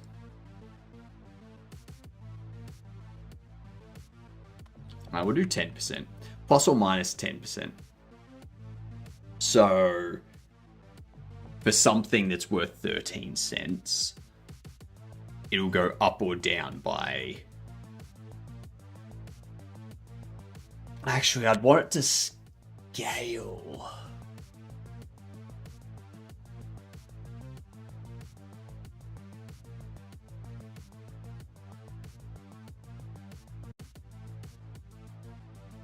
And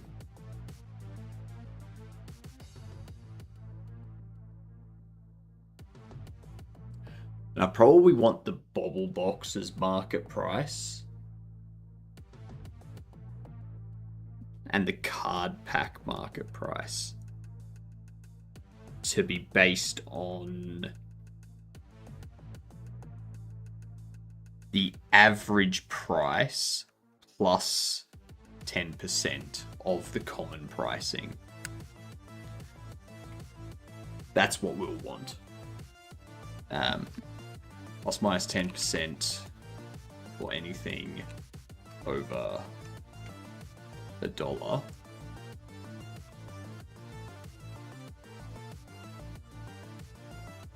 $1 to $5, 1 to 8 cents for anything under $1.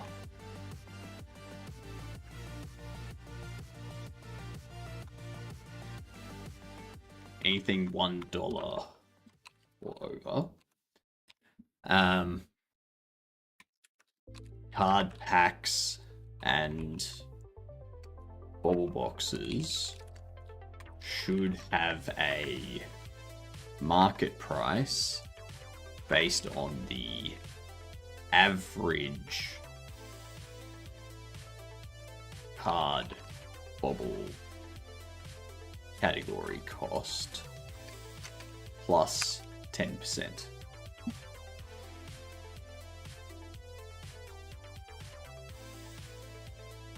Yeah. Nice.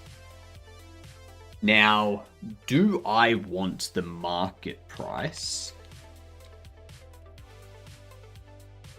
Do I want it to change based on the number of things sold?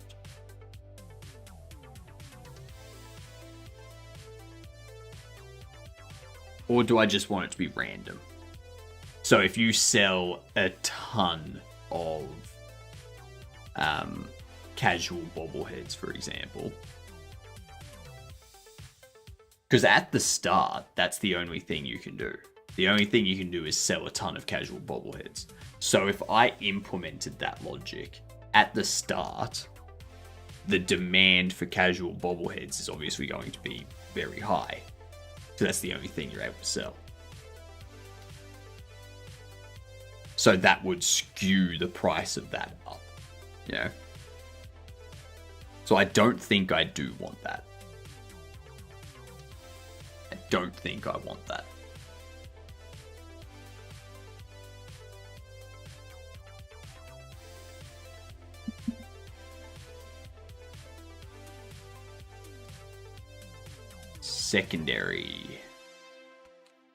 Secondary job. Or secondary task. That is lower priority.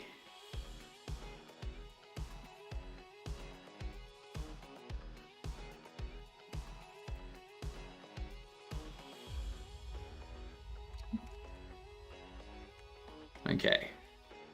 I think that's a good setup for our market price variation coming into it. What? Water cooler in back room for the NPCs to walk around. Van that drops off deliveries. I'm gonna have that done pretty early on.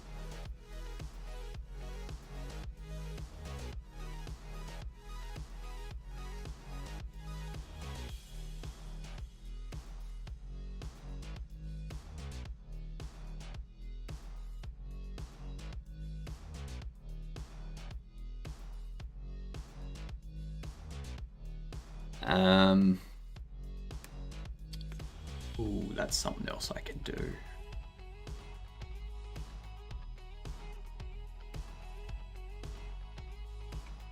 That's something we can do right now, actually.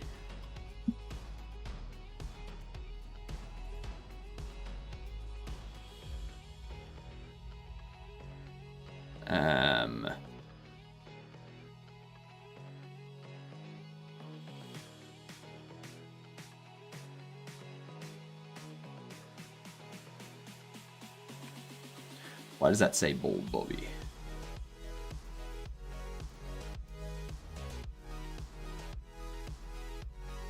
Why does that say Bald Bobby?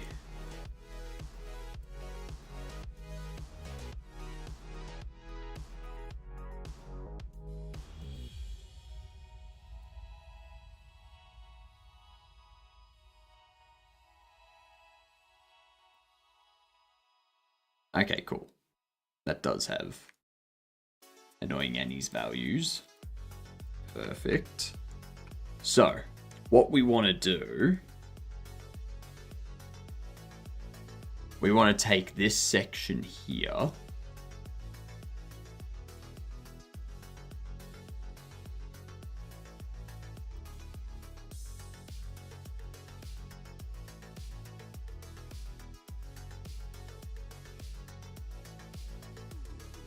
We want to take that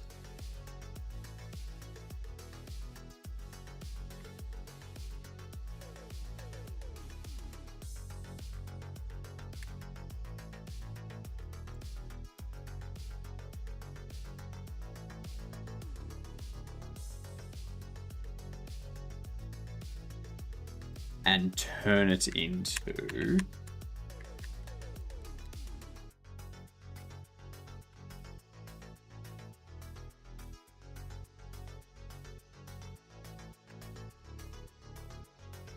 how big is that area, actually? 345, 508.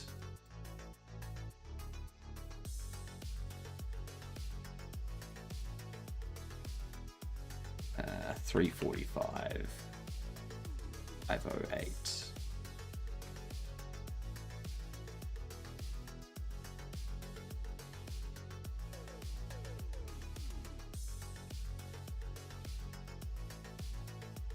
Remove them.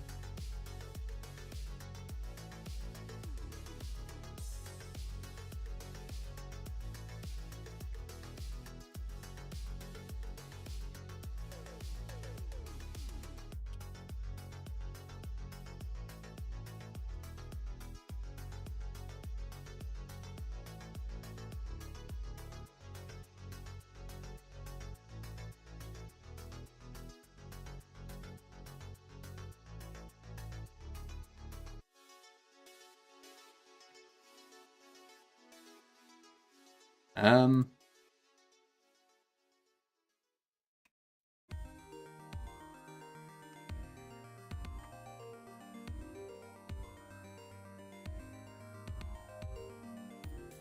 don't add.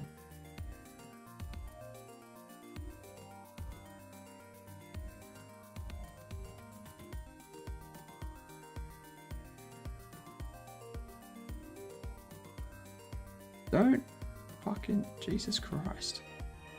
Stop that. I don't want it to go out to the edge, god damn it. How hard is that? Jesus. 341 and 508. Okay.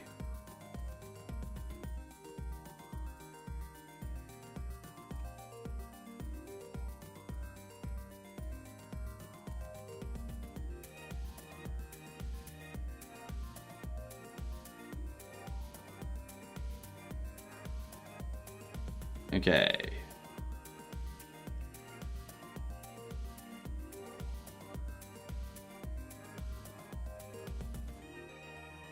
Remove that. Now, what's this a little bit down here? That doesn't exist in my copy.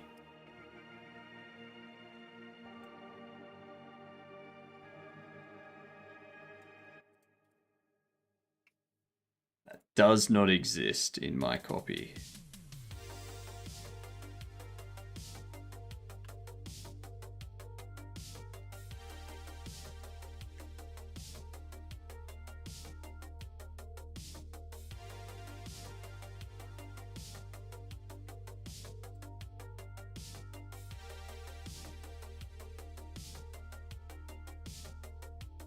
What? 341, 508.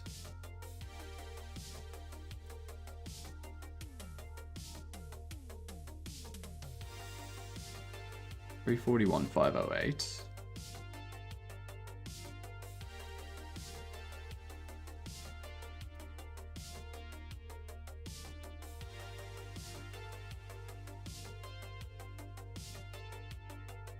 So 507 is what we want.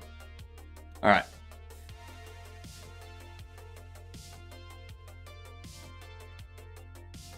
Then we also want to rotate, transform all layers.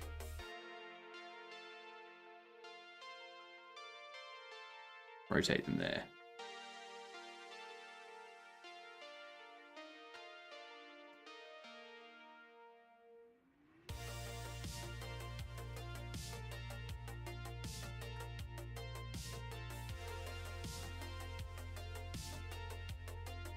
Okay. Now how can... I've got to scale these now. I have to scale them up. But... I'm not going to worry about that. Because we need to have a 1080 version. Like, I want the 1080p version.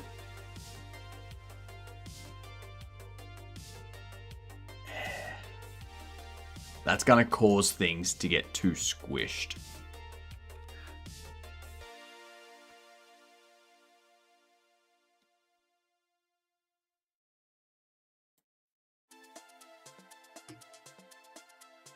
Actually, load this one up.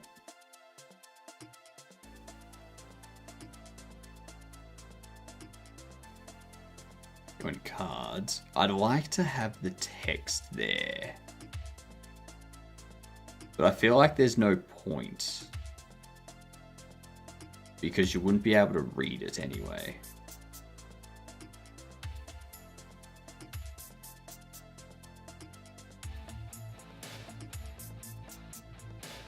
You know what I mean?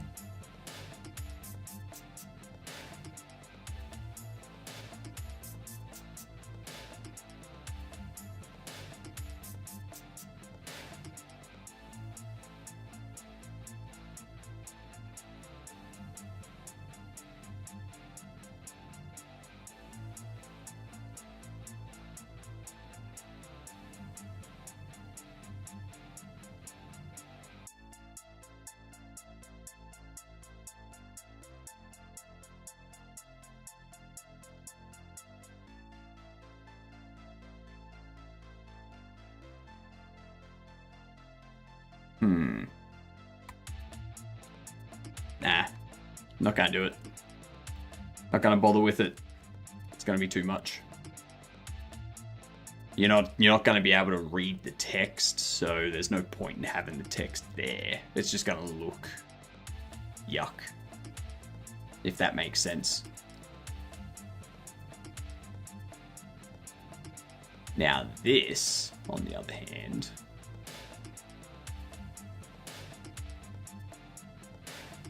would like to have this perhaps be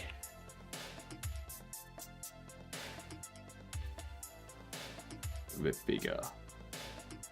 Maybe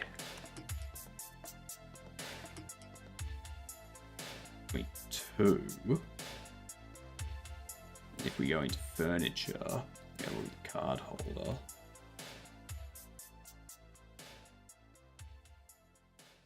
Because yeah, if we place a card,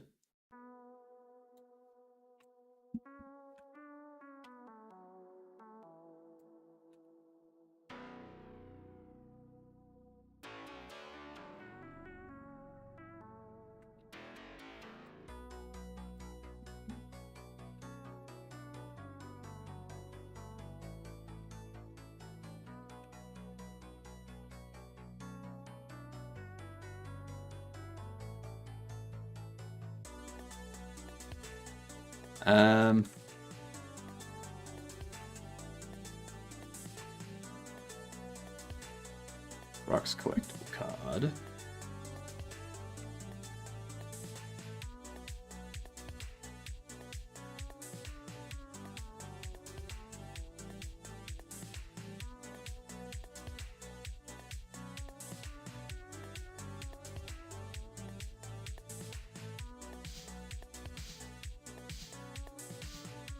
Set it up 0.002.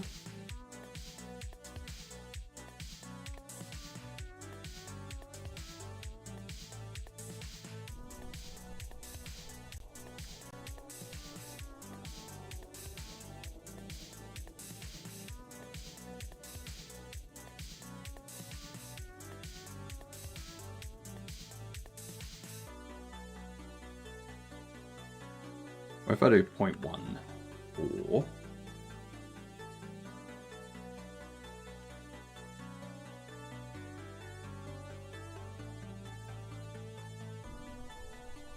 put it there.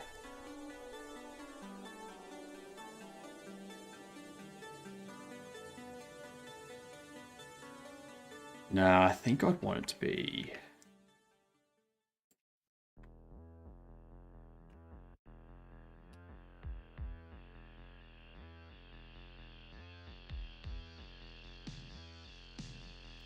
It's probably a bit too big.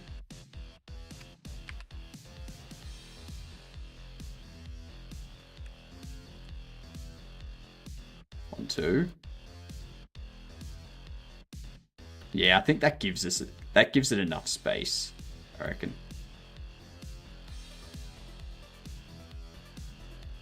Excellent. Delete that. Go into our card holder.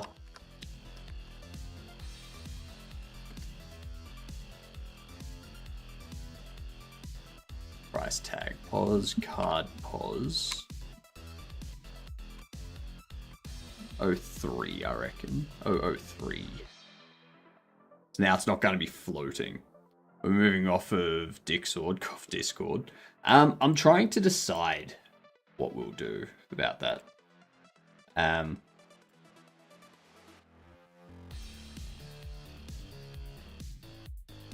I have been looking into both Stoat and Matrix. TeamSpeak, you think?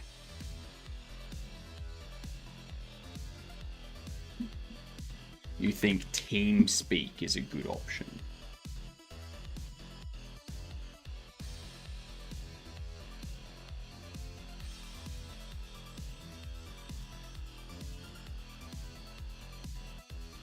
Think it's a viable option?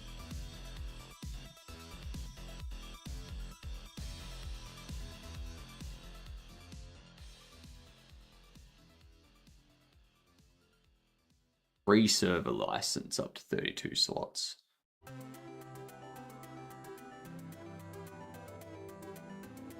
Can I host my own?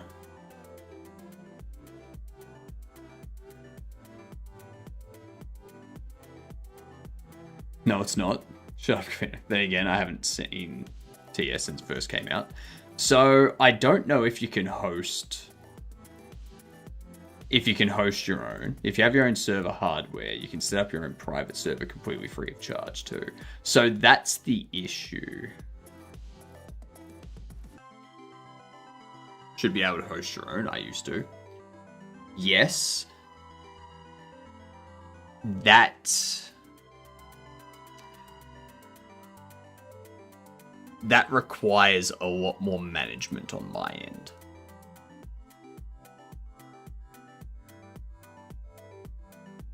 So I can pay for a server. I can pay for a server for like $10 a month. You know, AU, $10 AU a month. And depending on what people upload would depend on if the bandwidth we get given is enough. Because obviously every time someone uploads something, there'd be caching that I'd have to implement. I would need to hold on to those things for a certain amount of time and whatnot, so that when people, like, you know, hold on to conversations for like a week or something, so that storage costs. As the server grows, that cost scales. Bandwidth goes up as well, so we would need to increase the server size to go with bandwidth and stuff like that. Voice as well. We would have to... I would have to set up the server and make sure it's secure and all that kind of stuff. So it becomes a whole thing. It becomes a whole thing.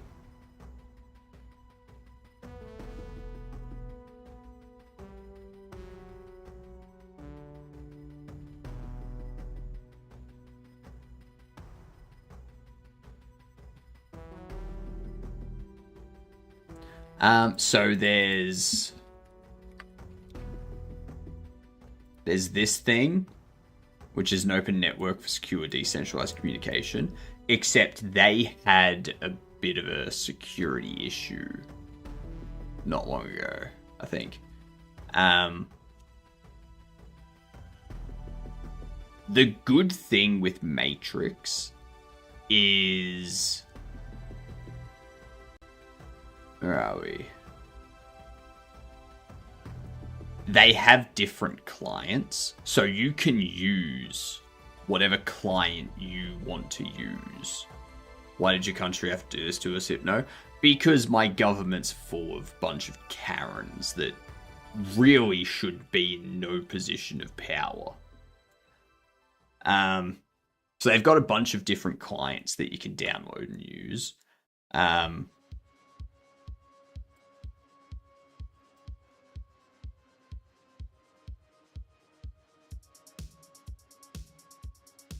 The only thing is...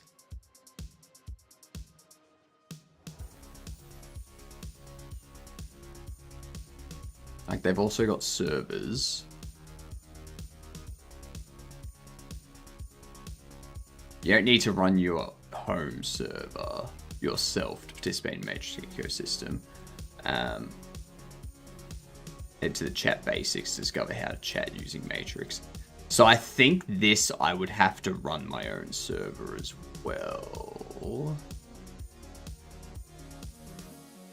That's the thing. Any other platform we go to would require us to set up our own server. And then that puts a lot of security risk on myself too. Because I would have to make sure if someone starts posting illegal content, I have to deal with that. Like, that's my responsibility. It's they post illegal content, it's on my servers. I have to take it down. I have to delete it all. I have to scrub it. And I need to also report that stuff. So it's not even just a security thing of someone hacking it. It's a security thing of people uploading stuff too.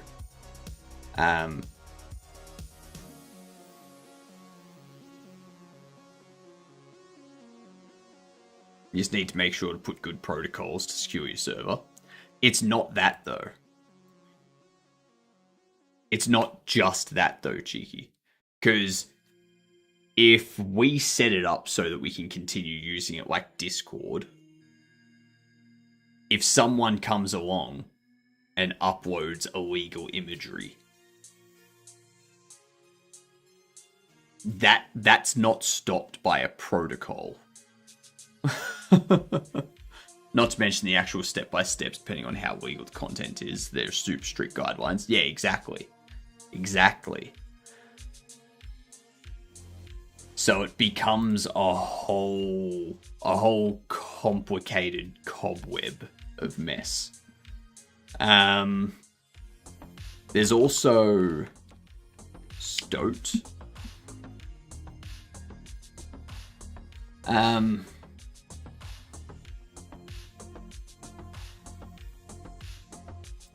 I don't know how Stoat handles the servers. Like, I don't know if I can create a server and Stoat hosts it and takes care of things like Discord does. I don't know if that's the case.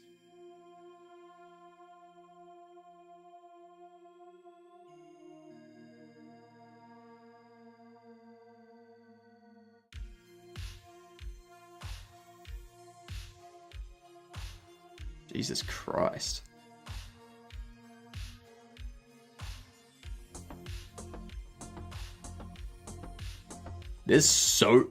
I'm looking at all of these and I'm like, none of these are communities I would ever join. None of these are communities that I think should be. I'm looking at them and I'm like, this is just... What is this? And I think this is the big issue. The big issue is that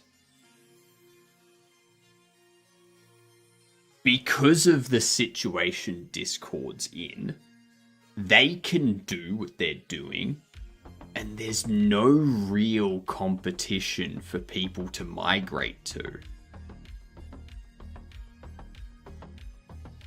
Like, there's Slack.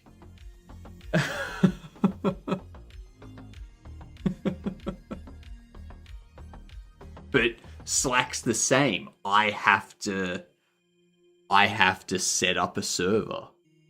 I have to handle that stuff. Yeah?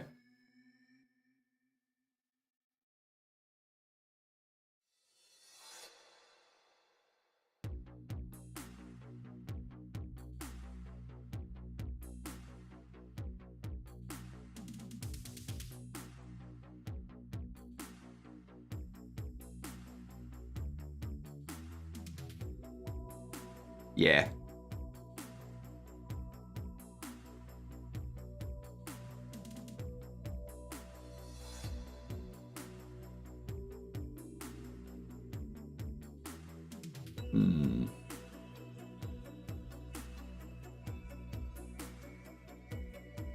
Because how would we set it up to prevent that type of stuff?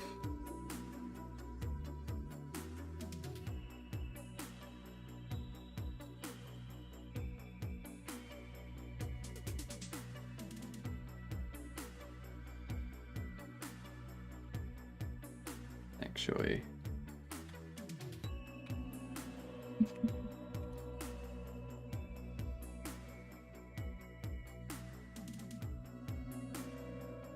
Okay, so this is main. Cool. Um,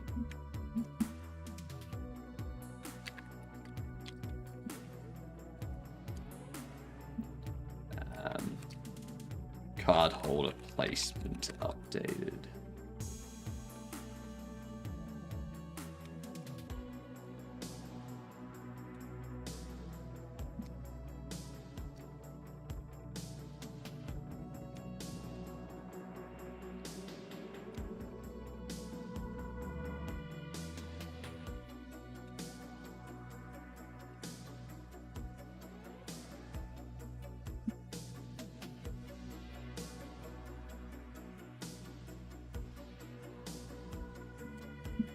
All right, let's do a couple more builds. Now we've got that update.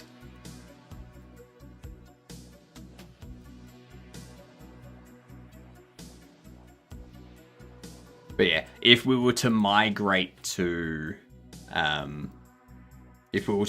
something like Stoat or Matrix or something, and I have to set up my own server, I would probably ban links unless it's to something like Twitch, YouTube, X or Blue Sky, stuff like that. Yeah, it's trusted sites, like sites that I know are going to take care of that stuff. So that way people can't come along and just post a link to some weird underground site. Same with images. I would have to block images, I would imagine.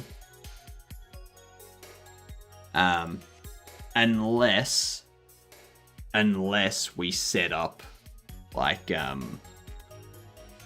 have to set up a bunch of what do you call it? Mods. That's it. We're gonna have friends in a second, and I know Conrad can hear me saying this. But yeah.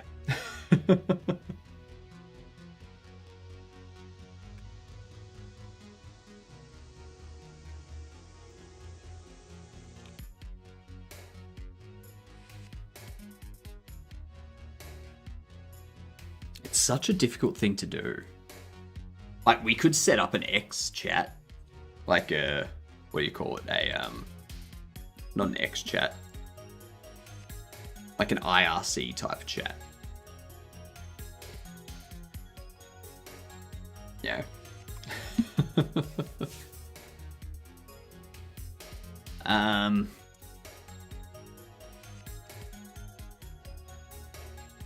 Yeah. Oh, g'day, Gidunts. How are we? Oh, what? What's going on? How are you doing? What'd you get up to, Conrad? I think Twitch is having some server issues at the moment. So, yeah. We've been talking a lot about Discord and if we're going to be staying on Discord or moving somewhere. You drew a heavy and slow attack today. Very nice. Very nice. I've got Bobble Shop Sim to a point where I think we're relatively bug-free. Yeah. I was really happy about my Discord community growing, but we have, yeah. It's pretty meh, pretty annoying.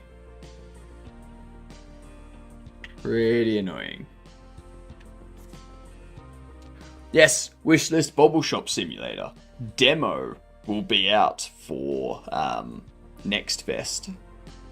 So, be prepared.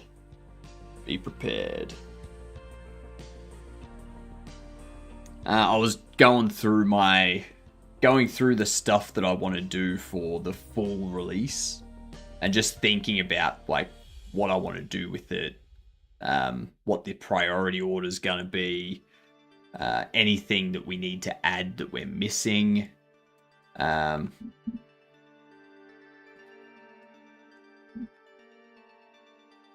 Yeah.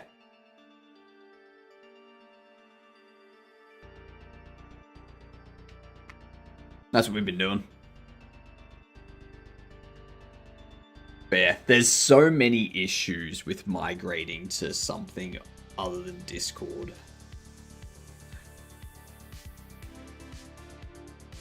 Because everything else like requires me to run a server, to host it.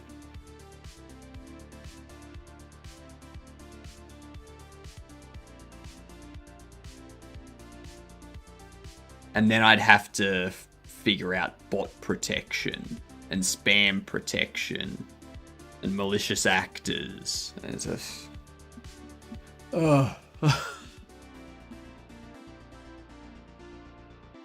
It's such a shit. I wonder, actually.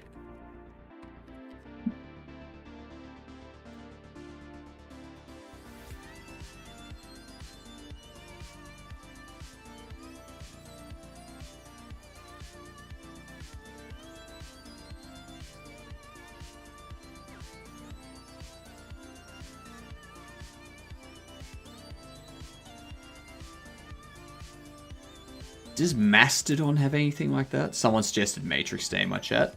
There is Matrix. Like, you can go, like, I think it's matrix.org. Like, there is this one. But what we were talking about with this, Conrad, is... like...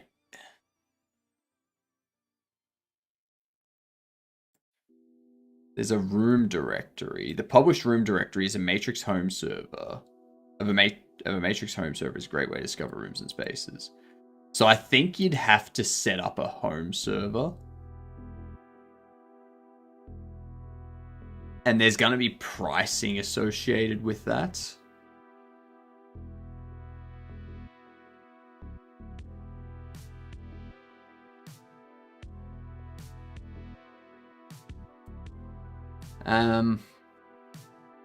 One of the missions of Matrix.org Foundation is to nurture and grow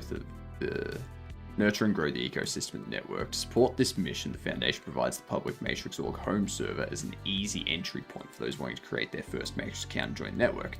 Matrix.org home server has played a key role in the growth of the ecosystem since the project started in 2014. To help pay for the costs associated with providing public home server, the Foundation is introducing premium accounts as announced in this post. The new usage plans are being introduced in a phased manner, and so not all new users will be placed on a plan automatically. Decentralized network by design, goal is to give users the ability to choose where they would like to create their accounts, as it then gives them control over where their data is stored and who is looking after them. This means that you don't have to be using Matrix.org home server. You could use another shared home server, or you could have your own dedicated home server. Interesting. For those who want to have their own home server, the Foundation maintains a list of known hosting providers that might be suitable to your needs.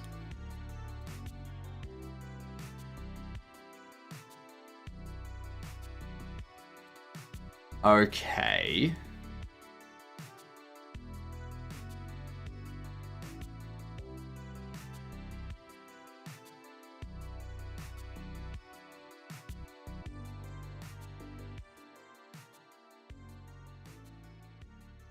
So yeah, you'd have to run your own.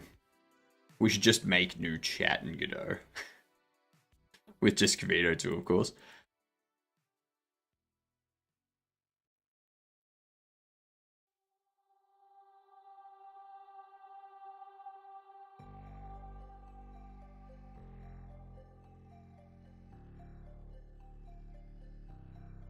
And not only make your Matrix experience snappier, but also give you access to pre-configured bridges, talk to friends such as Signals or WhatsApp.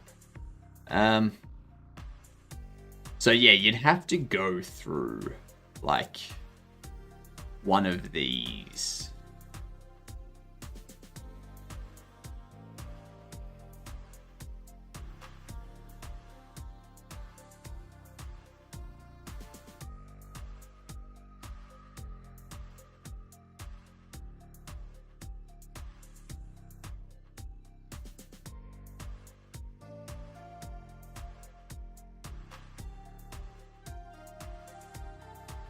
I'm not giving my ID to Discord. Yeah, neither am I.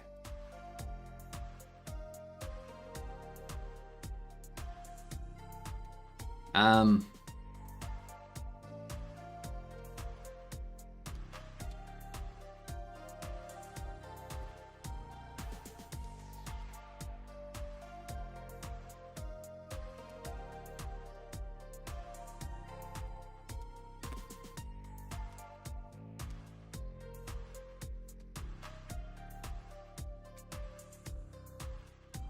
those want to have their own home server. So does that mean if I want to set up a server?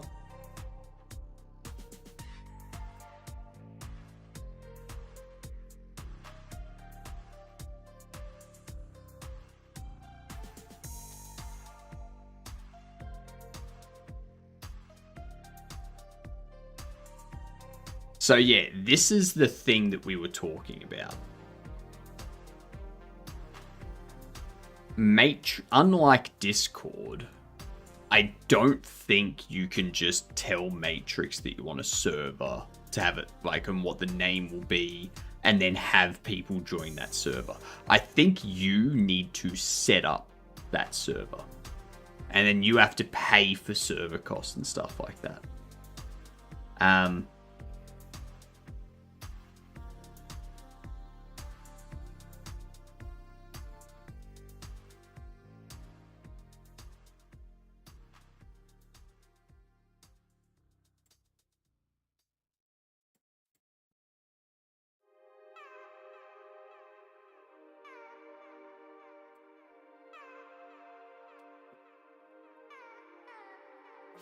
So you create a Matrix account. Oh, they're going to do the ID thing.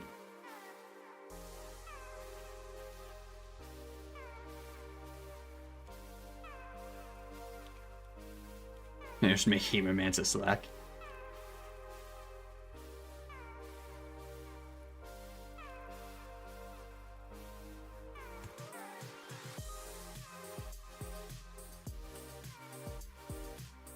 Well, that's the thing. Like, decentralized means that there's no central server.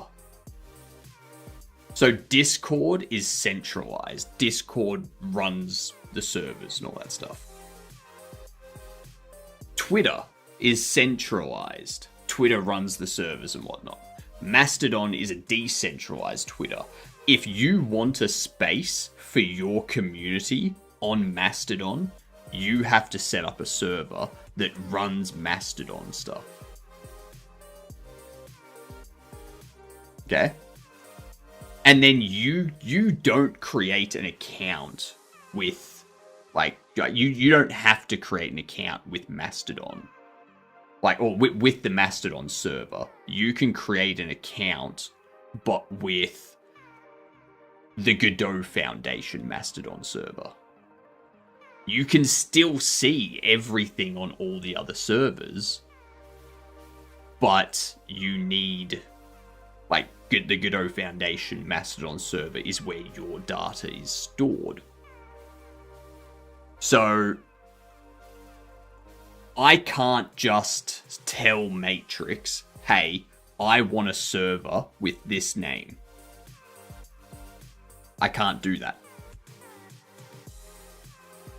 Because Matrix isn't hosting the servers, because that would make everything centralized. Like, it would make Matrix the one that runs everything. You know?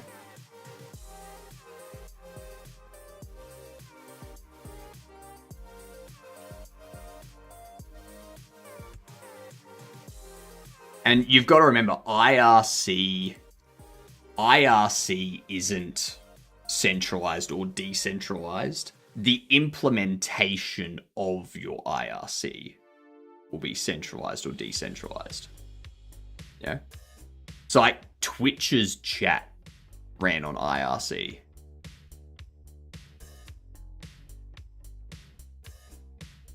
But yeah. So I would have to pay for a server to run a Hypnotic Games Matrix server. And then people can connect into that server and talk and stuff like that. And they can also connect into other servers and talk and such. But their user data will be held by whatever server they chose their account to be created under.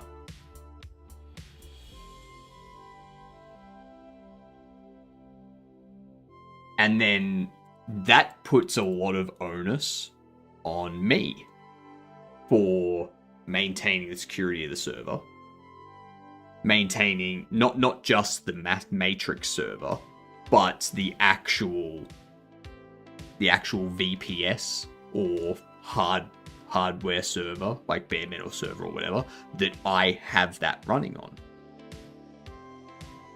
And it also puts the onus on me to deal with anything illegal that happens on that server.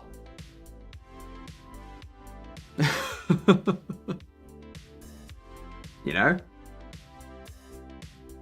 I can't just ban someone, delete stuff, and report them to Discord. And then Discord handles dealing with the authorities. No, I have to ban that person. I have to take the material that they, like the illegal material they've posted. I have to make it so that that's not accessible to anyone coming into the server. But I can't just delete it because I have to hand that stuff over to the authorities. I have to handle that in a very careful way to make sure that it can be used by the authorities. You know? It's a nightmare. And this is why things like... This is why Discord is able to do this whole ID facial recognition verification thing. Because it's very difficult for people to migrate to something else. Setting up a company that provides moderation service 24/7 could be a business idea. Only if enough people migrate. But yes, it could be a business idea.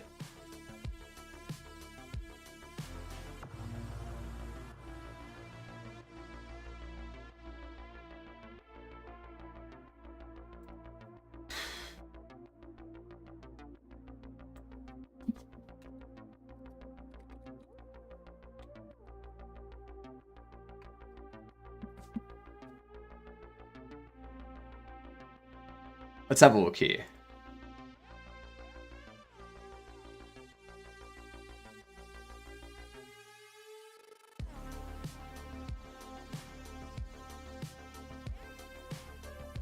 Strongly recommend getting familiar with Matrix as an individual. Assume your provider home server. You'll see later that Matrix's flexibility allows you to start a community on Matrix.org and then move to another provider if you want. Ooh, actually, existing community to Matrix to progressively migrate people without a traumatic big platform switch. So I can set up a community inside Matrix.org.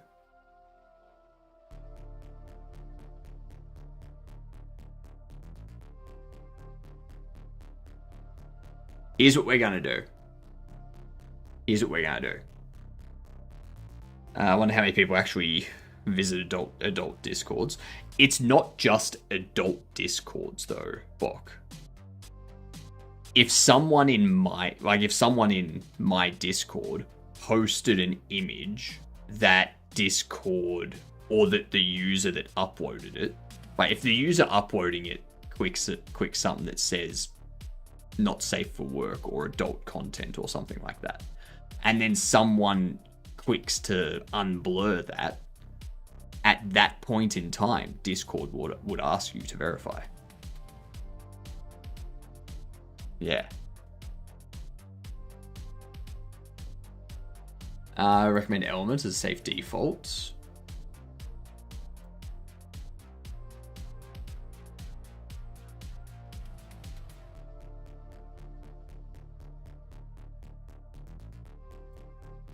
So what's this? Yeah, it's only on Flatpak.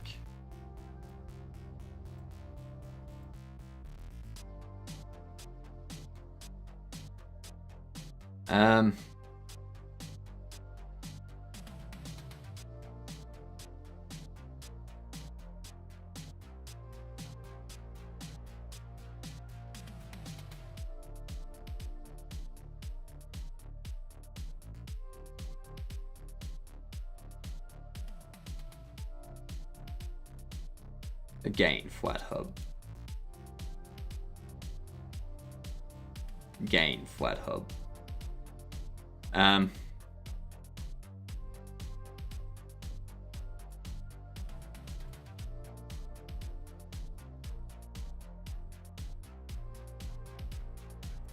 Let's see.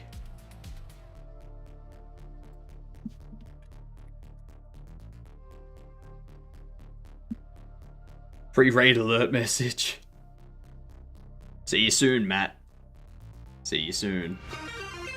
Oh my god. G'day, you good dunce. How yous doing? Welcome in. Hope you're having a very good time. What is this?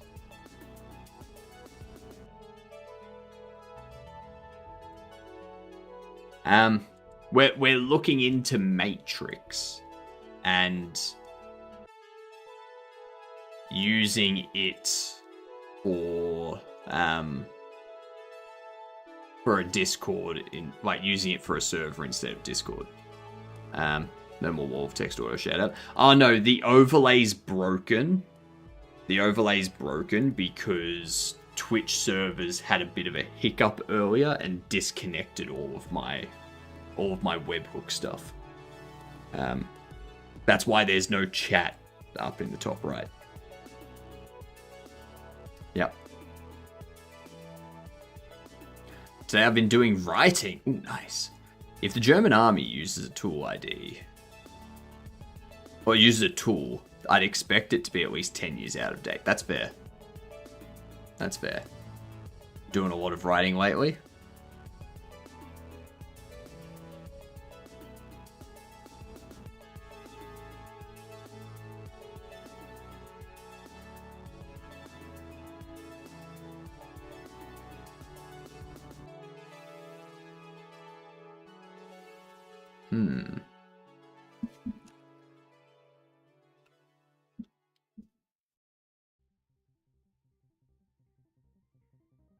So here's the issue I have with this.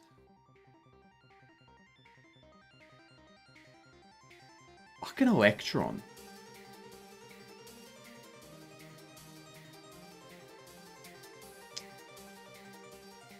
Why? Why are all of these damn things Electron based? This is why I want this one.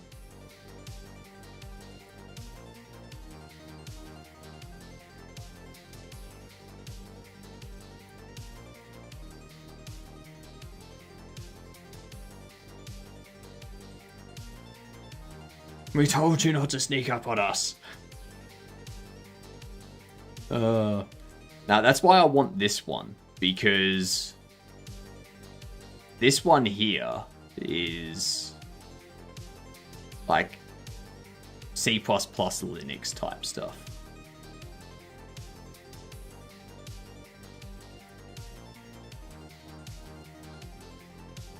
But again, it's flat pack.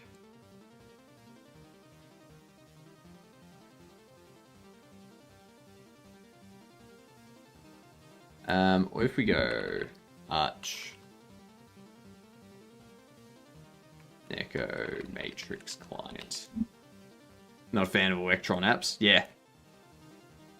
Yeah, Electron is bloatware.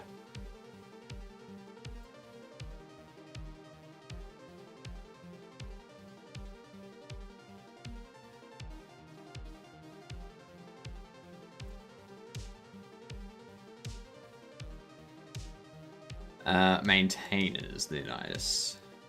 Spiropolis.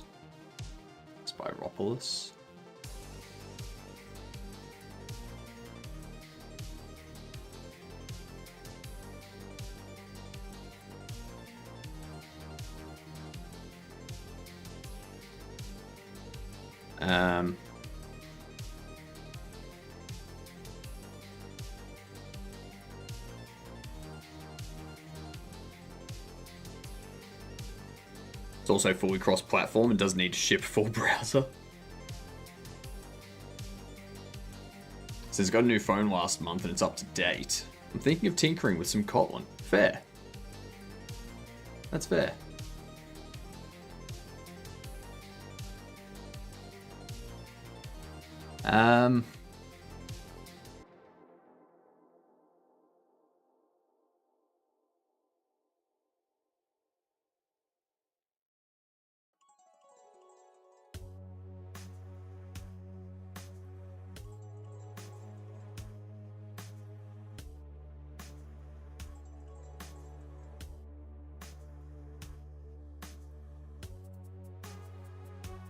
Like, this is probably the one I would trust the most, but I don't know about these. Upstream URL is this.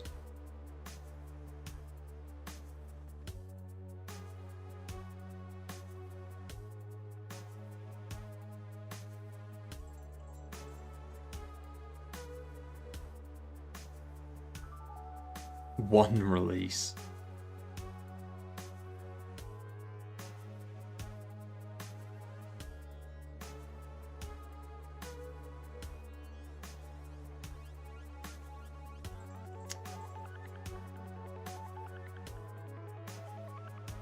Jeepers.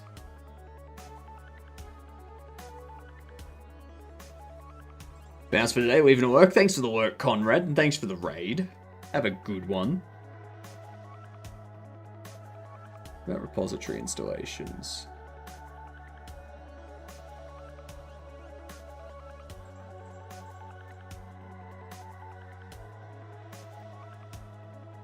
Mac or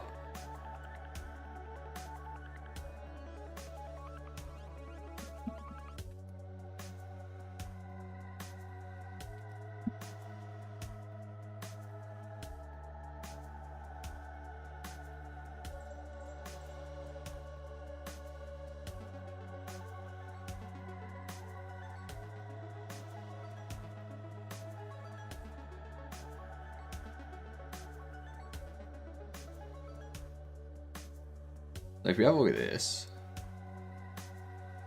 package base,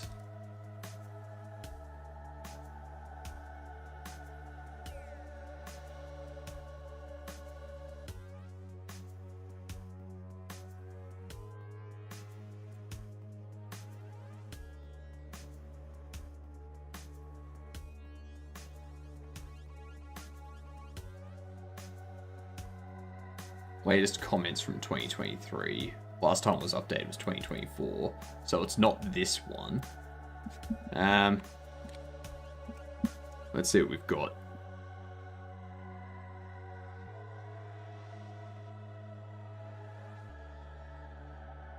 Yeah, no.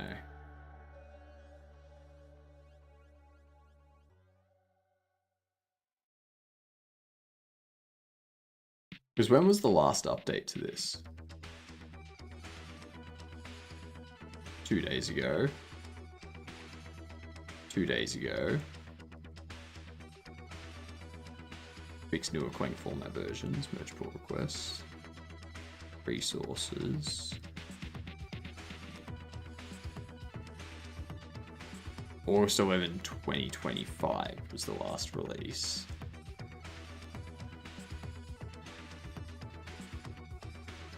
So we could go down this path.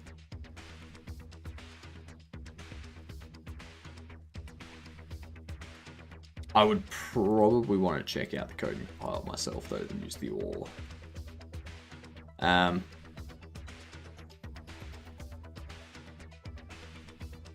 There are a bunch of others, though.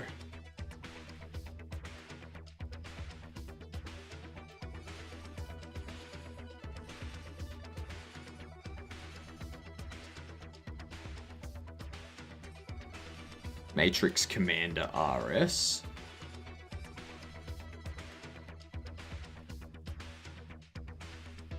Simple but convenient CLI-based Matrix client app for sending and receiving.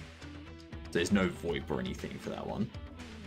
Elemental is a Matrix client for GNU Emacs, the text editor, and Lisp environment. It needs to be simplified. Yeah, fair enough.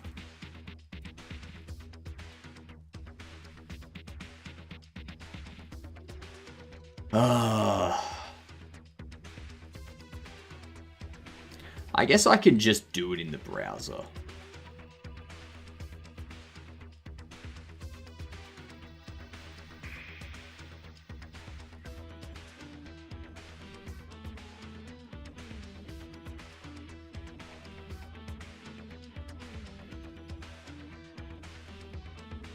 Like, I could just use it in the browser, see what it's like. I might do that this afternoon and tomorrow, and like over the next week or so, tinker with it. Let's make it a PWA.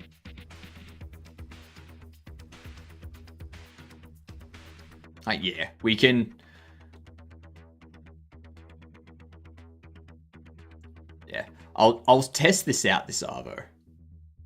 I'll test this out this Arvo.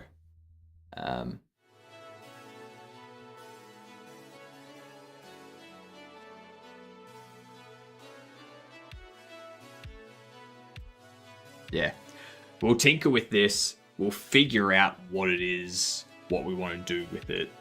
I should be able to set up a community straight against Matrix.org.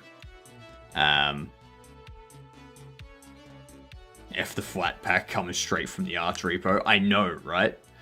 Like, just build it in a normal language. Build it in a regular programming language that doesn't require you to wrap the thing in Electron because you don't understand how to code things and build things, okay? If you're a web developer, stick to web development. Don't try and make client applications on operating systems, okay? If you're going to do that, use a different programming language. You know, use something that compiles to an executable. Don't use an Electron wrapper. They're shit. They're bloated. They suck. Everyone agrees on this. How you doing, Julians? G'day, you done. Especially now with agents doing the work for you. Yeah. Bobbleheads in the mountains. No, we're looking at Matrix to get like community server stuff set up. Migrate away from Discord, because the second that Discord asks me to provide my ID or a facial scan, I'm no longer logging into Discord. So yeah.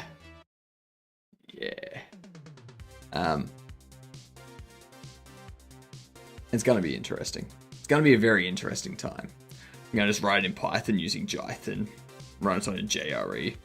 Maybe we make our own. Maybe we create a client using Golang that connects and displays everything and handles auth securely and whatnot. And we give people an executable that they can install. You know? And then we create the same thing for mobile, Android only, because I'm not going down the path of dealing with freaking iOS.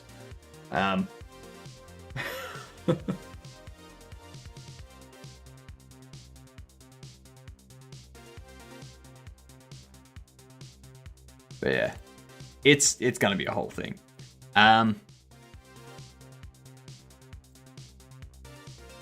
Oh, that's another thing that I need to add to my list today. We'll check that out after.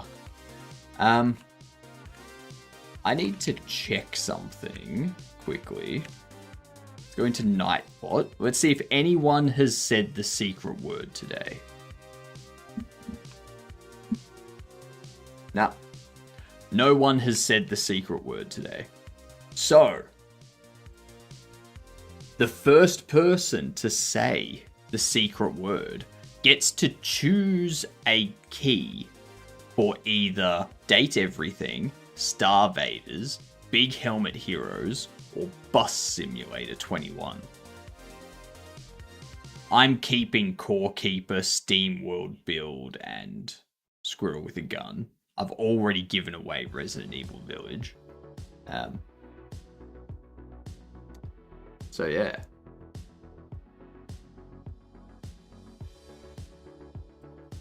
Yeah.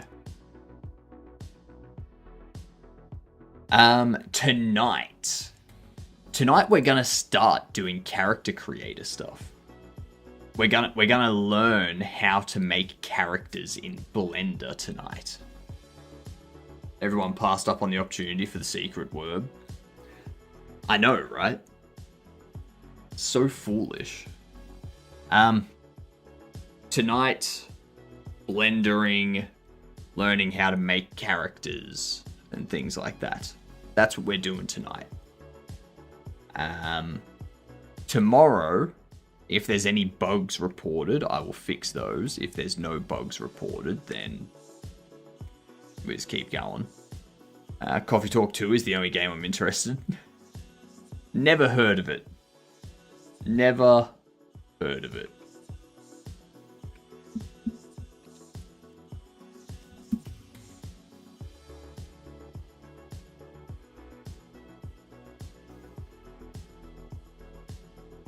Meet your customers again in the second episode of the much loved coffee brewing and heart-to-heart talking simulator. Too interactive for me.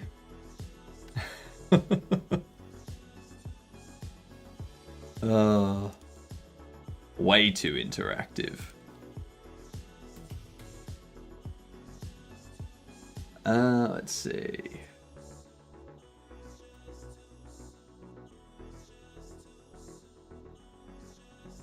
But yeah, that's what we'll do tonight.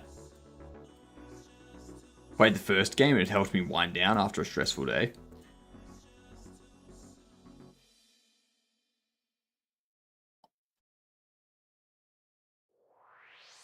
Why do you get stressed? I'm always curious as to why people get stressed.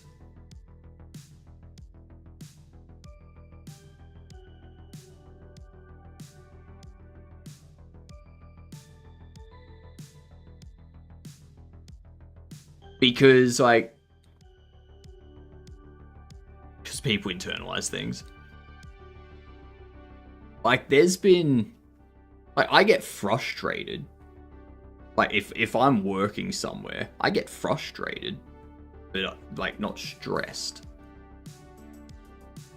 It's people come up to me and they're like, "Oh my god, we got to release this in a week. Are we going to be done in time?" And I'm just like, I mean, probably. You got stressed back at crashing the other day. Almost changed engines even. That wasn't stress. That was frustration and annoyance.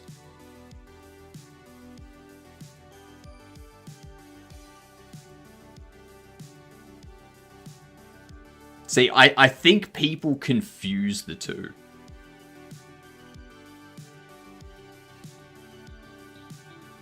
I think people confuse the two. Getting frustrated or annoyed at something is not being stressed. Those are very different things.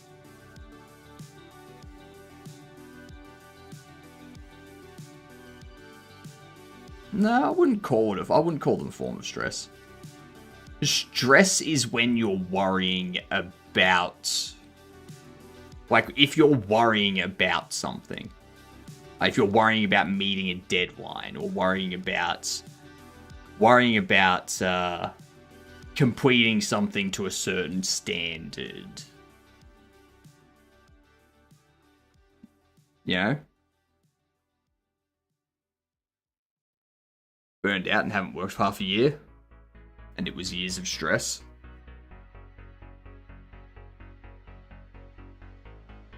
Fair enough. Fair enough. Yeah, I've always been very anti-stress. Like, I've always been someone that's like, if you're gonna try and stress me out with a due date for when my work needs to be done, I'm not gonna care, because if I can't complete it on time, like, if I try to complete it on time and I can't, there's nothing I can do about that. That's out of my control. I tried to complete it. I did what I could to complete it. I didn't. I can't go back in time and change it. This is the situation we're in. Like, nothing's changing that. So, I don't see, like, if people try to stress me out over that stuff, I'm just like, what do you want me to do?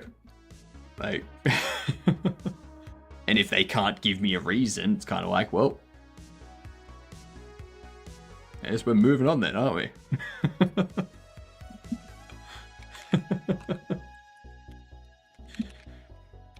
Yeah.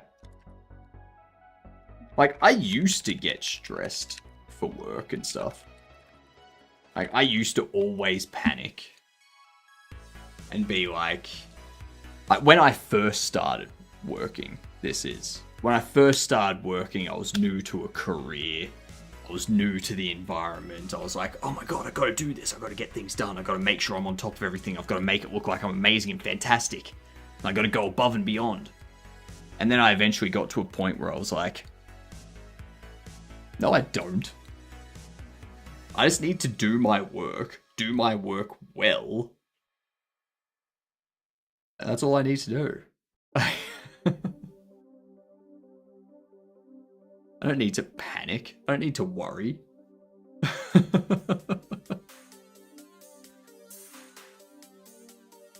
Anywho.